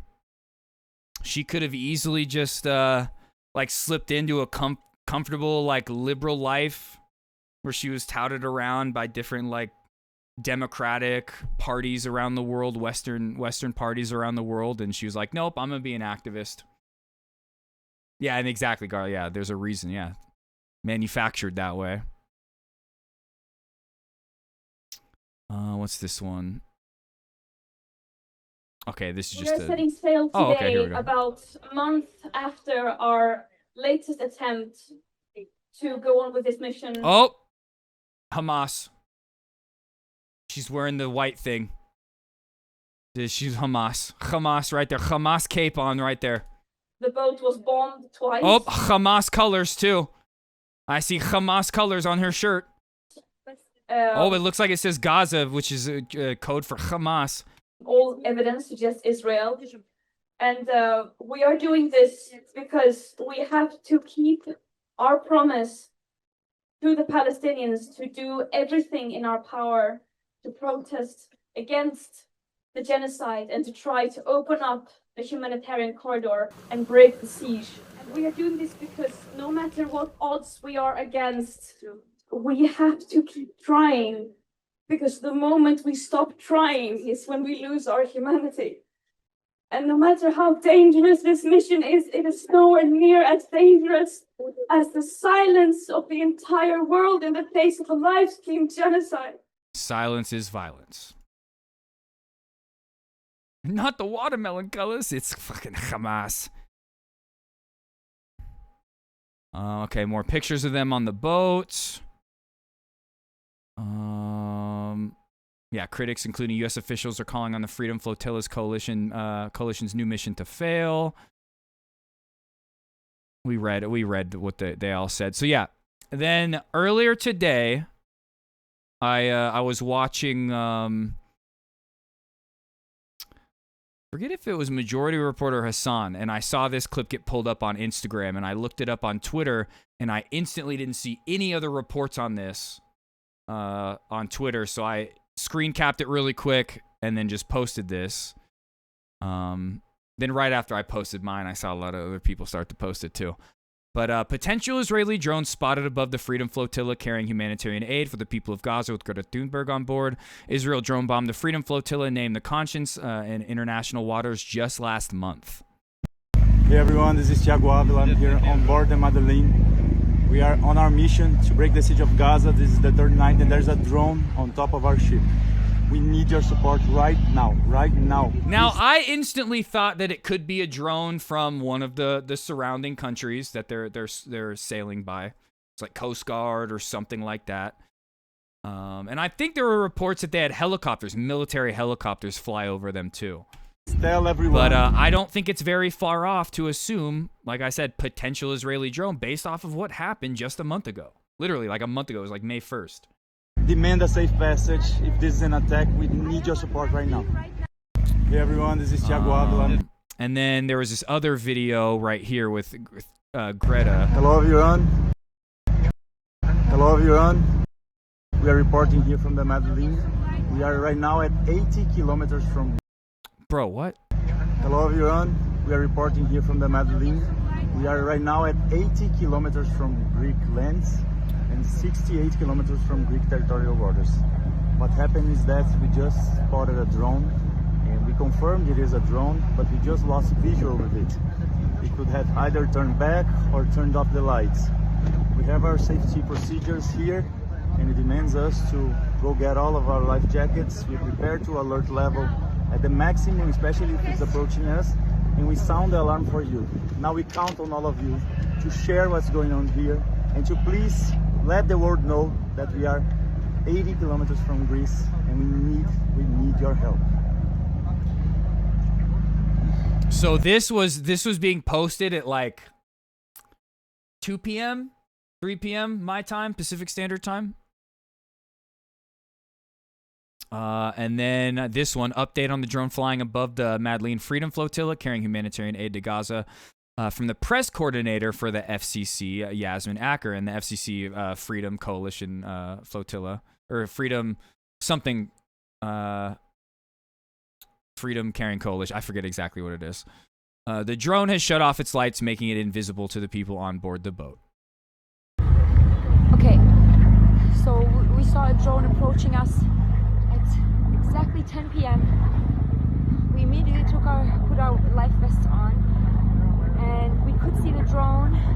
It was very clear it was in front of the vessel, so we positioned ourselves to abandon ship, but then the lights went off and the drone could be anywhere, literally anywhere. It's so dark, we can't see anything, so it could be still above us, in front of us, behind us, next to us, I don't know, but this could also be a psyop, a way to scare us. Yeah. Keep you updated, but make sure to follow our content, make sure to share it, make sure to make noise. Okay. So then a little bit later, this statement was put out.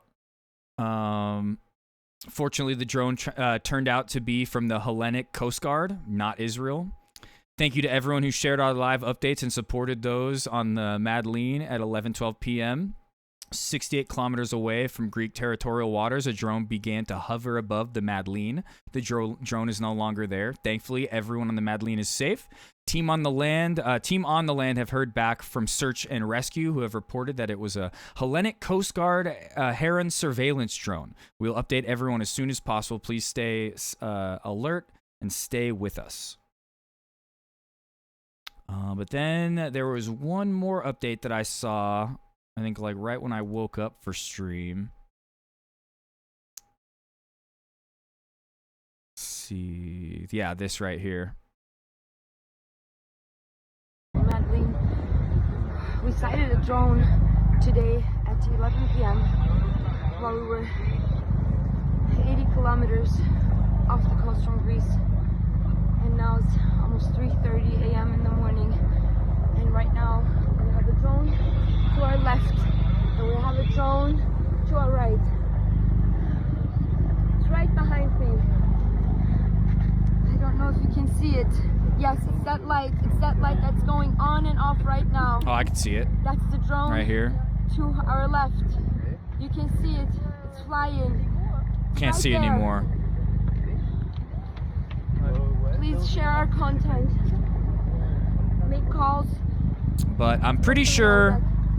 There are again drones above us. Well, actually, no. Because I'm pretty sure this video is still the drones from the Hellenic Coast Guard, like it said. But here, suppressed news 6. I didn't see this till after I woke up. For the second time tonight, drones hovering over the Madeleine Freedom Flotilla Coalition boat. Yasmin Acker, the press coordinator for the Freedom Flotilla Coalition. Oh yeah, FFC, not FCC. Shared the following footage showing the 2 drones. But I'm pretty sure they ended up being from the Hellenic Coast Guard.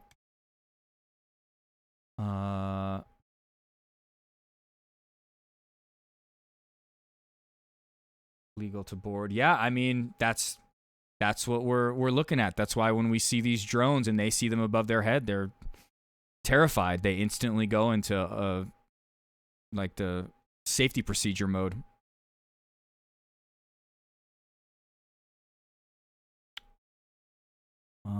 Okay, we looked at that, right?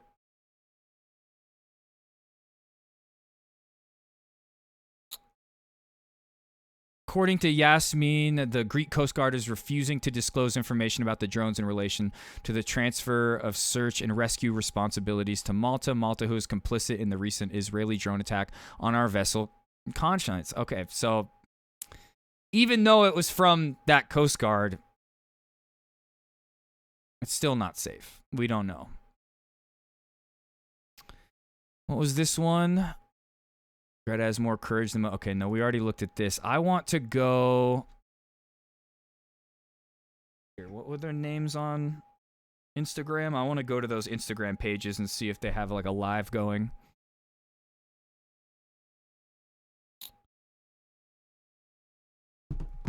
Let me see...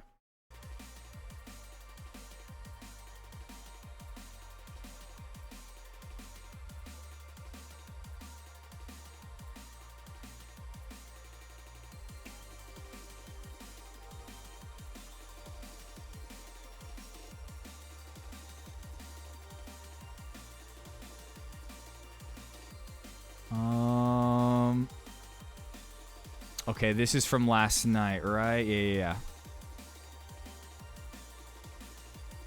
I think. We are reporting here from the Madeleine. We are right now at 80 kilometers from... Oh, yeah, so this is the one that we already saw. What's this one? Hello, everyone. This is a new alert. We can clearly see a drone right now to our left. It's gaining on us a little bit. Please share this alert. Yeah, and like I was saying, this like ship is pretty much symbolic. Like it's such a small ship. It's not like really providing an insane amount of aid for the Palestinian people. But yeah, they might end up doing that. Tonight, the 3rd day of our journey to Gaza to break the siege and create a people's humanitarian corridor on board the Madeleine. Please share our location. We'll be sending the exact coordinates soon. Hello everyone. Hey everyone, this is Thiago Avila. I'm here on board the Madeleine. We are on our mission to break the siege of Gaza. This is the 3rd night. What up, Shark? Yeah, we're talking about Gaza stuff, but we need bring whatever energy you got, please. Right now, please tell everyone, demand a safe passage. If this is an attack, we need your support right now. Okay, now 8 hours ago. Thank you everyone for your support. Here on board the Madeleine, things are settling down. The drones are now pretty much on a permanent basis around us. To be honest, I thought it would be like this since day one. We were training all of our participants and everyone to be prepared for a scenario like this since day one. And we had 2 nights of rest. Feel like you're vibrating in a good way or a bad way? How did the test go? Yeah. Now we have an equation that we need to be able to maintain alert stance and to get into an alert stance very fast. But our people need to rest as well. We have a big day tomorrow ahead of us. We're doing our best to break the siege, to create a people's humanitarian corridor, and to push for the governments to break relations with Israel, and to push for the governments to demand a safe passage for the Madeleine, so that by having a humanitarian... Okay, I'm just trying to see if there's any update on the drones.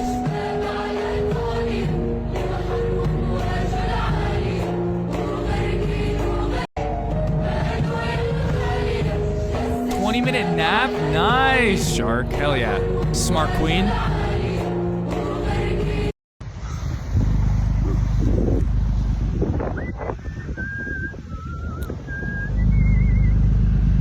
Okay, so this is from like 8 hours ago.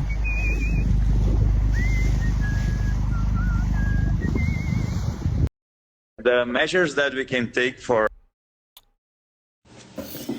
No dia 1º de junho, I'm just trying to see what Everyone kind of that updates is aboard the gondola has a family. Okay, yeah, that's from a month ago. To your family's home, your friend's home. All right, what about his story? What's he got going on? We got a lot of stories. I just want to see the ones that see any that like are updates on the drone. Okay, that's what we started to watch earlier. I think we started to watch that too. We watched this.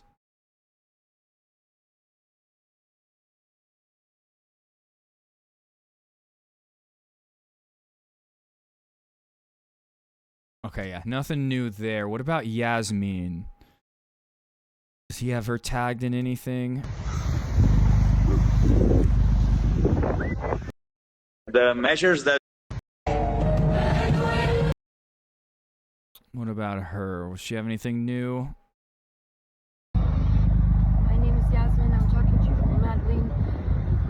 We sighted a drone today at 11 p.m. while we were 80 kilometers off the coast from Greece, and now it's just the one we just watched. 3:30 a.m. in the morning, and right now we have a drone. Yeah, she's about to start. She's gonna start. Yeah. Okay, we watched this one. Yeah. All right, next. Indications to believe this is a Greek Coast Guard drone, so you must have information about it. Okay, and again, drone. So this is after I had all those posts, and then I clarified. Oh, it was from the Coast Guard. More drones started showing up. And again, drones. It took them 4 hours to return and be above our heads again. This time we identified 2 drones. The Greek Coast Guard is refusing to disclose information about the drones in relation to the transfer of search and rescue responsibilities to Malta.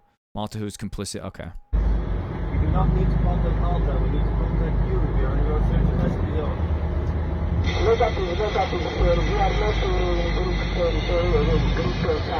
are on the Madeleine right now, on our way to Gaza to break the illegal humane siege, to deliver aid.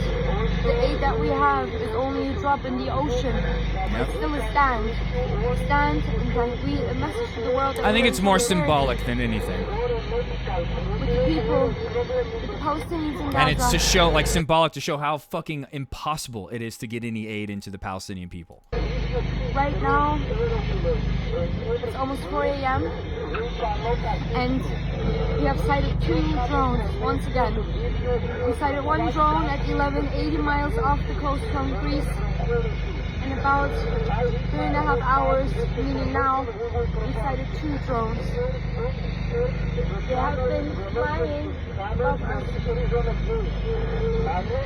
maybe 20 minutes now. And this is pure psychological warfare.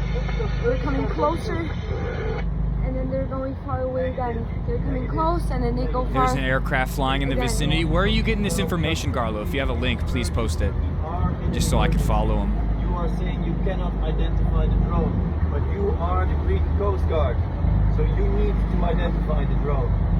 We are in an emergency, and we can use Channel 16 to declare an emergency if this is not a Coast Guard drone from Greece.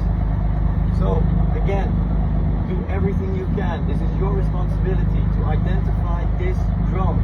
If you cannot identify this drone and it stays for much longer, we will have to declare Flight radar 24.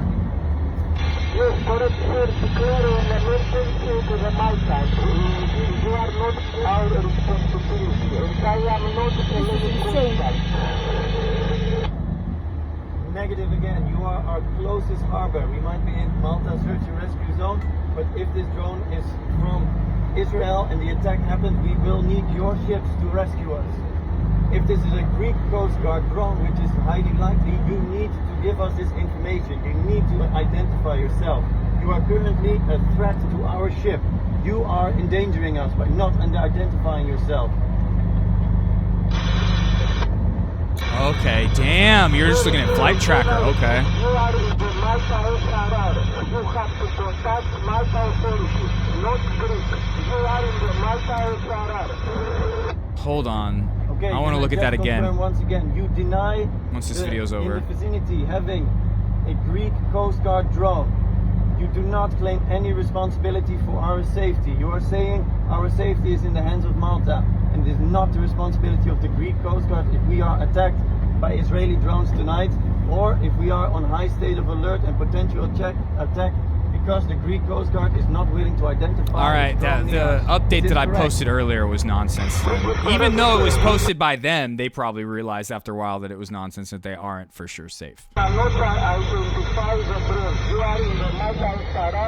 was Malta that was complicit in the attack 4 weeks ago, and now they want us to go back to Malta. This is the level of insanity. This is what we are dealing with. We have indications to believe this is a Greek Coast Guard drone, so you must have information about this. We do not need to contact Malta, we need to contact you. We are in your search and rescue zone. We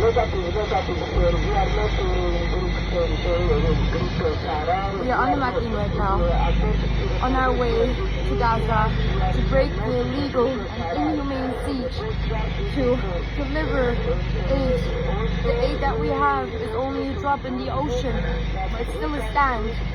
Stand and a message to the world that we are in solidarity with the people, with the Palestinians in Gaza. Right now. Okay, sorry, it started over. Sorry, I was checking something. It said someone was outside my house. It ended up just being a cat. And then just real quick, is any update on her story? 9 hours ago, drone's still above us. Okay. Well, I think those are the only updates we have right now on the Freedom Flotilla. I don't think we have anything else. And then I want to talk a little bit about the ceasefire. What was this video? This is quite something. Okay, we watched this already. Okay, no, we watched that. And then I think this is the most recent. I meant to play this earlier. But before we move on to the ceasefire a little, and we're not going to talk about the ceasefire too long. I'm just going to give you a couple main points. I talked a little bit about it the other day. But I meant to look at this before we moved on from the total aid situation. But this is the most recent attack. Breaking civilians targeted while waiting for aid trucks at GHF Shuts distribution centers. Oh, sorry. I read that wrong. Civilians targeted while waiting for aid trucks as GHF shuts distribution centers. Large crowds of civilians gathered near Nabulsi roundabout on Al Rashid Street in western Gaza City, waiting for humanitarian aid.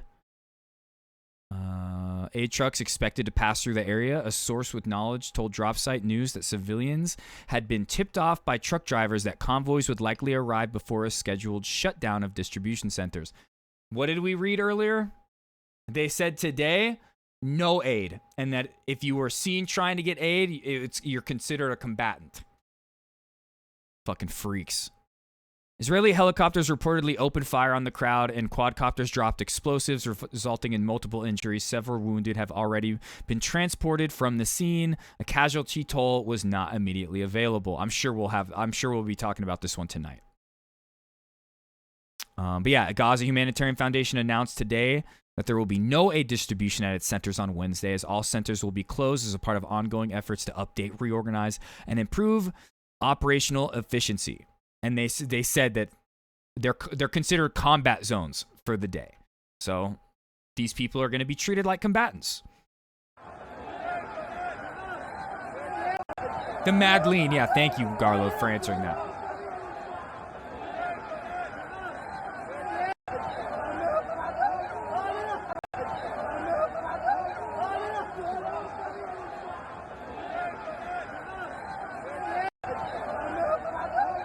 So I'm sure we'll be talking more about this tonight, next stream, once more information comes out.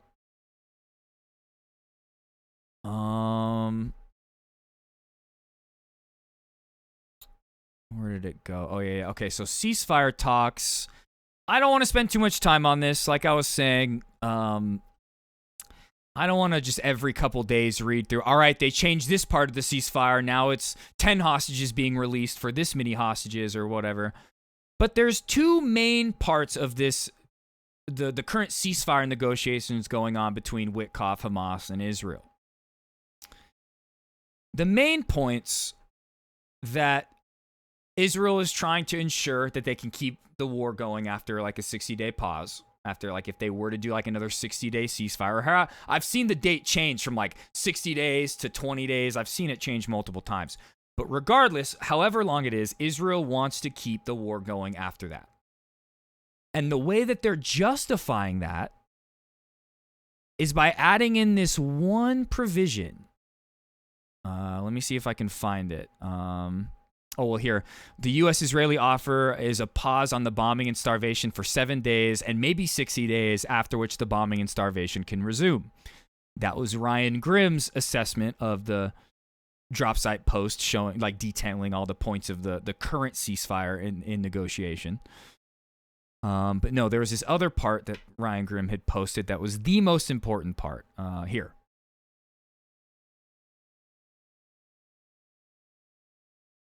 In the deal Hamas reached last week with Witkoff, they agreed to hand over governance of Gaza to an independent Palestinian technocratic committee. In order to get Israel on board, the new agreement struck with Israel would leave Hamas... Oh, wait, sorry. In order to get Israel on board, the new agreement struck with Israel would leave Hamas in control, according to the draft agreement obtained by Jeremy Scahill. If you consider yourself a person who can think independently, I want you to think about what that means specifically. Why is Hamas willing to give up control in order to get a peace deal, yet Israel insists on keeping Hamas in control? Why would that be? Why do you think Israel would want... What is that? Why would you think Israel would want to keep Hamas in control of the government of Palestine? That's because if this ceasefire goes through and all the hostages are exchanged, Israel's not going to have that justification to keep bombing them because they have the hostages. Now they're just going to be able to say, oh no, we haven't eliminated Hamas. Hamas is still there. We still have to eliminate Hamas. Despite Hamas themselves saying they will disband the governance of Gaza and give it to an independent committee. Now, that doesn't mean Al-Qassam, the military, will be disbanded, the military faction of Hamas. Now, Al-Qassam is Hamas, but not all Hamas is Al-Qassam. A lot of Hamas are just government officials, people that run, like, the water municipalities, that run education, that run the Ministry of Health, things like that. And Israel has been indiscriminately killing these government officials. But this governance that was elected back in 2006 is saying, we will cease operations, cease control, if you just stop killing us, stop invading us, stop killing women and children. We will give up governance and there will be a new independent committee running Gaza. And Israel is saying no. Hamas needs to stay in power in order for us to agree to any ceasefire deal. That is only so they can keep genociding the Palestinian people once this, like, however many day ceasefire is over. That's it. There's no other reason.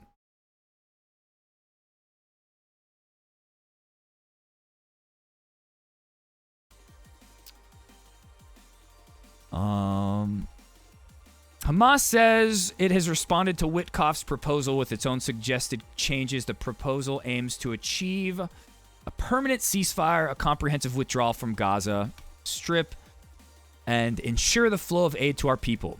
Hamas said in a statement, as a part of this agreement, 10 living Israeli prisoners held by the resistance will be released and 18 bodies will be returned. Those 18 bodies are killed because of Israel. Excuse me, my voice is going out.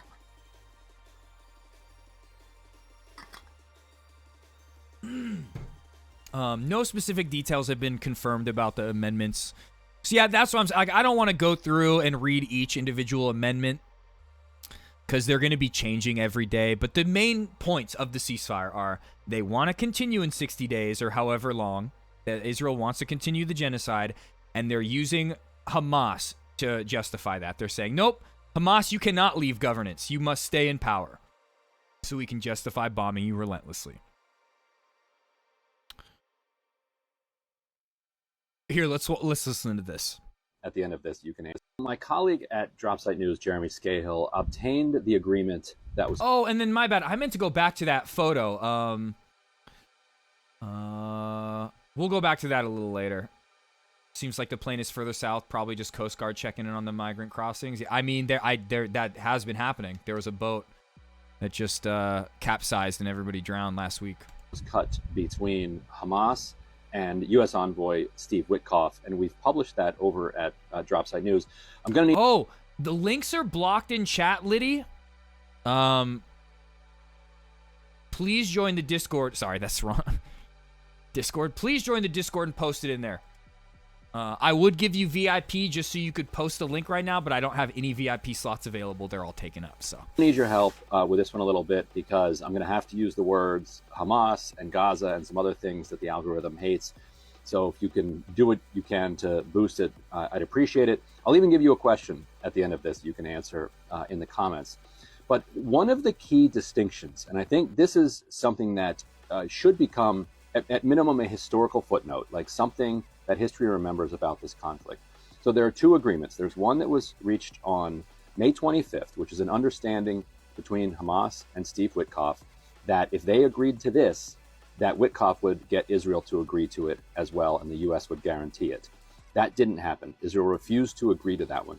So Witkoff went back to Israel and came up with new terms that were agreeable to Israel. Now, some of the differences between these two agreements have been reported on heavily in the press. One of them, for instance, is that the second group of captives would be released 7 days after the agreement rather than 60 days. You know, Hamas obviously doesn't like that because they worry that as soon as the captives are released, Israel would... Sleepy? Coming in with the gift sub? On my birthday? Oh my God, I feel so special right now. Let me get through this video. It's almost over, and then we'll...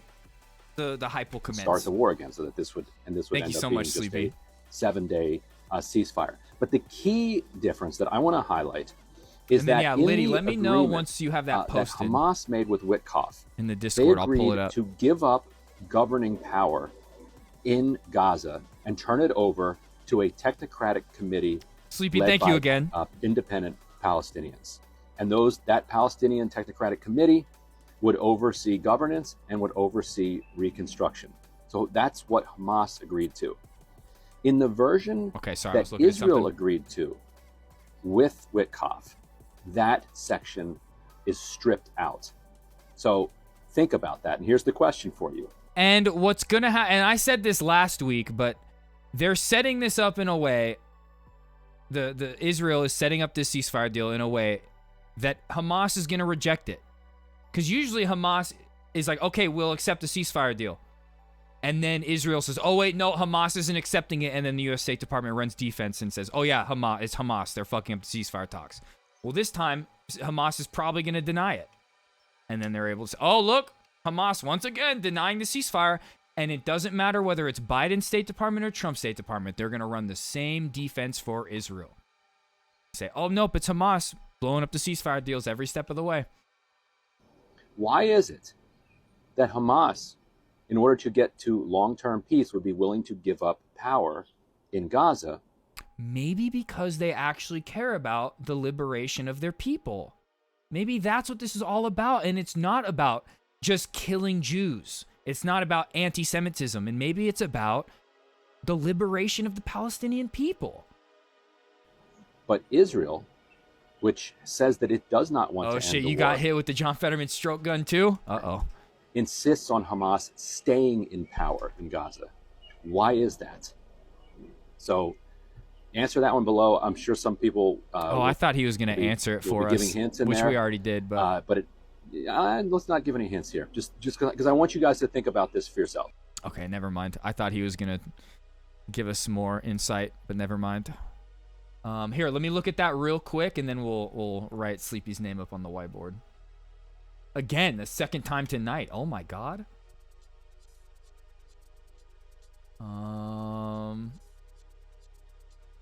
Wait, media? Oh, here. Wait, is this gonna dox me at all? Is this gonna like show my address or anything? Zip code?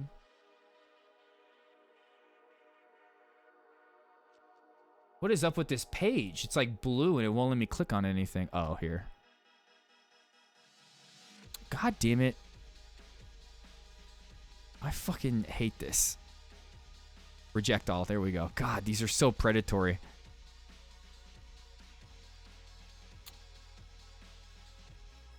And so what are you guys saying?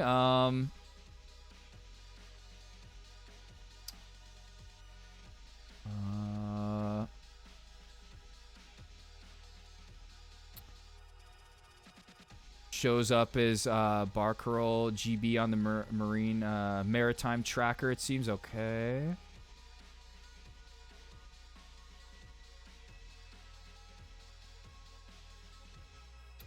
Seems like the plane is 100 kilometers south of the boat, and it would make sense using planes if they have drones. Yeah, that's what did it the first time.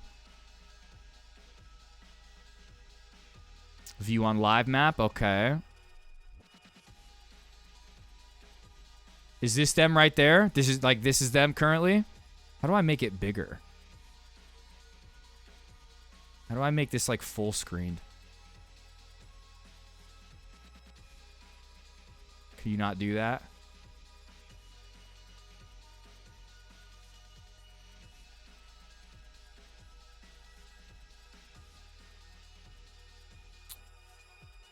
View on live map. Oh, there we go. I clicked that once and it didn't do anything. Okay, here we go.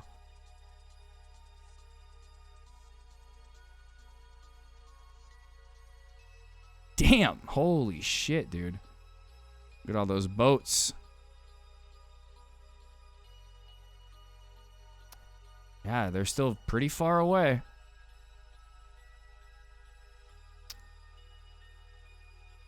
I hope everything stays safe.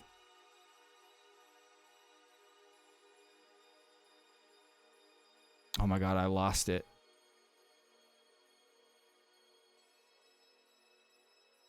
Anyway, we get the point. Thank you for that. We'll be frequently looking at this. Oh, I just realized. Oh. I see now. Okay. All right, ceasefire. I feel like that's really it when it comes to ceasefire talks. Except, you know what? Let's read one more statement just from, let me try to find the one from, like, senior Hamas officials. Like, the most recent one. What did Hassan say? Now we wait on whether Trump has interest in pushing Israel into a ceasefire it doesn't want, because once international investigators enter the Strip, genocide will be burned into collective memory. Trump couldn't influence Russia, might look for a W here since Israel is a client. Predictably, this is a no. Once again, the U.S. side keeps getting Hamas to agree to ceasefire deals, only to have Israel blow it up. And then they're left to blame Hamas. Yeah, okay. Anyway. Yeah, it's going to be no different. Okay, that was from a while ago.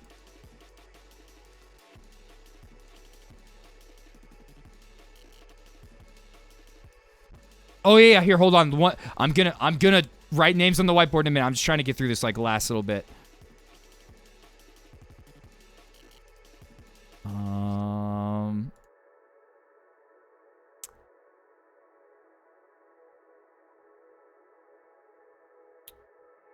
Yeah, whatever. You know, we're not, I talked about the ceasefire enough. There's not much else to say. Not much else to say. And this is all stuff that we've looked at.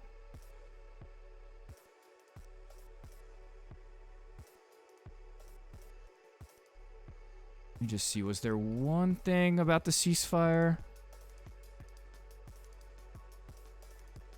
Oh no, that was Trump's tariffs.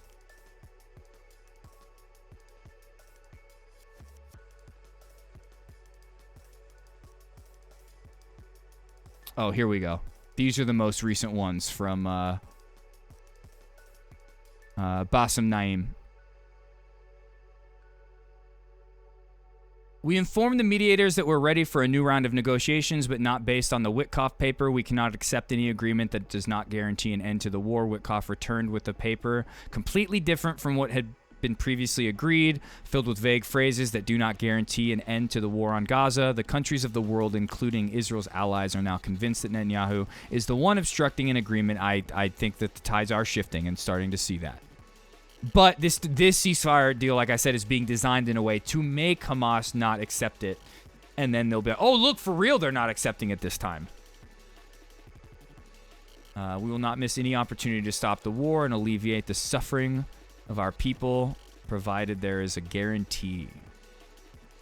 And just like we learned a couple weeks ago when Hamas did the direct hostage deal with Steve Witkoff and released that one U.S. IDF soldier freak, Hamas said that right after that, they just ignored him. Witkoff just ignored him, didn't follow through with any of their end of the deal. So despite us giving them the benefit of the doubt a couple weeks ago, the first ceasefire that got enacted before Trump was even in office, some things that seemed like maybe they'd be a little bit better when it came to Palestine, nah. Israel's our strongest ally, the most moral army in the world, most moral state in the world. So it's going to be exactly the same. Like I said before the election, it doesn't matter who wins. Their UN ambassador is going to vote the same way Biden's is, with Israel every step of the way. Yeah, these clowns cannot be trusted. Exactly. But I think that's really it with the ceasefire. Like I said, I don't want to spend too much time talking about the ceasefire. See, was that it? What is this? Oh, here. Let's watch one more quick minute 30 video of Jeremy Scahill talking about it, and then we'll go hype. There's some theories that that have been floating around for some time that Netanyahu wants Hamas to remain in power because he can easily demonize them as a terrorist organization. I mean, hasn't he effectively said exactly that in the past? Yeah.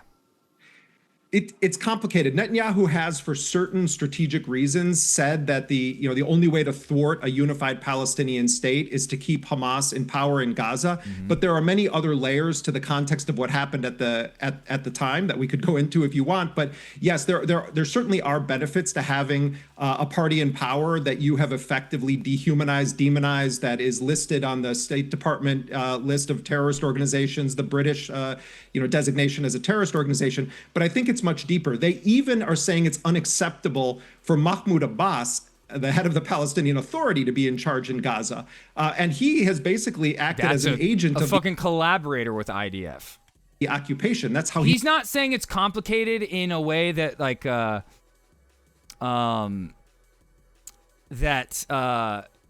they like. He's widely seen among Palestinians in Gaza. Mahmoud Abbas, the head of the Palestinian Authority. He's saying it's worse. It's worse than them just like wanting to keep Hamas in power. Be in charge. It goes in Gaza. beyond that. And he has basically acted as an agent of the occupation. That's how he's widely seen among Palestinians. So it's not just about Hamas. It's that Israel doesn't want Palestinians in control of Palestine at all. Yeah.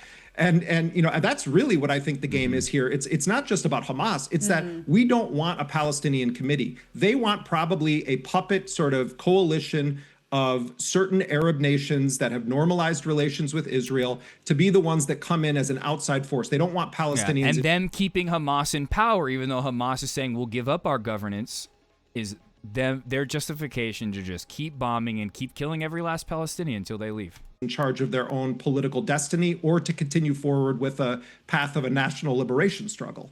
But yeah, this guy, for anybody that doesn't know, Jeremy Scahill, he's like, talking to Hamas directly and getting the information directly from Hamas when it comes to these ceasefire deals. He's on Hamas's side. He's not out here saying that oh, it's more complicated than that. It's not that they just want to kill all the Palestinians. He's saying no, they want to kill them even harder. But no, I totally get that. But yeah, no, Jeremy Scahill's on the right side of things.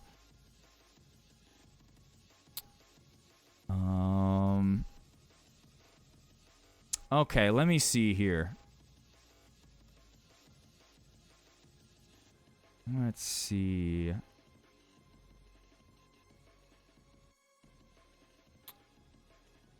Oh yeah, the Colorado attack. We got to talk about that a little bit. A dude in Colorado did an attack with a makeshift flamethrower and some Molotov cocktails, where he almost killed a Holocaust survivor. While doing the attack, he did scream "Free Palestine." Now, one thing, and I'm not trying to fearmonger at all. I don't even really believe this. I just want everybody to remember something. Back during the Nakba, we all learned Mossad was doing anti-Semitic attacks, organizing anti-Semitic attacks against Jews in the surrounding countries in order to justify Israel's existence. I would not put it past Mossad to see the tide shifting in media sentiment and them saying, all right, we got to pull some strings. Now, I'm not saying that's what happened here. I think this is a real thing that happened. But just always keep in mind, because I try to fight against this as much as possible. My brain will always go to like conspiracy. I think you got to try to fight that, because there are real things that happen in the real world. But there are also psyops. There are also like intelligence operations that go on within the deep state. In different deep states around the world.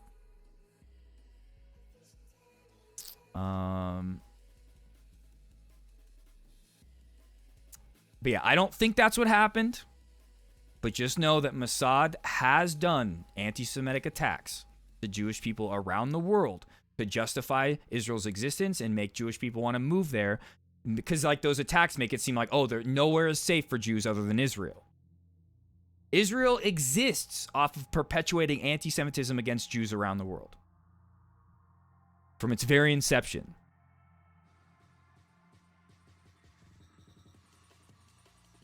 Exactly, yeah. And that's like this guy I don't think was anti-Semitic. I think his beef was with Israel. But even if he was anti-Semitic in his attack, and like if he had a manifesto that like had anti-Semitism in it, doesn't make Zionism any less evil. Okay? But if he was anti-Semitic, as we've talked about, and like you just said, Israel conflating Zionism and Judaism doesn't help. Israel killing fucking babies, women and children, men, civilians, indiscriminately, is making a lot of people not blame Israel, but blame Jews. Whereas, every time we talk about this, I try to reiterate, when we're critical of the state of Israel, it has nothing to do with Judaism and everything to do with being critical of a far-right authoritarian government that's genociding the Palestinians. But yeah, still doesn't justify genocide. Even if this was an anti-Semitic attack. But I don't think it was. It just so happened that in the attack of this, like, pro-Israel... I don't even know what was going on, actually. Here, we'll watch a video and see what it was. But in the process of this attack, he almost killed a fucking 88-year-old Holocaust survivor. The attack has been planned for over a year. Apparently was looking to buy a gun, but he was denied in background checks. What up, Otter? Oh! I'm a piece of shit. I started moving on to the next segment before doing this. Before doing the most important thing. Fine, I guess you are my little pog champ. Sleepy coming in with that gift sub! No, please, not HR! You finally awake. I'm so alone, no one to phone.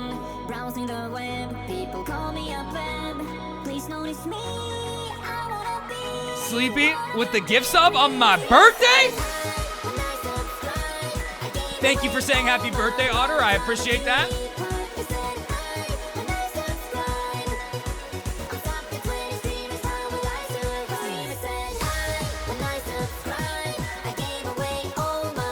This portion of stream was brought to you by Saratoga.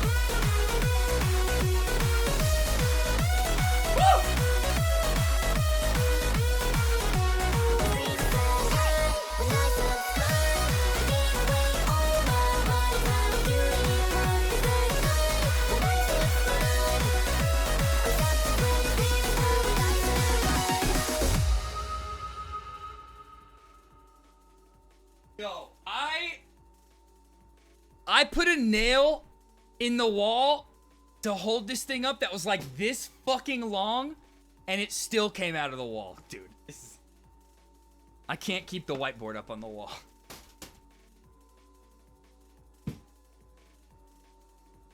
And like the thing is I kind of have to keep the whiteboard up on the wall because the other day Bernie knocked it over. The other day, Bernie knocked over the whiteboard when it was on the ground and almost hit him, so I'm like, fuck, I can't just leave it on the ground.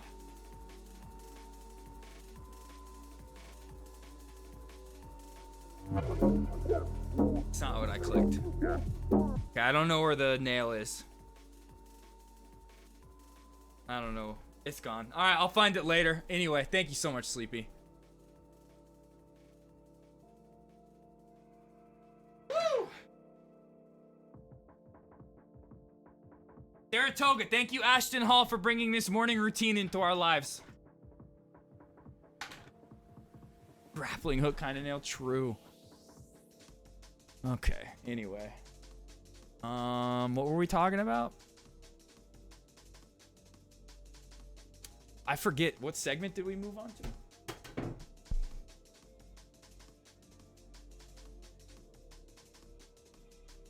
What were we just talking about? Oh yeah, the attack in Colorado. That's right. What was I saying? I feel like I said everything I needed to say. Here, let's just let's read.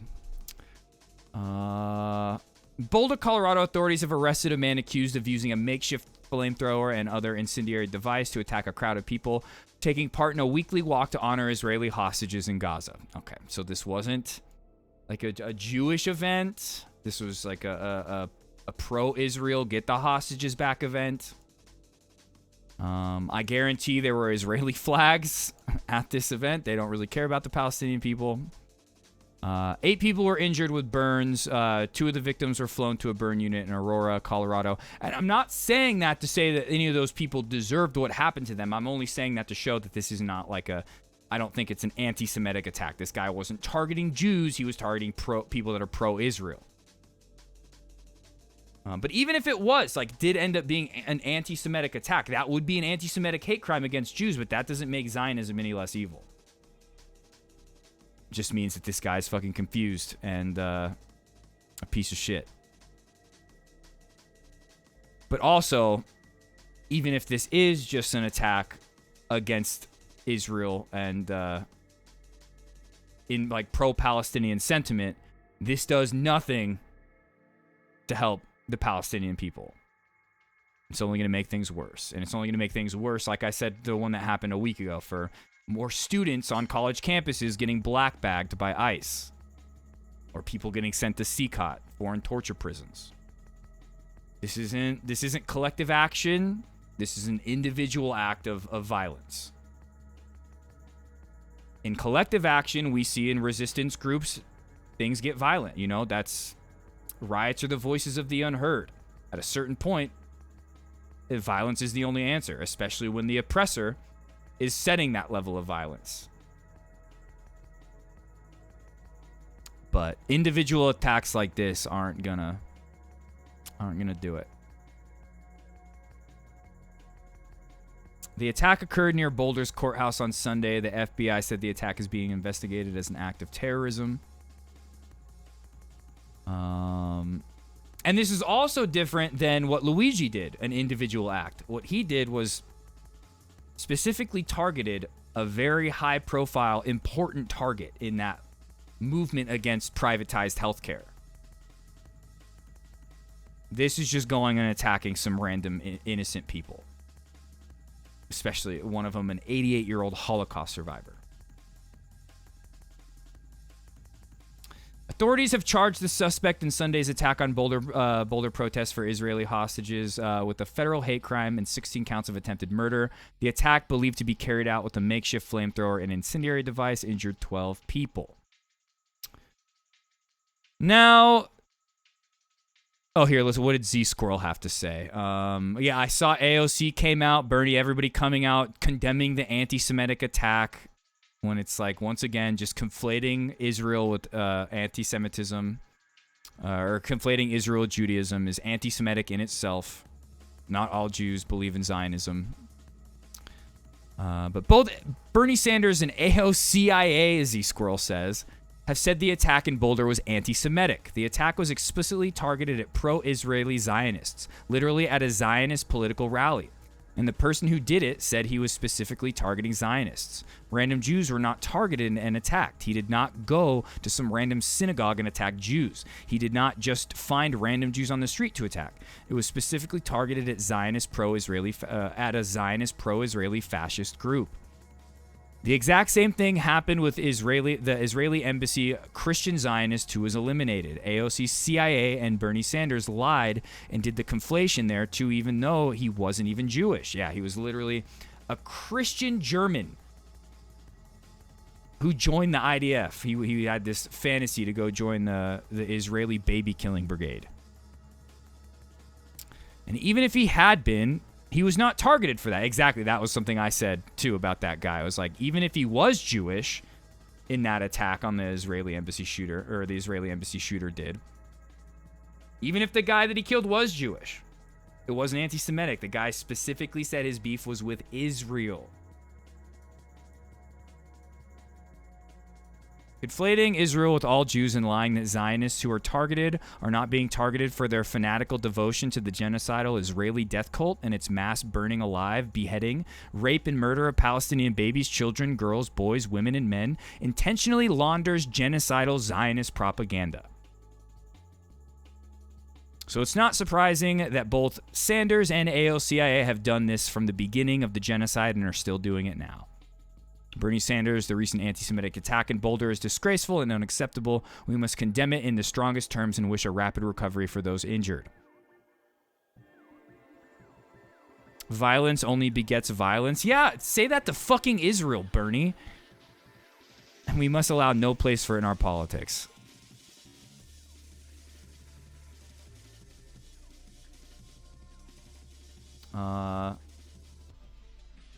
Yeah, and if you do, well, fucking yikes. Exactly. It's literal colonization through genocide. That's what it is. I firmly believe in a one-state solution, Palestine. Everybody lives there equally and peacefully. Now, in the liberal world that we live in, I don't see it working out like that. It's probably going to end up, if like best case scenario, like two-state solution where Israel just fucking exists and stops genociding the people around them. But I believe in a one-state. I don't think Israel should exist, especially knowing that 82% of Israeli citizens are okay with the agree with the ethnic cleansing, the genocide that's happening. And even the ones that don't agree with ethnic cleansing, they're living in Palestinian homes.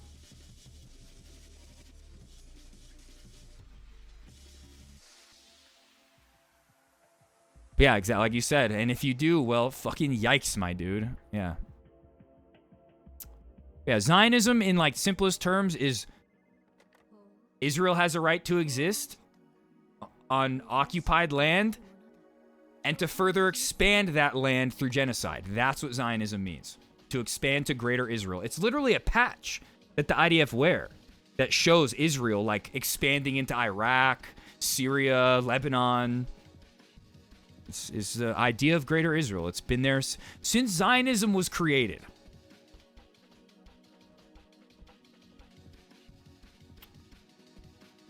But I don't want to spend too much time on this attack like we did with the last one. Like, I don't feel bad for that guy that died, the embassy staffer. That guy's a fucking freak. I don't think it should have happened, but I'm not, like, sitting here, like, shedding tears over him going. But I don't think that these innocent people, especially an 88-year-old Holocaust survivor, should have stuff like this happen to them, you know? It's fucking abhorrent. And again, it doesn't do anything to help Palestinians or people, pro-Palestinian advocates in this country. Since Zionism was forged in the heart of a dying star in the worst part of the galaxy, true. But yeah, this is another really scary part. Jonathan Greenblatt, head of the ADL, once again coming out and blaming HASAN for this attack that went on in Boulder, just like he did for the one at the Israeli embassy shooting. And what I really want is whether it's social media influencers on Twitch and YouTube like Hassan Piker, or other kind of promoters of hate on YouTube and TikTok like Guy Christensen, or like, you know, these speakers at these he's graduations. got new characters it just too. happened the other day at MIT, spreading blood libels about the Jewish people or the Jewish state. It creates the conditions in which this kind of act is happening with increasing frequency. We've got to stop it once and for all. I hope the Trump administration will do just that. The tides are changing, though. Like, the head of the ADL has come out twice on TV, coming after like a small Twitch streamer. And I don't mean small like compared to me or like just streaming in general, but compared to like the media apparatus. Like, you got the ADL focusing on him now. Well, the fact, and what I really want is whether it's social media influencers on Twitch and YouTube like Hassan Piker, or other kind of promoters of hate on YouTube and TikTok like Guy Christensen, or like, you know, these speakers at these graduations. It just happened the other day at MIT, spreading blood libels about the Jewish people or the Jewish state. It creates the conditions in which this kind of act is happening with increasing frequency. We've got to stop it once and for all. I hope the Trump administration Is she will one do of the just people that spoke out at their like Harvard or Columbia graduation ceremony? I don't know that name.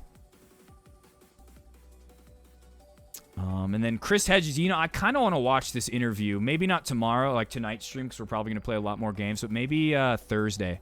We'll watch Hassan's interview with Chris Hedges. Chris Hedges is an OG when it comes to war corresponding, and I mean like anti-American State Department war corresponding. MIT class president. Okay, yeah, I didn't see that one. A lot of right-wing Indians were extra angry that a Brahmin girl spoke out for Palestine. Okay. Ethnically from your community. Got it. Yeah, straight queen shit. Every single one of them. Every single one of them getting on the podium and risking their diploma. Because a college will try to take your fucking diploma away. They'll threaten to take your diploma away if you throw your hat up at graduation.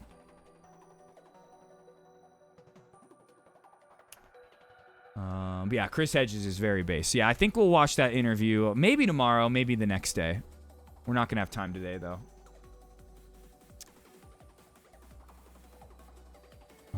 But okay, here, let's just watch this one part of the interview of them talking about it. Jonathan Greenblatt. Against Rabin. And they were putting Rabin in a Nazi effigy because of the Oslo peace agreement and burning it. There was one rally where Netanyahu... Yeah, kicked out of NYT for speaking out against the Iraq war. Exactly, yep. Old school anti-imperialist, yep. Walked in front of a mock funeral of Rabin. Yeah. And it's like an Amy Goodman, you know, one of those types. After he was killed, his widow Leah blamed Netanyahu and his supporters. So the danger is it's worse than censorship. And what he's doing is essentially greenlighting some fanatic to carry out a revenge act for your responsibility or sanctioning of murder. That's really what's happening. It's far graver. Yeah. No, I recognize that. And I love that Hasan just had him come on the stream and just chill like this. These are my favorite Hasan streams where he has guests on like this, and they're especially someone like Chris Hedges, this old dude, just coming on, laying back in the chair and just talking about anti-imperialism, you know, pro-Palestinian sentiment, anti-genocide. Legend. For sure. He was also remarkably familiar with Hasan in his streaming world. That's cool. Keeps You his know, ear it to is the what ground. it is. There's not really much I can do about it. But what I was gonna say is, to be fair to the hat thing, aren't they usually like really? Maybe, I don't know.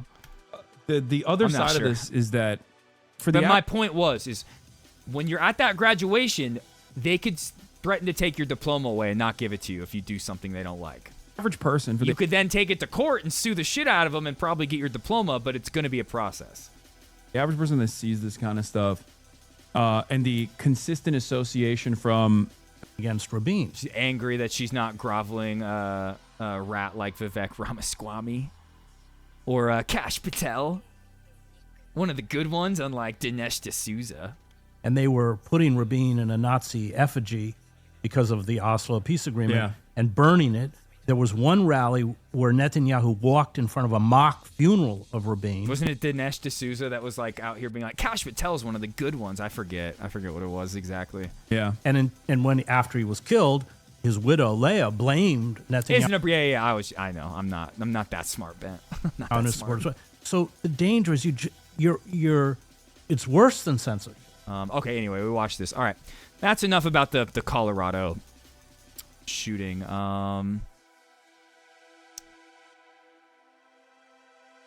Okay, let's I think that was really it. What is this one last Gaza tweet? Okay, we're going to save this for tomorrow. We'll save that one for tomorrow. Whoa, I got 6 notifications? What is going on here? What the fuck?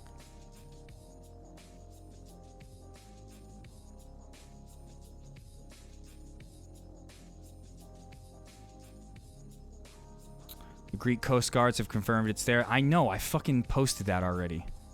I literally, underneath this post, I said that. Right here, the first fucking thing I said, update. I made a whole separate post about it, you fucking idiot. Read. What are all those other conversations? Okay, whatever. There's some conversation going on my post. Damn, 58 likes. Let's go. Okay. All right, let's change gears a little bit.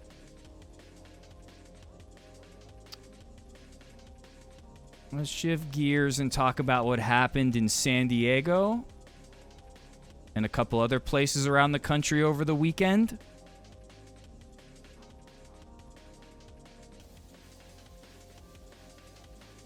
Later, Volk. Tonight, we're going to be doing a lot less news, and we'll play Battlefront, and we'll play the Midnight Society. I was thinking something else, too. Well, I'll write a list in the Discord. Like, of course, we'll cover any breaking news that's happening, but we don't have, like, now that we did all that, we don't have a bunch of backlog to go over.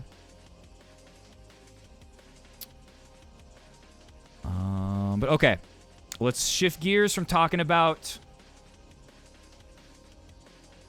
Gaza and talk about immigration. Stephen Miller is pushing for ICE to make 3,000 arrests a day. Feds have arrested an aide to Jerry Nadler in his office for attempting an immigration protest in the building. Sorry, not attending. You know, I write, when I'm taking these notes, oftentimes I'm doing voice to text, and sometimes it gets words wrong. But for attending, not attempting, an immigration protest in the building. And then here's the story. Armed ICE agents wreak havoc as they descend on San Diego restaurant during service. In San Diego, California, over 20 armed and masked ICE agents in full tactical gear, right, as seen right here. But you gotta understand, when you're going after women and children, sometimes they scratch, okay? Sometimes they scratch your eyes and your face. You gotta protect yourself in tactical gear like you're going to fucking fight in Operation Iraqi Freedom. You got to be ready for those kids. Like, there's a mom. There's a mom being arrested in an ICE vehicle, and there's a 14-year-old girl trying to block that van. Bust out the tear gas. Get the flashbangs. It's fucking freaks, dude. Every single one of these ICE agents deserves to be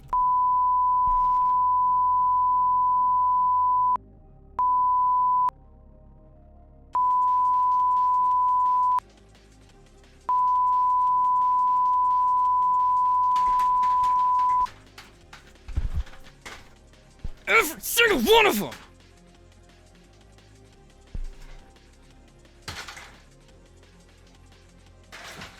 Every last one of them deserves to be fucking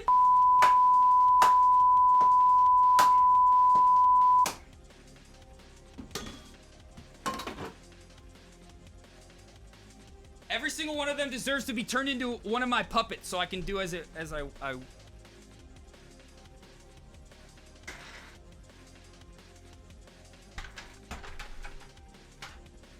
can tank a flashbang. You're stronger than me, Shark.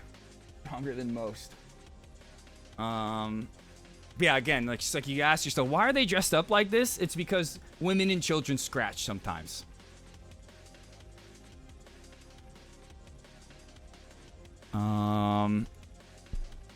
The agents handcuffed the staff, demanded IDs, then arrested at least 3 workers.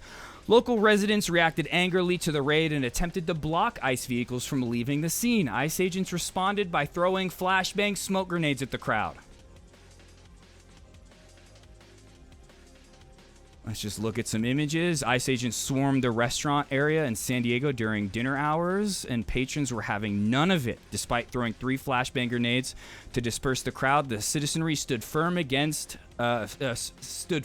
and agents retreated. Hell yeah.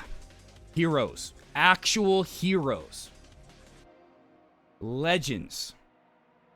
Can't flashbangs cause permanent damage? Oh yeah, during the Standing Rock protests back in 2014, the police shot a flashbang at a crowd, and it blew up a girl's hand.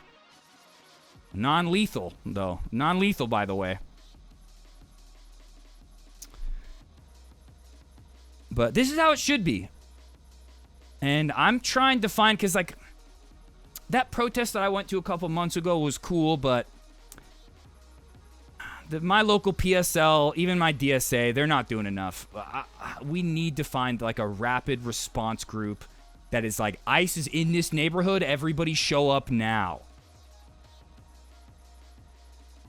And that's what I tried to start back in 2016 before the DSA was created. After Bernie dropped out and Trump won, I tried really hard to get all those people that eventually made the DSA and other orgs to try to go and start protesting at ICE facilities and stuff. I had the local ICE headquarters like literally on a map that was hanging up in my room, all pinpointed.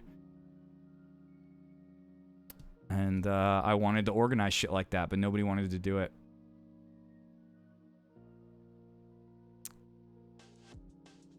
But it's what needs to happen. Oh, here's more. Shame! Shame! Fucking shame! Shame! Shame! Shame! Thank you, Arthur. I appreciate that. Shame! Shame! Back up! Yeah, back up! Back up! They retreated. Bro's got a fucking grenade launcher. And we keep hearing about, like, oh my god, 413% increase in violence towards ICE agents. Honestly, I'm not seeing enough. I feel like they're counting every time, like, a 14-year-old girl, like, tries to block an ICE van. They're like, that's an instance of violence against ICE right there. And that's like another 10% going up. They're like, oh my god, a fucking baby scratched me, dude. Violence. I ain't seen any real violence against any ICE agents yet. Shame! Shame! Shame! Shame! Unfortunately. Shame! Shame! Shame! Shame! Back up! Yeah, back up! Fucking pussies. That's right! That's right! Back the fuck up! Back up! You guys are fucking Nazis! Get the fuck out of here, you fucking Nazis! Fucking cowards! Go! Yeah, get the Look at them. They started running away. cowards! Go! Yeah, get the fuck out! Get the fuck out! That's the way it should be done. Fucking cowards! Cowards! Fucking cowards! Nazi fucking cowards! Yep. That's right. That's right. Even Tim Walz the other day compared them to the modern day Gestapo. It's true. Okay, no, that's a different thing. This is a different one. I want to find the San Diego one where it shows them the flashbang right here. This is outside the restaurant before they started to retreat.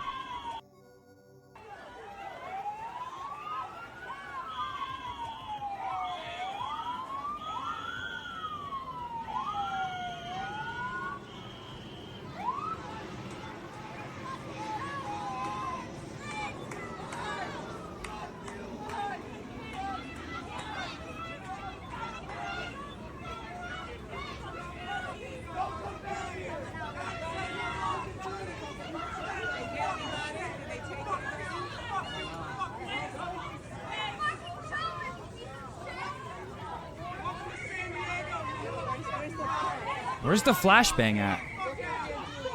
Did it already go off and I'm... Oh, right at the end? Okay, I don't like this one. I think I had a better video. Damn, what's she throwing? Hell yeah, masked up and all. Let's go. Based queen. I mean, I disavow that.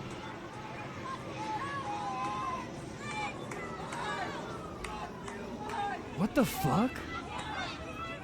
Wait, what the fuck is that? Wojak? Soy point? Wait, what?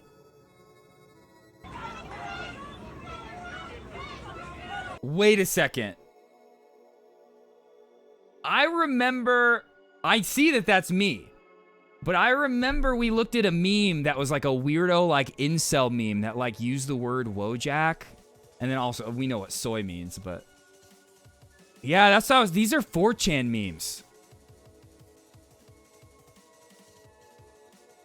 We don't want no 4chan memes around here. I'm sure that you worked really hard on those, but we cannot have any 4chan memes around here. Thrasher, I appreciate you. I'm sure you don't know. I know you didn't. You didn't know. You've just heard the memes and you thought, but no 4chan memes. Sorry, Thrasher. Thank you for making that even. But you know, you could... I don't know how much the actual images relate to the memes. But if the images like don't relate too much to the memes, just rename them. You know, just don't name them the 4chan terms. Wait, are we really asking why no 4chan? Are we seriously asking that? Legitimately? Or are we being facetious? Okay, anyway.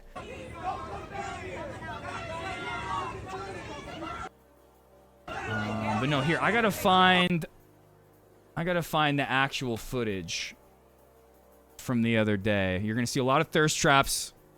Just deal with it for a moment.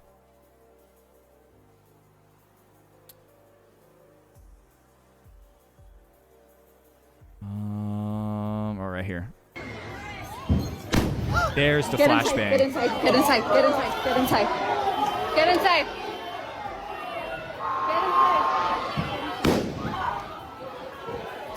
Get inside, get inside, get inside. Stay right here, stay right here, stay right here. It's okay, it's okay. Stay right here, stay right here. You guys said nothing's happening. It's okay. We're gonna leave right now. Stay right here. It's okay, it's okay. It's okay. Where are you from, Liddy?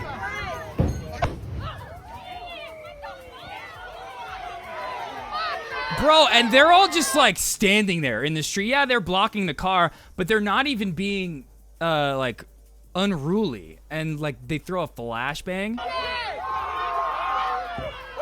Australia, okay. Yeah, don't even have guns in prisons. Yeah. I had a friend, not a friend, a guy an old coworker, who he lived in Alabama, like 10 years before he was working with me. Applied to be a cop, failed the psych evaluation. 10 years later, I'm working with him. He's like, you know, I don't like this job. I want to try to be apply to be a cop here. It's been long enough. And he would frequently talk about how, like when he was going through the training and stuff, how it's like, oh yeah, if you have an AR-15, you're allowed to bring it to work with you.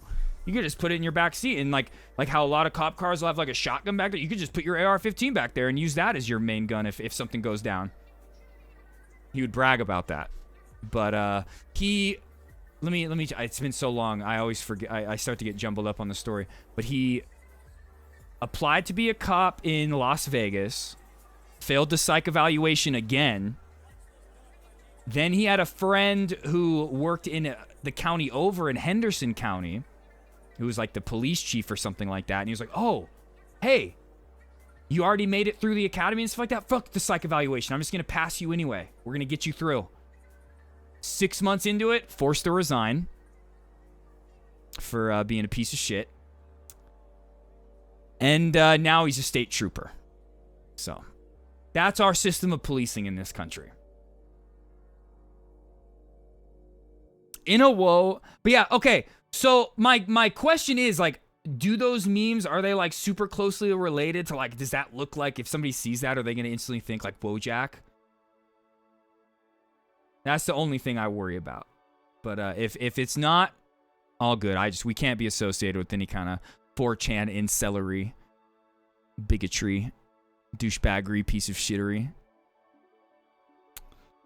Okay, wait, where was that one? Here, were there any other ones on that? Oh my god, dude, my TikTok likes. Woo, sheesh. Okay, no, I don't think there was anything else.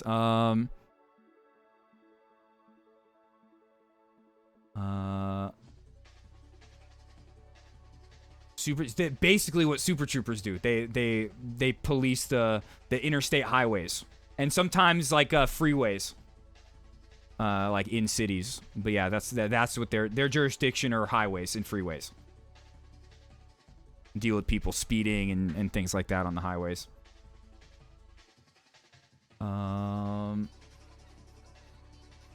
I think it's totally fine for sure. Fantastic even. Okay. I'll look into it off stream just to clarify. But again, Thrasher, I appreciate you making those. I know you probably spent time on it.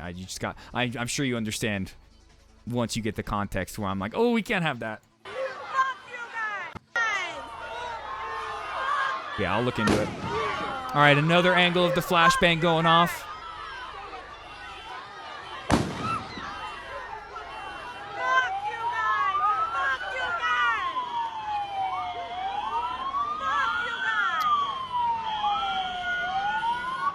Exactly. Shame. That was a good copy pasta you guys had going. I like that.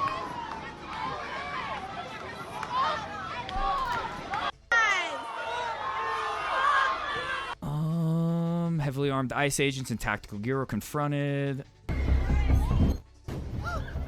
by restaurant customers and neighborhood residents as they conducted a work site raid at a popular restaurant in South Park neighborhood of San Diego.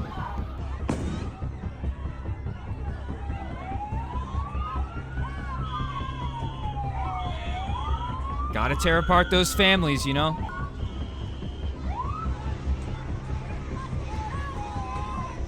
Want to know who's infinitely more of a terrorist than Hamas could ever even imagine of being?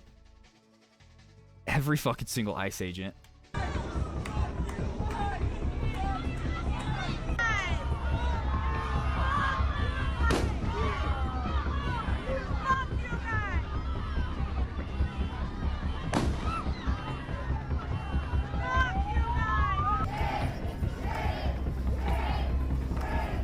Yeah, I mean, I've seen, I think it was at China or Japan, like people, like the police taking down people with like violent weapons without using guns, you know, with non-lethal means. I've seen instances all around the world, you know.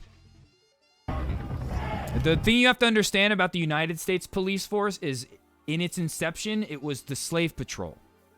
That's what they were from the very beginning. When we first had a police force, that was their job, was to catch runaway slaves. And it has evolved out of that, or evolved, you know, evolved with that being a part of it.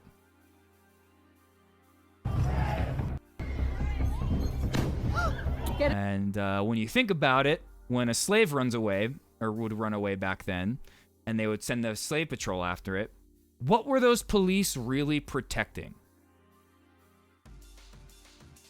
They were getting the slaves back, but what were they protecting from the plantation owners? They were protecting the plantation owners' capital. In the same way that today, when there will be a strike at a business, a corporation, who do the cops come in to protect? The business owner's capital. They'll start bashing the heads in of strikers. Cops have always existed to serve and protect capital. That's it.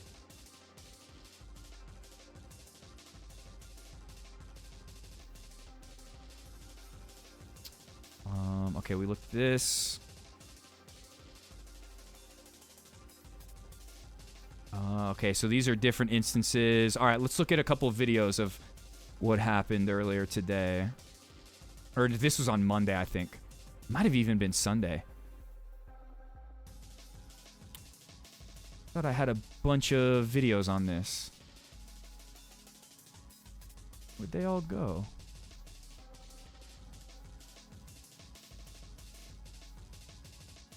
Oh, here. Democracy depends on a free press. Please support our independent journalism at democracynow.org/give. This is Democracy Now!, democracynow.org. I'm Amy Goodman with Juan Gonzalez. You know, I don't see too much like Al Jazeera coverage. I looked for like Al Jazeera, Channel 4 coverage of this raid, different ICE raids. You don't see that too much. Look now how protests against immigration raids and arrests are continuing around. If anybody does find any news outlets from other parts of the world like that are covering this, please let me know. Country. In Milford, Massachusetts this weekend, students walked out of school Monday to show support for Marcelo Gomez da Silva, an 18-year-old high school honors student detained Saturday. Okay, yeah, this is a whole different story. Community outcry in Milford, Massachusetts, after ICE takes a local high school student, Marcelo Gomez. In Milford, Massachusetts, hundreds of community members rallied Sunday in support of Marcelo Gomez, an 18-year-old high school student who was detained by ICE while he was on his way to volleyball practice. Shark, one of your own. One of your own, Shark. Sorry, I didn't mean to joke. Gomez, who was born in Brazil, had lived in the Milford area since he was 5 years old. He was also a member of the school band and was scheduled to perform at his school's graduation ceremony on Sunday. Massachusetts Governor Maura Healey condemned his arrest, saying the Trump administration continues to create fear in our communities, and it's making us all less safe. And then protests erupt as ICE arrests high school students in Massachusetts. Protests are continuing in response to the arrest of Brazilian high school student Marcelo Gomez da Silva. where he was on his way to volleyball practice over the weekend. Students at Gomez High School in the Boston suburb of Milford staged a walkout, many wearing their graduation gowns, joining a series of other demonstrations across town in recent days demanding Gomez's release. Immigration and Customs Enforcement has acknowledged the teen was not the target of the arrest operation. They've acknowledged themselves that he is not the target, but he's still in custody.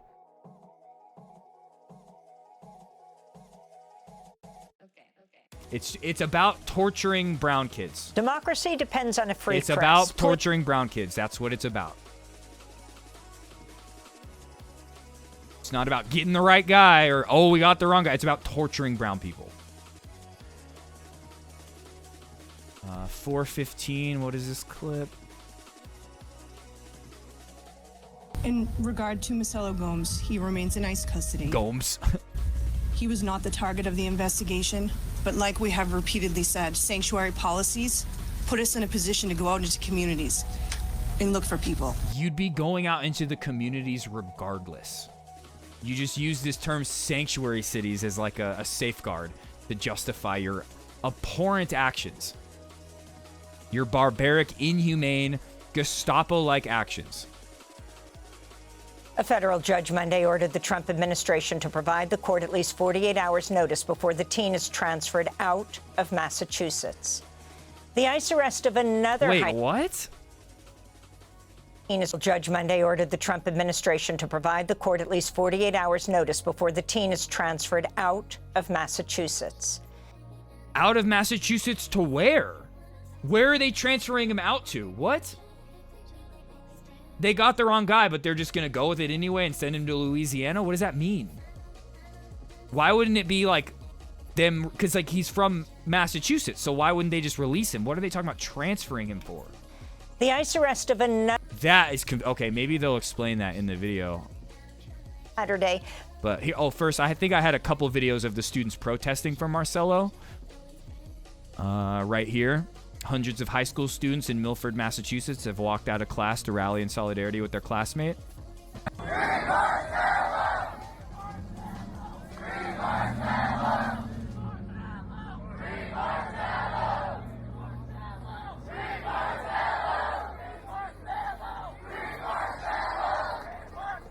I wonder if there were any kids at this school that were like, I'm not walking out. I'm staying in class.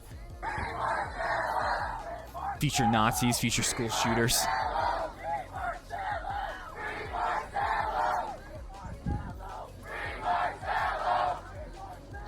Future Asman, yeah. True, so true.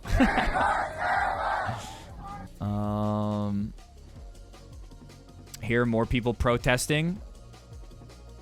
Outside, students, teachers, and community members swarmed the town to protest what ICE brags is the largest immigration enforcement operation ever, getting an 18-year-old. Just an incredible outpouring. The community turned out in numbers following today's high school graduation ceremony in Milford, where Gomez was supposed to play in the band. Hundreds gathered to support him, and WBZ's Paul Burton picks up our team coverage from Town Hall there.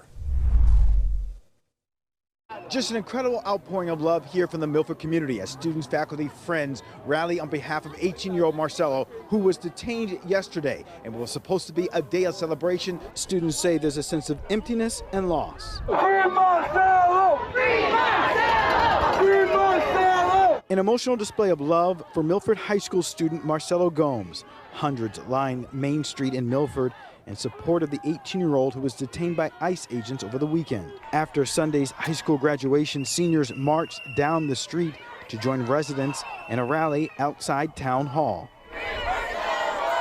Marcelo was a good kid. He was excited for his future. He did absolutely nothing wrong. He was innocently going to a practice and he was targeted. Juliana Rentes breaks down at the rally and embraces Marcelo's younger sister. Rentis says so many students are living in fear of ICE. Just tearing families apart. There's no pattern, so no one knows who's next. Our students deserve to feel safe, and they don't feel safe. And arresting some of them traumatizes all of them. Yep. Milford English teacher Sherry Peterson knows Marcelo. And and I've said this a bunch of times, but the main reason why I chose to do lesser of two evils voting in a swing state, something that I talk to you guys every day before I did it. I was conflicted because of Palestine and just constantly voting for the status quo always. But I remembered what Trump did to my immigrant neighbors in the first 4 years, and that was like my main deciding factor, other than like trying to protect a woman's right to choose, being someone that was raised by women. But I also say that to say this, though. Like, Obama deported the most people in history. But the way Trump do it is an extra level of inhumane. And taught him in her English class. I can't imagine how scared he is. He doesn't know how to navigate this system. I wouldn't know how to navigate this. And it's not justified at all, but Obama, when he was deporting so many people, he was doing that to capitulate to the Republicans in hopes that he would get like some positive legislation passed for the Dreamers, the DACA recipients. Horrible call. Didn't end up working out for him like he thought it would. They just used him to deport a bunch of immigrants and tear families apart. And he's also probably a fucking freak who didn't care. System. The rally lasted a few hours, drivers honking in support as they passed by. Okay, that might have been it when it came to Marcelo. When it came to the protests. Yeah, this is a different one in Minneapolis. All right, let's go back to the Democracy Now! Video. By ICE agents in 3 unmarked vehicles as he drove his volleyball teammates to practice at 7:45 in the morning. Marcelo was born in Brazil, had lived in the Milford area since he was 5. It's because Trump designated a national emergency. 5 years old. He was also a member of Is that what Article 6 is? I don't know specifically what Article 6 is, but it's because he declared a national emergency. Graduation ceremony. So on Sunday, even though he declared a national emergency, these different governments, mayors, city councils, they still have the power to try to block them. But at the end of the day, when ICE comes through, what's going to happen? Oh, maybe these governments, the mayor, whatever, file lawsuits against ICE. They're just going to let those lawsuits fucking stack up. They don't care. Some of the lawsuits they'll win, some they'll lose. It's all chalked up as a win for ICE, you know. Monday, they terrorized many students marched in their gowns from their in the same way that Trump keeps doing stuff, going against court orders, being in contempt of court. But at the end of the day, if no one's going to hold him accountable, what does any of it mean? In the upcoming big, beautiful bill that the Senate's trying to pass for Trump, the tax cuts for the rich while cutting Medicaid, Medicare, SNAP, there's a provision in there that's going to allow Trump to ignore court orders officially to where it just won't matter. And the Senate's going to pass it. They're going to pass it with flying colors. Because you want to know what? We got fucking Chuck Schumer out here while the Republicans are trying to take Medicaid, Medicare, SNAP away from millions of citizens. We got Chuck Schumer out here talking about going to war with Iran and fucking up Trump's Iran nuclear deal, which is the same nuclear deal that fucking Obama was pushing through pretty much. You got Chuck Schumer out here not giving a fuck about Medicaid or Medicare, only caring about trying to get us to go to war with Iran. Hillary Clinton is so happy right now. Graduation to join hundreds of others at a protest outside Milford's town hall. That's Massachusetts. Let's go across the country now to San Diego, where outrage is growing after 20 armed and masked ICE agents in full tactical gear raided a popular Italian restaurant Friday. The agents handcuffed Union the del staff, Barrio. demanded IDs, arrested 4 workers. Local residents reacted angrily to the raid, attempted to block ICE vehicles from leaving the scene. ICE agents responded by throwing flashbang smoke grenades at the crowd.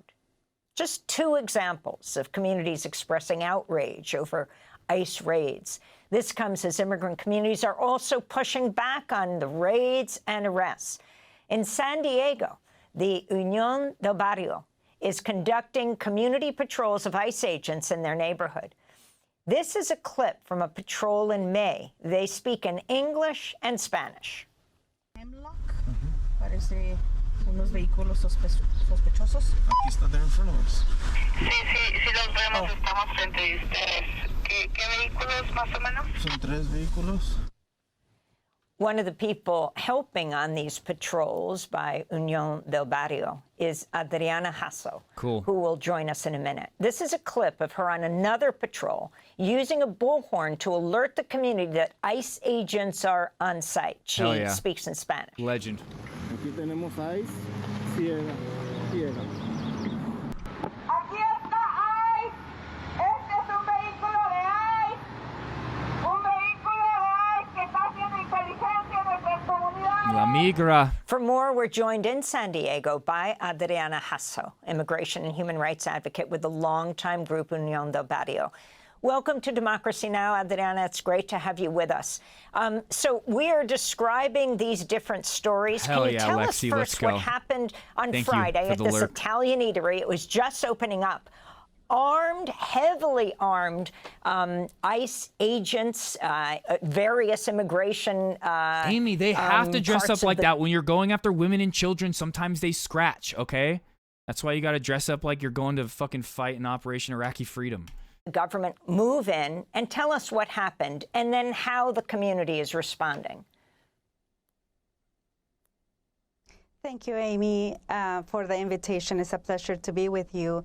Yes, on Friday evening, around 5 p.m., as members of the community of South Park, which is a middle-class community and one of the many communities in San Diego, was getting ready for dinner. And this particular restaurant has been popular for many years by local families and people who are just about to enjoy an evening of family time. And on Friday, HSI, the investigative branch of CBP of the HS, came to the location and requested for customers to exit the restaurant, as well as put under arrest and detention to every person working and serving a function in the restaurant. And could you tell us, Adriana, in terms of this move toward actual raids, rather than just going into arrest individual peoples, which the Trump administration started, but now raids in the community, how frequently have these begun to crop up? Yes, thank you, Dr. Gonzalez.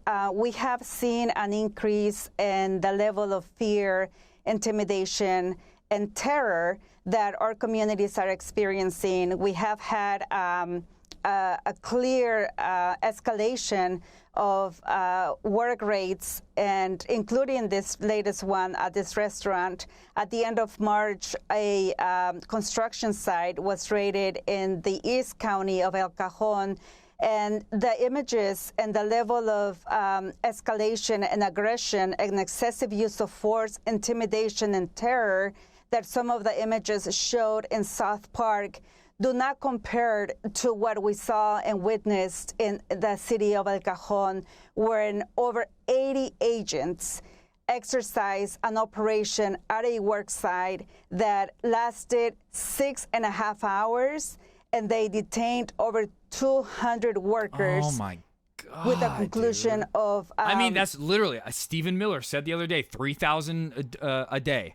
Taking into custody 17 of those over 100 workers that they detained for over 6 hours. 3,000 arrests a day, he said. And what about the situation of farm workers? I remember Trump in the first week said 1,500 to 2,500 a day, and now Stephen Miller is saying 3,000. The whole nation, not just California, depends on. You start going to different work sites like that, getting 200 people at a time, you're going to hit that quota. Work of farm workers in California, many of them immigrant workers. What's the situation that you've been able to tell of in the fields? Specifically to the community in the county of Bakersfield and the Central Valley, where most of the food comes from and is cared for and harvested by the hands and the labor of migrant workers and workers of Latino, Mexicano descent, as well as Central America. We have had two major work rates or targeting farm workers in the Bakersfield early mid-December, and a second one that had an impact took place in the farm workers community in the Orange County as well, in the Orange County about a month ago. This has been the escalation of targeting, and this came from Border Patrol, another branch of CBP, where over Oh, really? I haven't been sick, but I every day when I start streaming, I got major allergies going on. 100 workers were detained. That's just life. The first operation, and the second one, Pollen over all 20 around me. workers were detained. What is particular to highlight is that many of the workers were able to exercise and defend themselves from the excessive use of force and the abusive psychological harm that border agents and ICE agents were trying to inflict at the time of the interaction with the workers. So if you can talk, Adriana Hasso, about how the community is organizing. We're seeing communities where a sudden arrest happens and just the community rises up, from Missouri to Massachusetts. But you've been organizing for years. How are you moving on now? What are people doing in their organizing as Stephen Miller talks about ramping up to 3,000 arrests? You don't even test positive for allergies and it's been getting you? Damn. Yeah, like I said, I start streaming and I can't breathe. Everyone who's in here when I start stream most days, I'm sitting here like just like trying to blow my nose, but nothing comes out. But then I'll be sitting here and it'll just start like flowing out my nose, and then I'll go to blow and nothing will come out. It's so annoying. Each day. I gotta hit that neti pot. We understand and have adhered to our historical responsibility to fight back, to resist, and to denounce and take the moral imperative. We gotta all find rapid response groups, networks. Say that the legal framework, when ICE shows up in a neighborhood, they put out an alert, you show up. Human rights, like the fucking bat signal. You show to up. Our communities and to the working class of the West and other places in the country. This administration has made sure to because you can be successful in stopping an arrest or a deportation if you show up and use your body. To try to attack and violate every human right, every constitutional right. Unión del Barrio stands in very much the assessment and the understanding that we have the responsibility and anytime you see a piece of literature like this, information on the internet, even in real life, if you have an opportunity to go out and like do some postering, put these things up around your neighborhood, do that. But every time you see something like this on Twitter, on Instagram, any social media, share it, retweet it, whatever you have to do. Post it on your story. Spread the information. Defend our communities. We are organizing. Let everybody know about their rights and how they do weekend. not have to open the fucking door if that ICE agent doesn't have a warrant. Every single possible. Which that's one of the reasons why they're doing these raids on restaurants, is because people aren't opening their doors. So like, oh, we're going to go raid their workplace now.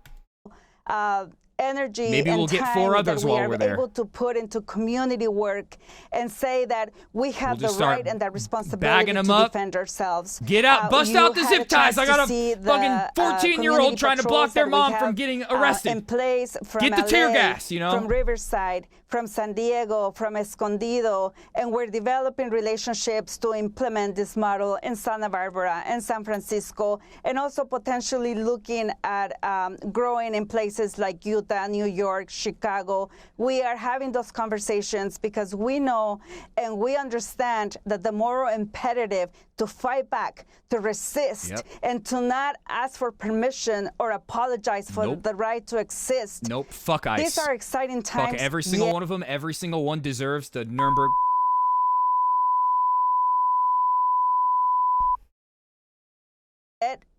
They are difficult times, painful times, but this is also could be an opportunity for the movement to gain the strength to stand up and face a fascistic, harmful government that has done away with the fundamental human rights and constitutional rights that we as communities deserve. Yep. Adriana Hasso, I want to thank you for being with us, immigration and human rights advocate based in San Diego, California, a member of Unión. All right, I del think I Barrio. had a couple of videos. Where are they?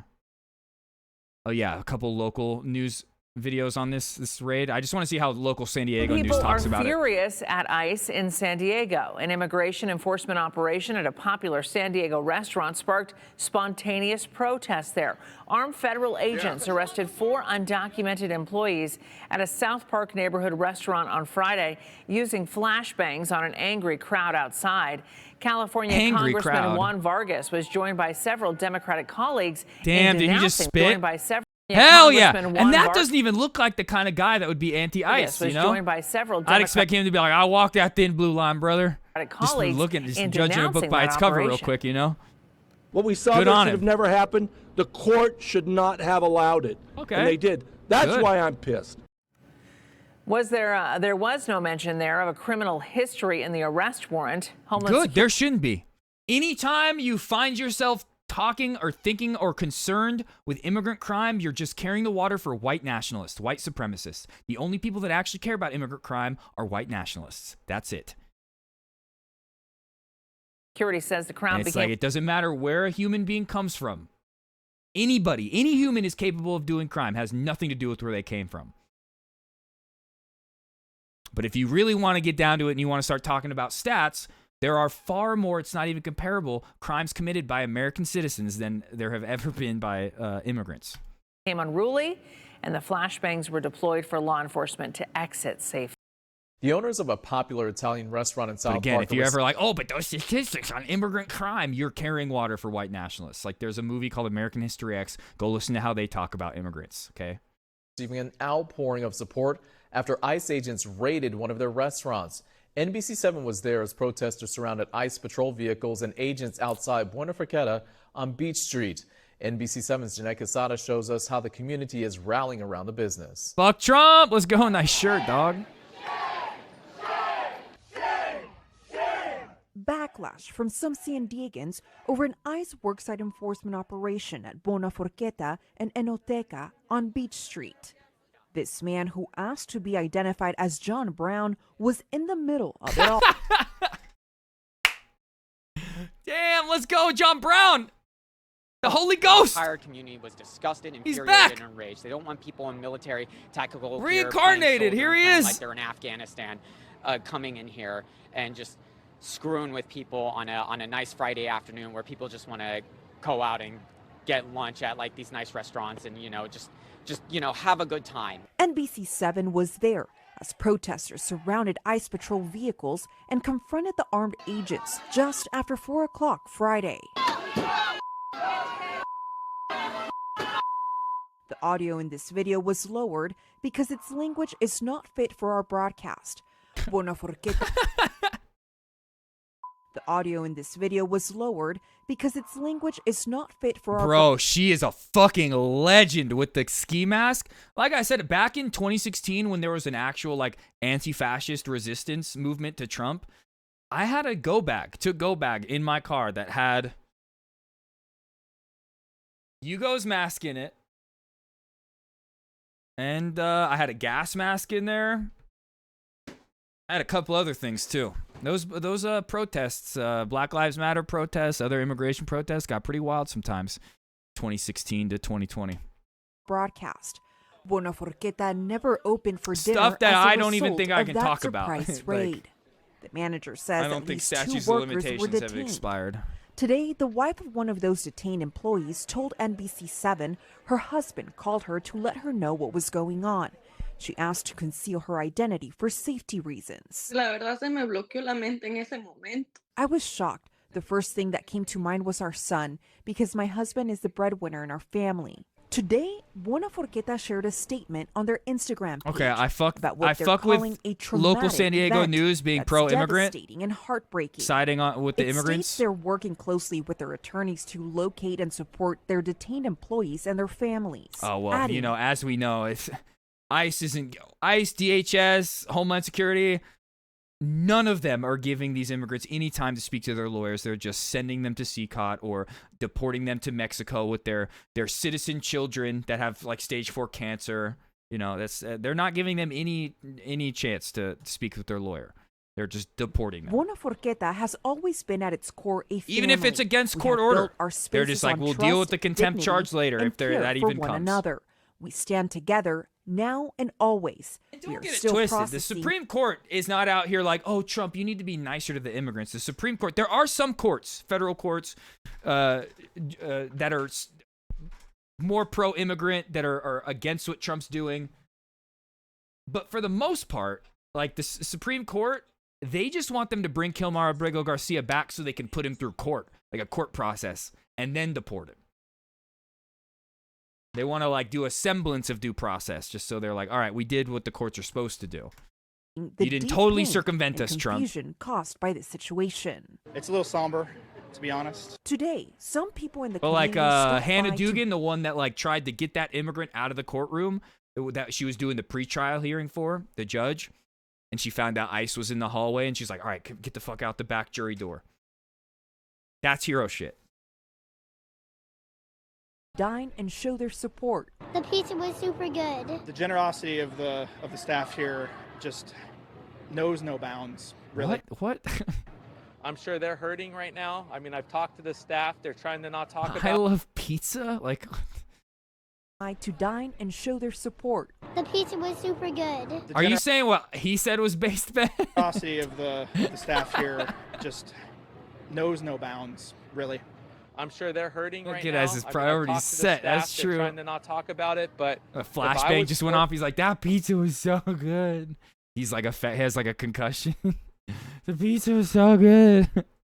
working there, I'd be really startled up, and I could only imagine what they're going through. The support was not only shown in actions, but in gestures, such as flowers at the entrance and signs and notes that read, "We love you," and "I'm sorry." Part of the experience of Buena Forqueta is the personalities. It's the lively. Days after an ICE Wow, raid at gets Buena cut off Forqueta when talking about the Buena Forqueta restaurant, dude. Cringe. How could they? in South Park. Today, lawmakers are demanding answers on why the operation was approved by the powers that be in California. This evening, we're also learning. Oh, wait. The operation was approved by the powers that be in California. California allowed it to happen. This evening, we're also learning new That's what I wanna details know. about the warrants that were issued for some of the workers at that restaurant. NBC 7's Shelby Bremer is live from South Park with what we're learning today. Shelby. Yeah, Monica. Ooh, years with nothing but Domino's. Is that going to change at all once you get to the city? Will there be any like more like niche options? Mark, just in the last hour or so, we did get a copy of that search warrant. And it says that this actually Hell all yeah, stemmed bet. from a tip received in November 2020 that the owner was allegedly employing people that he knew were undocumented. The tipster says, according to the warrant application, that the owner was actually also treating those employees poorly. Now, we did reach out to the restaurant multiple times today, but have not heard back. I mean, that could be a Still, thing. we spoke with That's members of one Congress. thing when it comes to undocumented immigration is they get exploited, not just by paying into the system of taxes that our government collects that they don't get to pull from it all. They don't get to benefit from it at all unless they become a citizen, which is a huge process with a paywall that most can't afford. But they get exploited by people that hire them and pay them shittier wages than they would pay an American citizen. They're upset with the way that this operation was carried out. Federal agents And like it doesn't matter. Like, I'll tell you this right now. Even if they are being mistreated at that job, I guarantee they choose that mistreatment over ICE. There's a reason why they're showing up to work, you know? It's 'cause, like, surrounding they're an immigration enforcement trying to make ends operation meet. at Buena Forqueta. I know people that have been undocumented for decades who have families who only have enough money to put food on the table, keep a roof over their head, buy clothes for their families, their kids, school supplies, things like that. They don't have money to put into a legalization fund or pay for immigration lawyers. South Park residents drawn outside, chanting at the agents we now know were executing a search warrant at the popular Italian restaurant just before the Friday dinner rush.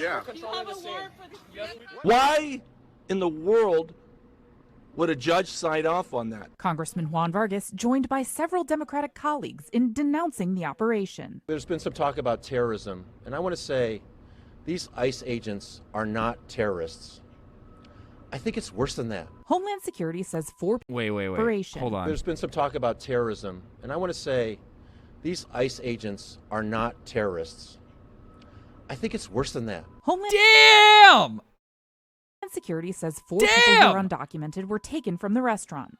Lawmakers say it was 3 Mexicans and Worse one than Colombian, Hamas, he said? with no mention of a criminal history in that warrant. 2 microbreweries. Dishwashers, busboys, maybe a cook. Hell yeah, you're gonna This get made our to experience that community no safer, made gentrification. it less safe. Homeland Security says the crowd Wait, hold criminal on. history in that warrant. Dishwashers, busboys, maybe a cook.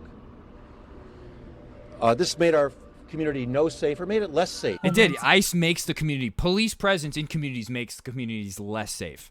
Just go read any tweets from Queen Tofu Ghost, okay? She's on it with that.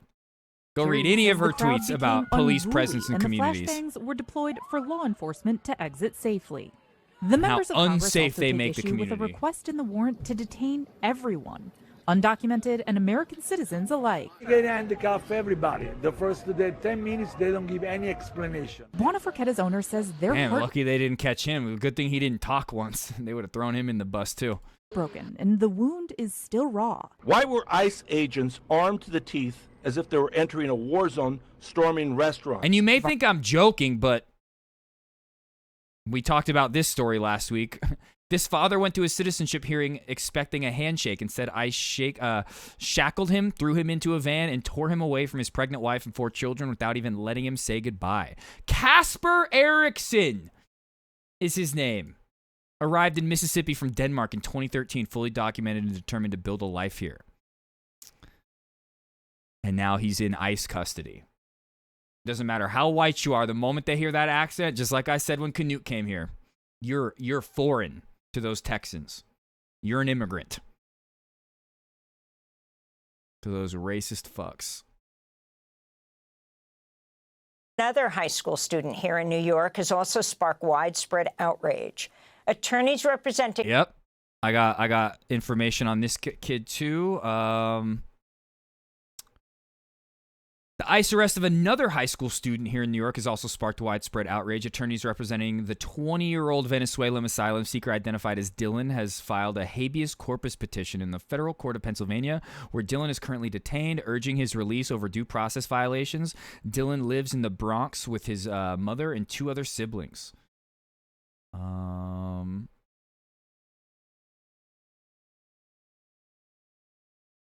What is this? Protesters took to the streets of at least 40 cities nationwide over the weekend, calling for a boycott of Velo Airlines over the company's contract with ICE to operate deportation flights. The protest came as the Arizona Mirror reported the Boeing 737 used by Vice President J.D. Vance's campaign has been chartered more than a dozen times this year. These freaks.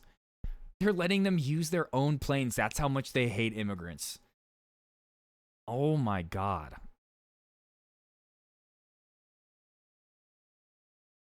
What a freak J.D. Vance is. He's also probably like having like those planes as they come back, like just packed with different prescription drugs that him and his mom are popping. But anyway, in Tucson, Arizona, witnesses say ICE agents falsely claimed to be utility workers for Tucson Electric Power as they attempted to ambush and detain an immigrant from Honduras. The man avoided arrest after his neighbor intervened. See, I told you. I told you, you can save people if you use your body.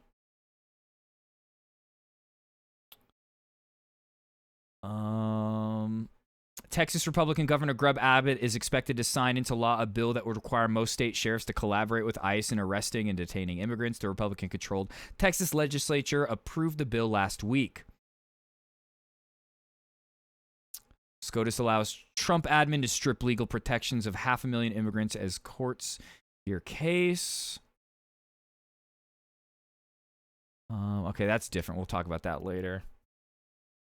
Yeah, we'll talk about that one later. Okay. Later, Garlo. Thanks for hanging out, man. I'm not old. I'm the young spruce age of as Dylan have years filed old. a habeas corpus petition in a federal court in Pennsylvania where Dylan is currently detained, urging his release over due process violations.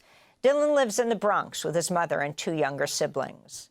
In related news, protesters took to the streets of at least 40 cities nationwide over the weekend, calling for a boycott of Avelo Airlines over the company's contract with ICE to operate deportation flights. The protest came as the Arizona Mirror reported the Boeing 737 used by Vice President J.D. Vance's campaign has been chartered more than a dozen times this year by the Trump administration to deport immigrants to Guatemala and El Salvador. Holy fuck. But wait, where'd the video go that we were watching? I'm so confused. Where'd my watch later list go? We were watching the local news ones. What happened?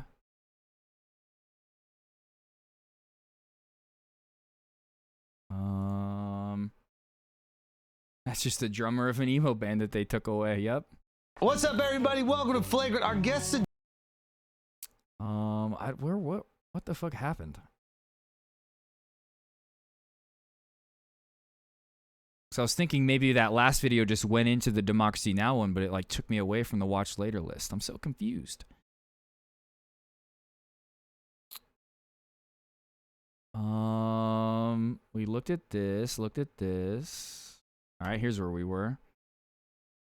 A federal search warrant obtained by NBC7. The investigation stemmed from a tip 5 years ago alleging 19 undocumented workers at the restaurants had fraudulent green cards. Okay, actually, I feel like we get the Dave point. Summers takes a closer look at the allegations against the owner and some of the workers. We get the point of what happened here.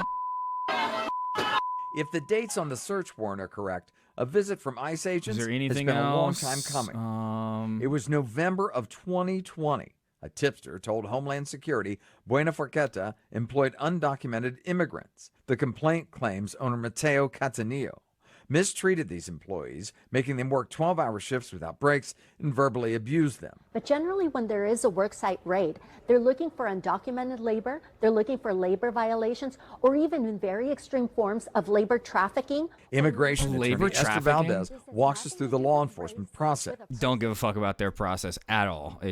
She's just pushing propaganda for them right now. Okay, I had a couple other instances of people showing up in their communities, stand up against ICE. At Lake in Bloomington, where ICE were seen, large group of angry people. I think this was in Minneapolis. Yep. Make tacos, not walls. Based. I bet you can get some good-ass tacos at this spot.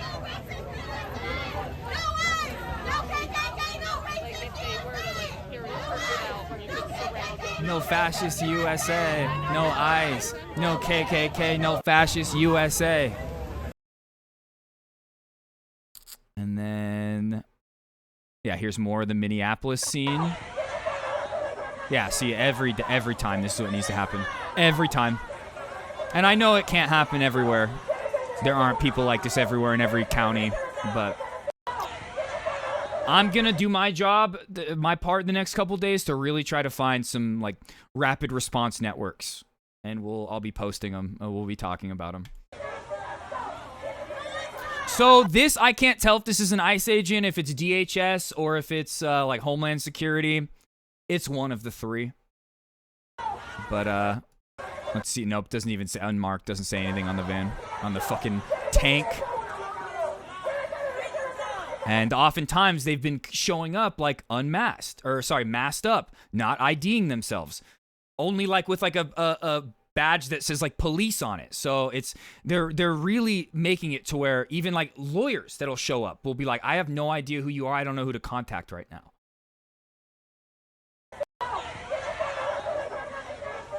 It's funny. It makes it look like the protesters are like walking with the ICE agents. But again, you ask yourself, why are these ICE agents in these tanks like this? Why are they dressed up like they're going to fight in Operation Iraqi Freedom? It's because these women and children scratch sometimes, okay? There's a 14-year-old girl trying to stop a van from deporting her mom. Get the fucking, get out the zip ties and the tear gas.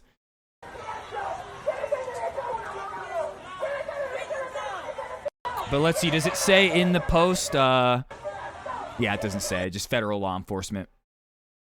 whether it's ICE, DHS, HSI.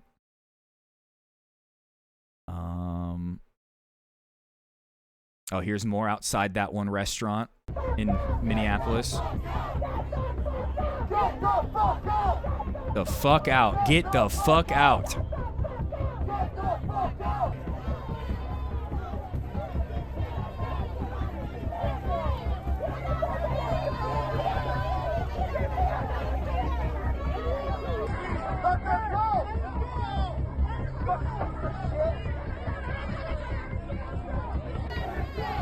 But yeah, again, like even then, it's like they're not wearing anything that says ICE, DHS, not IDing themselves. Could ATF please? Okay, so he's ATF. They're making in calls and they're like, yo, who wants to show up today? Who wants to go do the raid? All departments welcome.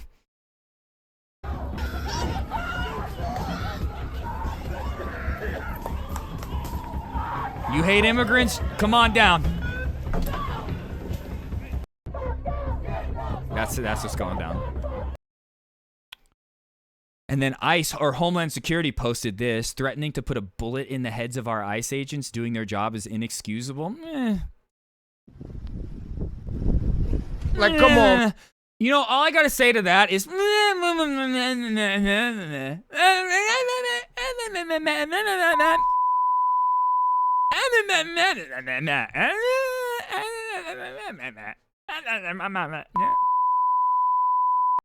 That's all I gotta say to that. Oh man, that's a damn shame what y'all doing.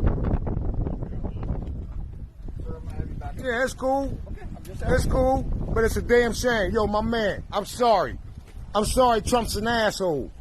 I'm sorry they voted for this fucking asshole.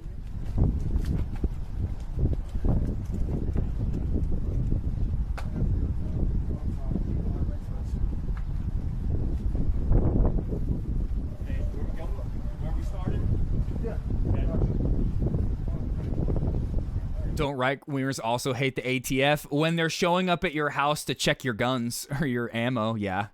But when they're terrorizing brown people, no. Even like the libertarians, I bet, are like, nah, whatever. You know, they're illegal aliens. You know, they're criminals. But American exceptionalism knows no bounds. But yeah, they hate the government agency when it's coming after their rights, but when it's stomping on the rights of a brown person, they're like, hell yeah, brother, it's America. Yeah, that's legitimate self-defense. And like it said, and we've been reporting on, Homeland Security even saying it, 413% increase in assaults. But, you know, I haven't really seen that. You know, I have a feeling they're getting scratched by like a mom and they're like, oh, that's a 100% increase. Oh, that 14-year-old girl tried to block a van. That's a 200% increase in violence. Because I personally haven't seen any violence. I'm waiting to hear like I'm waiting to hear about some funerals maybe for some ICE agents or federal agents. Then I'll start believing this increase in violence. Not saying that I want that to happen. I'm just saying if there was a 413% increase in violence, I'd expect there to be some injuries reported and some deaths maybe. But I think maybe they're just reporting this number to try to justify getting more violent. Yeah, there could be immigrants posing as ICE agents for all we can tell. Has ICE tried deporting them to make sure? True.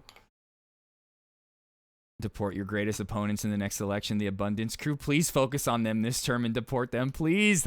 You're right. Get Ezra Klein.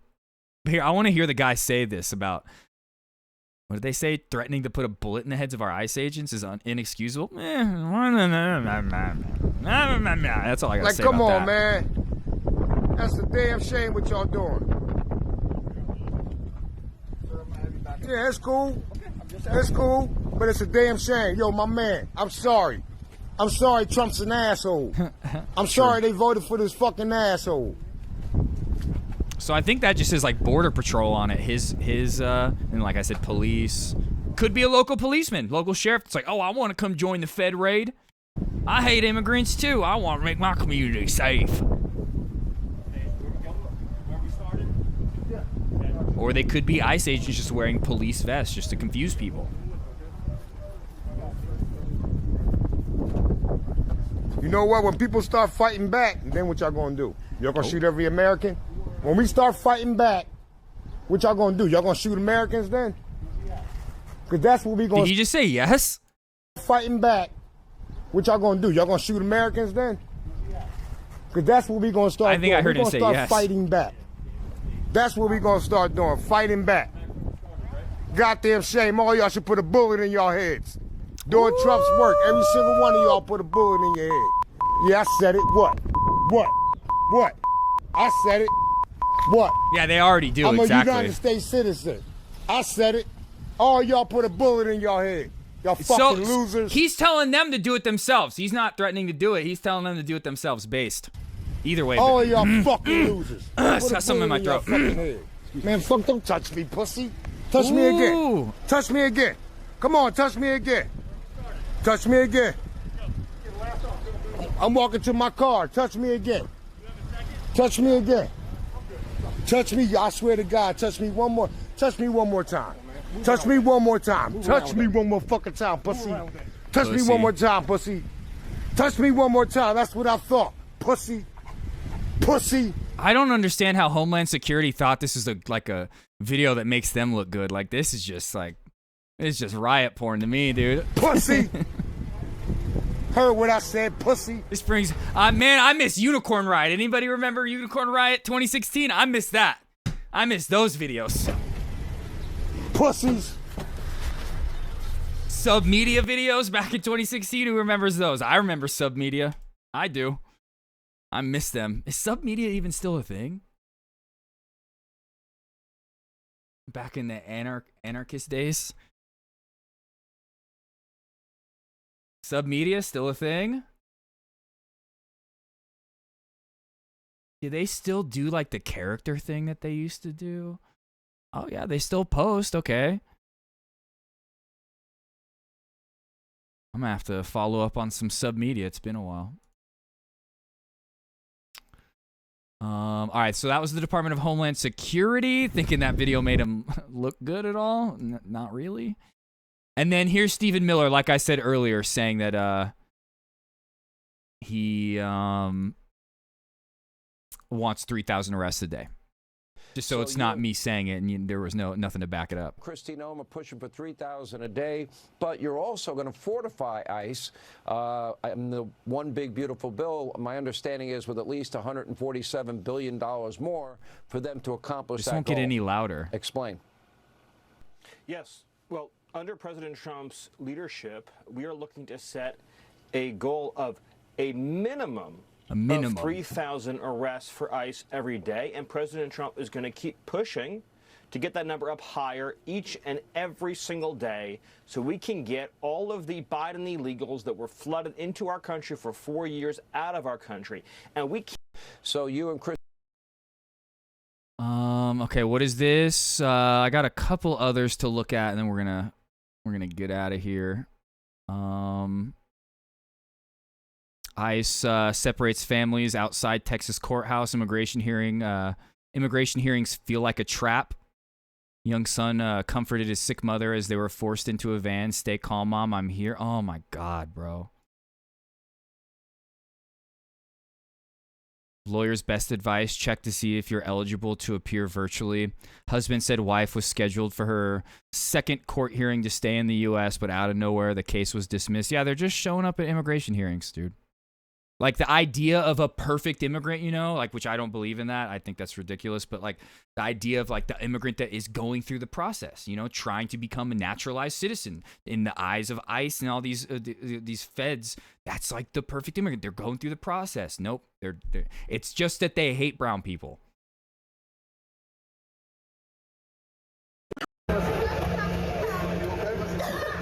Oh my God. A mother dude. and her child being forced into a unit.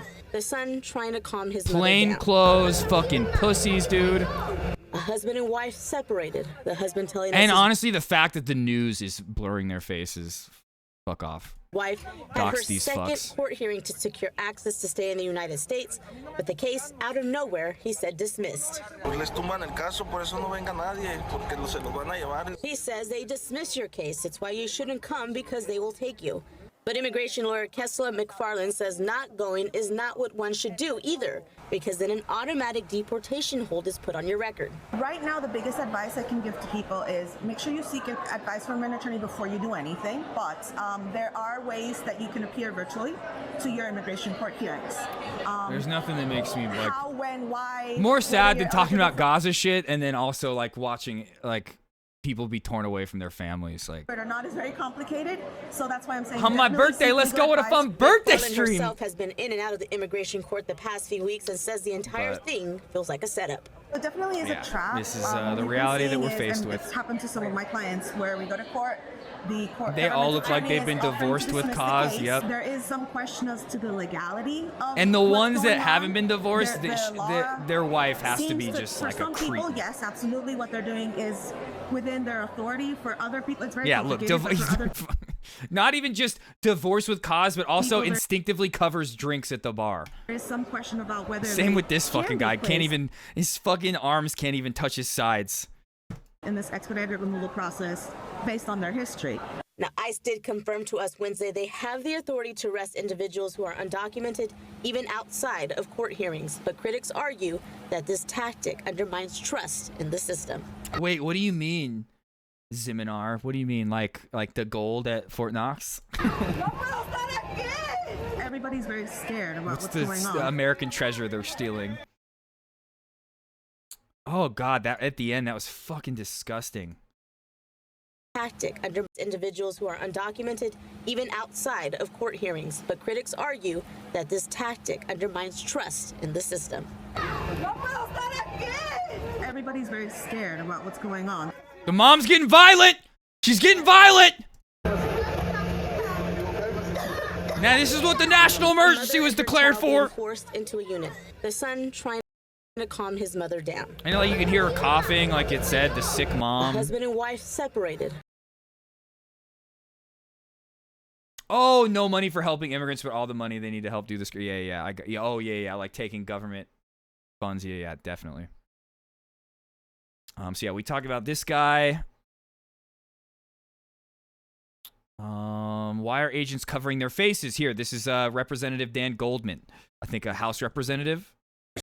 Today, I had the opportunity to both observe immigration court and observe undercover, well, I shouldn't say undercover, and observe plainclothes officers wearing masks, arresting and detaining immigrants who were here to appear in front of a judge as part of their court case. This is Gestapo-like behavior. Yep. Where plainclothes officers wearing masks are terrorizing immigrants who are doing the right. Every Democrat needs to be saying this. And like not even just that, they need to be doing more, like showing up at these immigration facilities, ICE detention centers, and demanding people be let out or organizing protests outside of them, doing what Chris Van Hollen did. Right thing by going to court, following up on their immigration proceedings, and trying to come into this country lawfully, which is through asylum. I worked with the Department of Homeland Security, I worked with ICE agents, I worked with Homeland Security's investigations. I have never seen any plainclothes officer wearing a mask. That is new post-COVID. That is true. They were not doing that in the first 4 years of Trump's administration. Why are you wearing a mask? COVID, duh. They're worried about the new strains. One person told me because it's cold. I asked him if he would testify to that under oath. It's because they're fucking pussies that are ashamed. Not that they're ashamed, but they're embarrassed. They don't want everybody to know who they are. And he walked away. They want to still be able to go out to the bar at night, go to the movies. They want to still be able to go out and do normal people things while doing atrocities to their neighbors. Wouldn't respond to me. Another person admitted, which they shouldn't be allowed to. We should know who every single one is, and we should be disrupting them every single time you see them in public. That they're wearing masks so that they are not caught on video. And my question to them is, if Yeah, what the masks people are don't work, doing except for when you're deporting is immigrants. legitimate, is lawful, is totally above board. But again, he's wearing the Israeli hostage thing. You know, Why you take do you you need take to a win where you can get it. He just called the ICE Gestapo. All right, we'll Cover take a your win face. where we can get it. Law enforcement officers do not cover their face. And in fact, the Trump administration is cracking down on universities for allowing protesters to wear masks. So apparently it is not okay to wear a mask if you are protesting the government, but it is okay if you are the government to wear masks and in order to shield your face from the public. Okay, we get the point. Called him Gestapo. Respect. And then this story was from last week, but new. At least 30 people have been detained during an ICE raid at a construction site for off-campus students housing at Florida State University in Tallahassee. Detainees are being held inside a white bus with barred windows. One says he has residency. You know, I thought I had another video on that. I thought I had... Maybe not. Maybe it was that video of the mom, the sick mom being put in the van. That might have been the one that was associated with that post. Oh, here's more. Okay, here's more that we didn't get to. Good. I'm glad I just did this. More families. This is from 2 weeks ago. More families getting detained by ICE. Many tell me they came for their asylum case hearing to be told it's been dismissed, and they're being detained by ICE.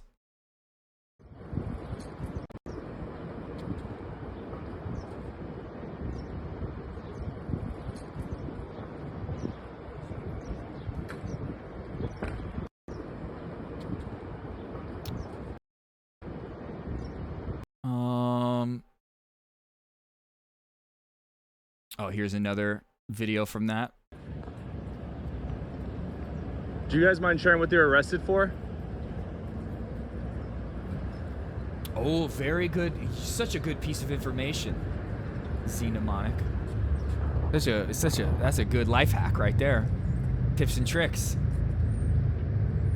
You know what? I think I might try to and I'm going to use that as an example. I'm going to try to come up with like a 5 tips and tricks on how to deal with ICE or how to save your neighbor. That's going to be one of them. Hey, what's going on, guys? Don't forget to like and comment, subscribe down below for the next video. I'm here to tell you how to obstruct ICE agents and save your immigrant neighbors. It'll be perfect. Do you guys mind sharing what they were arrested for?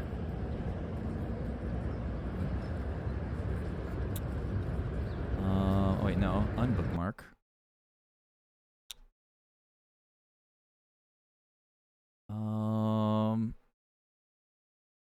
What's this one? Okay, that's the bill. And then what is this? This will probably be the last one for the night. Wow, Derby. That's got to be some anti-white racism right there. It's somewhere in that statement is anti-white racism. Like you slept through the stream like an angel, best sleep you've ever had because you were watching a white streamer probably. You just didn't add that part in there, huh? Wow. That's all I got to say, Derby, is wow. Your racism knows no bounds. New 19-year-old detained by ICE after a mistaken traffic stop, granted bond, still faces deportation. Zinema Arias Cristobal, a 19-year-old from Georgia who came to the U.S. at age 4, has been granted a $1,500 bond after being detained by ICE following a wrongful traffic stop. Local charges were dismissed after authorities confirmed the stop was a mistake. Her family plans to pay the bond immediately, and she's expected to be released from ICE. Has to pay the bond anyway. Ridiculous. Despite the dismissal, ICE has initiated deportation proceedings, and she now faces a case in immigration court. College student.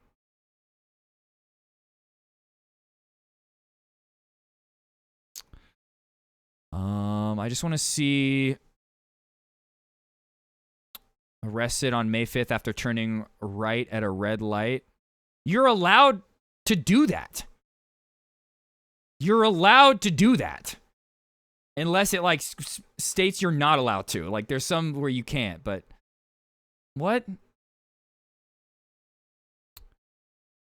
And then, does a minor traffic violation, deported. She was transferred from local jail to ICE custody under a county agreement with federal immigration enforcement and taken to Stewart Detention Center in chains.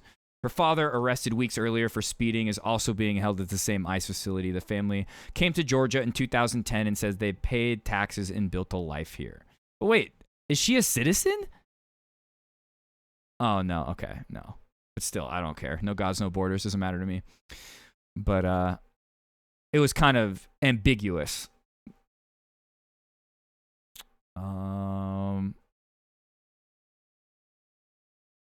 Okay, yeah.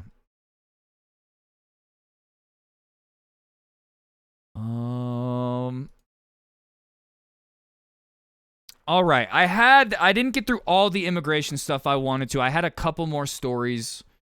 You know what? Let's just finish it. It's just these last couple stories on this one 4-year-old girl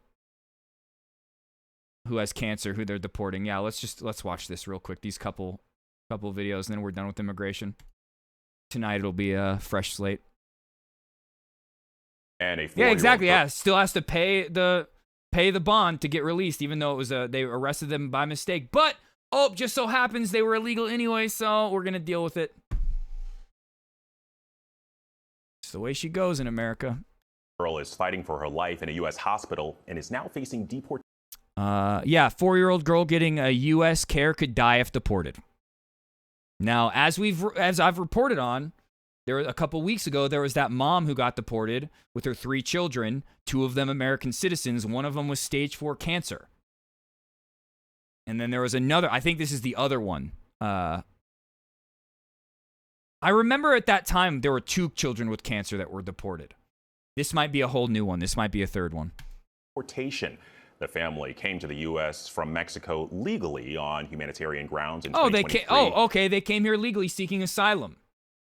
But in April, the Trump administration terminated their parole and ordered them to self-deport. And now Trump administration deported their the administration terminated their parole and ordered them to self-deport. And now the girl's doctors say that she could die within days if that happens. For more, I want to bring in immigration reporter and producer Armando Garcia.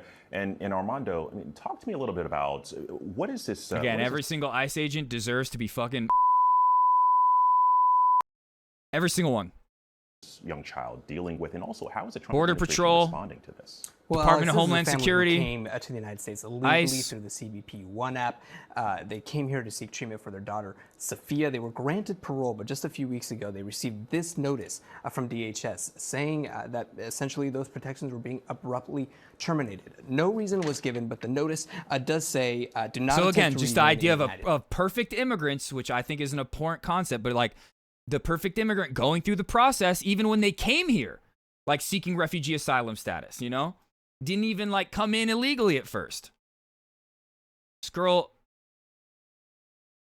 States receiving life-saving treatment. You please depart the United States immediately. Sophia suffers from a condition that prevents her from absorbing food and nutrients the way our bodies do. That's horrible. For example, she relies on feeding tubes and this special IV treatment for about 14 hours each day. She's hooked up to this machine basically everywhere she goes. This is a different instance. This isn't one of the kids that was deported with cancer like 3 weeks ago. This is a whole different kid with a disease where they can't eat food and process nutrients properly. That equipment cannot travel outside of the United States, and that her doctors say that if she is removed and deported back to Mexico, she could die within days. Well, and I know you've been tracking this for us, but this is part of a broader pattern of people utter being stripped of their depravity, man. parole. So Knows what no is bounds. DHS saying about all this? Yeah, you're right. It is a pattern. It's a pattern that we're seeing of people who came here on Biden-era parole programs being stripped of those protections. Now, Not DHS just stressing Biden, that though. Like this family Trump at the end of his term gave a bunch of temporary protected statuses out that he is now rescinded.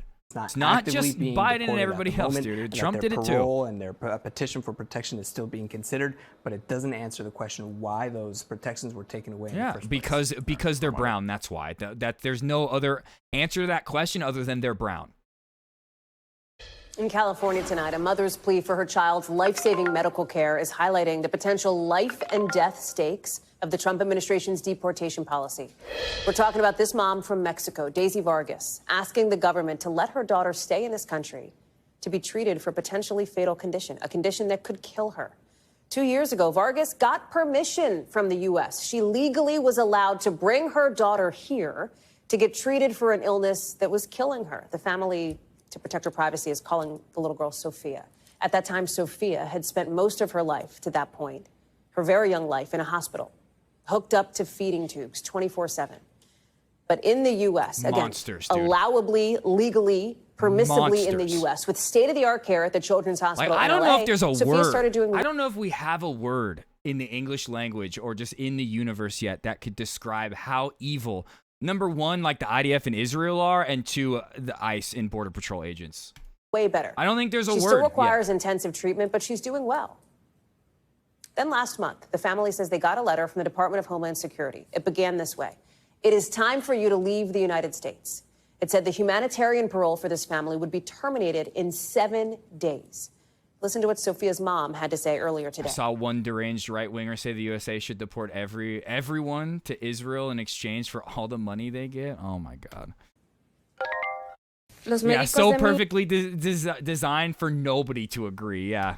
The doctors of my daughter have told us that patients like her cannot leave the country because they won't have the same medical resources. If they deport us and they remove my daughter It's like, from yeah, a if you deport everyone, who's going to be left to get all that money? Like, what the fuck? specialized medical care, she will die. Daisy Vargas and her family, now some of the hundreds of thousands of people whose legal status in this country can be changed in an instant. by Okay, the this Trump is the part I'm administration. confused with. I want to bring in NBC's David Noriega. There is a lot to this story, David, and it is obviously so emotional and so visceral for this family. Start with why it is so important, according to her family, according to her representatives, that she stays in the U.S. to get this treatment, because they are casting this as literally life and death. They say she could die in days if she leaves. Yeah, and they say that that is the position of her doctors at the Children's Hospital in Los Angeles, which is, you know, one of the best children's hospitals in the country. So this little girl, Sophia, has a sickness called short bowel syndrome, which prevents her body from properly processing nutrition. Okay, yeah, so through... these people came into the country, Desi Vargas, her husband, and their daughter, whom lawyers identified the pseudonym Sophia, came to the U.S. in 2023, receiving permission to enter the U.S. on humanitarian grounds to seek medical care. They came in through the process. Food. That And you means she got has these to fucking barbaric freaks that are like, oh no, we have an opportunity to kill a little girl. carry around a special backpack. Let's And seize I'm gonna the get- day, I'm they going to let the said. family's lawyer explain in a little bit more detail why it is that she cannot leave the country, according to them. This is something she said at that press conference earlier today. Take a listen. She has her equipment on her back. It's the little backpack that she's wearing. So it has to bypass the digestive system because she cannot take it in through her digestive system. And the manufacturer, per the manufacturer, it cannot travel. So it has to stay here. And the equipment is administered by Children's Hospital Los Angeles. You know, there are some good lawyers out there. Another thing that the lawyer said during the press conference that stuck with me, Hallie, is that humanitarian parole, which is the legal status that this family is here in the United States under, is specifically designed for cases. So, okay, humanitarian parole. So that's different than asylum seeking and refugee status. That's something new I've never even heard of. Is like this. Cases where people have some kind of extenuating medical or otherwise humanitarian circumstance for which they need physically to be present in the United States as a matter of life and death. The lawyers have said that so far they've given the government the benefit of the doubt in saying that maybe it was a mistake for them to revoke this family's specific status. But so far, you know, DHS has not budged on this. And so they are continuing to try and put pressure on the Trump administration. You know, and this story is a little bit of like a sidetrack.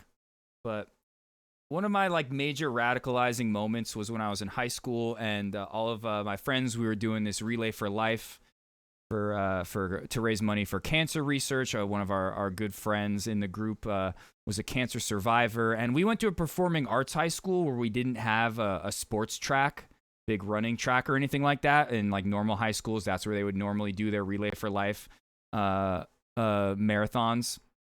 And since we were a performing arts high school, we didn't have that. We had never participated in Relay for Life before. And we were the first class to ever do it at our school. And I'll never forget hanging out at her house, the cancer survivor, her house on her birthday, and her dad told us a story of when she was in like a random hospital in the Midwest, and there was a girl in the bed next to her who had like a similar cancer, and the pharmaceutical companies, the drug companies, just kept denying both of the like life-saving medicine that they needed. Well, about like an hour after the girl in the bed next to my friend died, their family got a call from the drug company saying they approved the life-saving medicine. And my friend's dad called the drug company and said, "Hey, I'm not a violent person at all, but I could totally understand somebody like losing their daughter because a drug company refused to give them the life-saving medicine, and then that father then coming to like that headquarters and doing something violent." That drug company called back in 20 minutes and the medication was approved.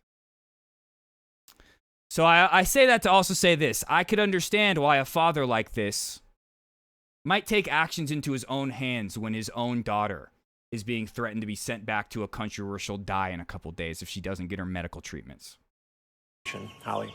Tell us more about what we're hearing from DHS and more about what we're learning now. We understand Sophia's father does have a pending charge in California. Luigi. What's going on with that? Yeah, so I'll address the charge first. Sophia's father has... Because I know how criminal angry charge this against shit him. This is makes what we me, heard from to the family. point to where it reminded me of that story. And this isn't even my daughter. Lawyers. They say that there's an explanation for it. This stems from an incident at a imagine how it would hospital make in the San father Diego feel. where Sophia was being treated. The father, in an argument related to her treatment, raised his voice. That led to a criminal charge. They say that that is likely to be dismissed because he's going through anger management classes. They also say that the parents here are not married and that this charge therefore has no bearing on the legal immigration case surrounding Sophia and her mother's humanitarian parole status here in the United States. Now, DHS did get back to us when we asked them for comment, and they said that any reporting that says that this family is, quote, actively being deported is false. They say that the family applied to renew their humanitarian parole status and that they are still... Yeah, when was yelling an arrestable offense when you're a brown person? Viewing that application. You know, we went back to them and pointed out what it said in that letter that you read from in the intro to this, which said that they would be removed, they would be deported by the United States. It's just like, it's the same statement ICE made when they deported the mom with their 2 children and one of them had stage 4 cancer. They were like, we gave them an option to leave the kids behind. One, they didn't. They didn't do that at all. The lawyers were like, we didn't even get to contact them once before they deported them. But just the fact that they're even saying that, like, oh yeah, we gave them an option. Oh yeah, you're going to give a mom an option to leave her fucking kids behind? Like, what the fuck are you even talking about? Law enforcement action if they did not voluntarily leave. DHS didn't get back to this after that, Hallie. David Noriega. What was that last part? They did not voluntarily leave. Removed, they would be deported by the United States via law enforcement action to this. What it said in that letter that you read from in the intro to this, which said that they would be removed, they would be deported by the United States via law enforcement action if they did not voluntarily leave. DHS didn't get back to this after that, Hallie. David Noriega. All right, 2 more quick ones. This one's about the girl still. This is from Sky News. Let's see how Sky News covers it, a British media company. Surrounded by TV cameras at a desk made for adults. A gravely ill 4-year-old who Donald Trump wants to deport. Sophia, not her real name, doesn't understand why she's suddenly the centre of attention. She's in the crosshairs of a sweeping and indiscriminate immigration policy. The White House has ordered she leave the country immediately. Discriminatory. Sophia's doctors in Los Angeles say if she's deported to Mexico, her home country, she may live only a few more days. These are people coming to us for protection, and instead, we're sending them to die. That's not justice, and it doesn't make us any safer. Nope. Sophia wears a backpack with a feeding tube which keeps her alive, care only available in the US. She was born with short bowel syndrome, a rare and debilitating condition. Under the Biden administration, she and her mother Daisy were granted humanitarian parole. Look, after getting granted that humanitarian parole, like, look at what she became. She was this in a hospital, and she looks like a functioning young kid now that's, like, enjoying her time. lifeline to an existence Yeah, she's not being deported yet. She's hospital. being executed. That 4-year-old. Yeah. Like I said, these ICE agents are like, oh, we have an opportunity to kill a kid. Let's go. I don't even have to join the IDF. She's a very social girl. She very much enjoys going out. She's always saying, let's go, let's go. See, look, dude, like you give When we someone go the to medical treatment that they supermarket, she need, always they picks thrive. things for her hair or stickers or coloring pens. But in April this year, they received this notice that their humanitarian parole is being revoked. It's time for you to leave the United States, it reads. How do you feel knowing that the threat of deportation is looming over you? So much fear, it is very hard, and so much anxiety. Again, remember you saw that image of them all dressed up in like tactical military gear to protect themselves from a woman like this. She looks like she can scratch, right? My daughter she's got some sharp fingernails. Die. I know it's hard for you to understand, but it is really what will happen if my daughter is not connected to her treatment. Daisy's lawyer says they've told the Trump administration they believe a mistake has been made. It seems as if nobody noticed that this child is 4 years old and that she will die without her treatment. And not only have they not responded, but they have continued sending notices to the family. The Department of Homeland Security say the family's case is still... It's like it's at a point now where like they're gonna deport the kid regardless. Like just hide them, like go into hiding, hide them, like because I don't want to hear that she gets deported and then died. Being considered. Sophia is a tiny symbol of the human casualties of unbending and ruthless policy. Martha Kellner, Sky News, Los Angeles. Ugh, man. All right, chat. That's it for the night. What a stream of death, destruction, and barbarism. On what a birthday stream that was. What a fucking birthday stream. Let's find someone to raid real quick.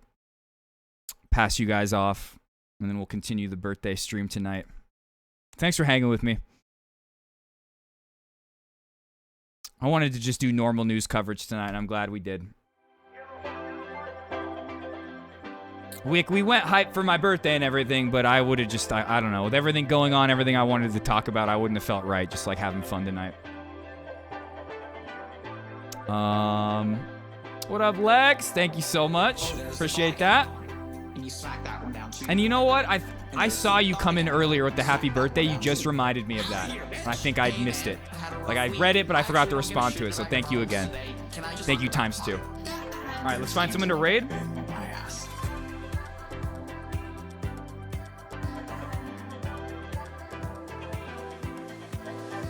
You're the one fucking person that I didn't want to listen to. You're the one fucking person. Do you feel like an ungrateful bitch? You're the one fucking person. Let's hit Gremlo again. Oh, yeah. Who is it, Ben? I was going to hit Gremlo, but who? Let me know.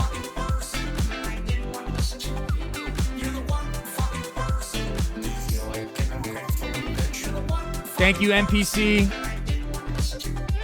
Thank you, Z Mnemonic.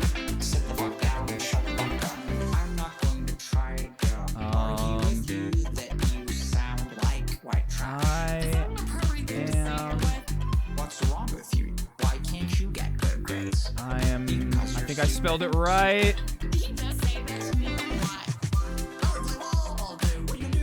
Okay. There we go. Raid initiated. Exclamation mark raid. Copy and paste that. Make me look cool.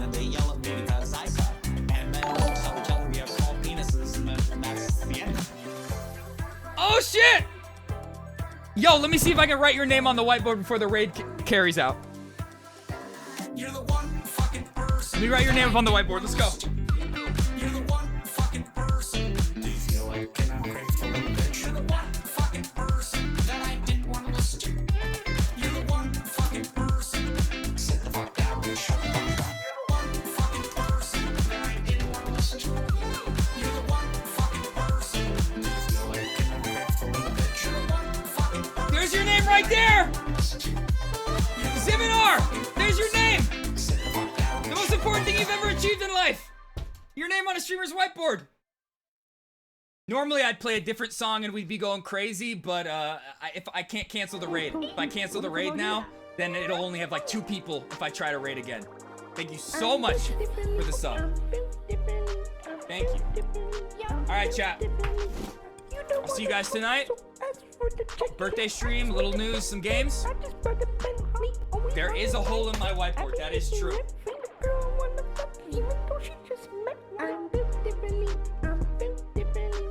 Oh wait, I think the raid went. Oh, there we go. Okay.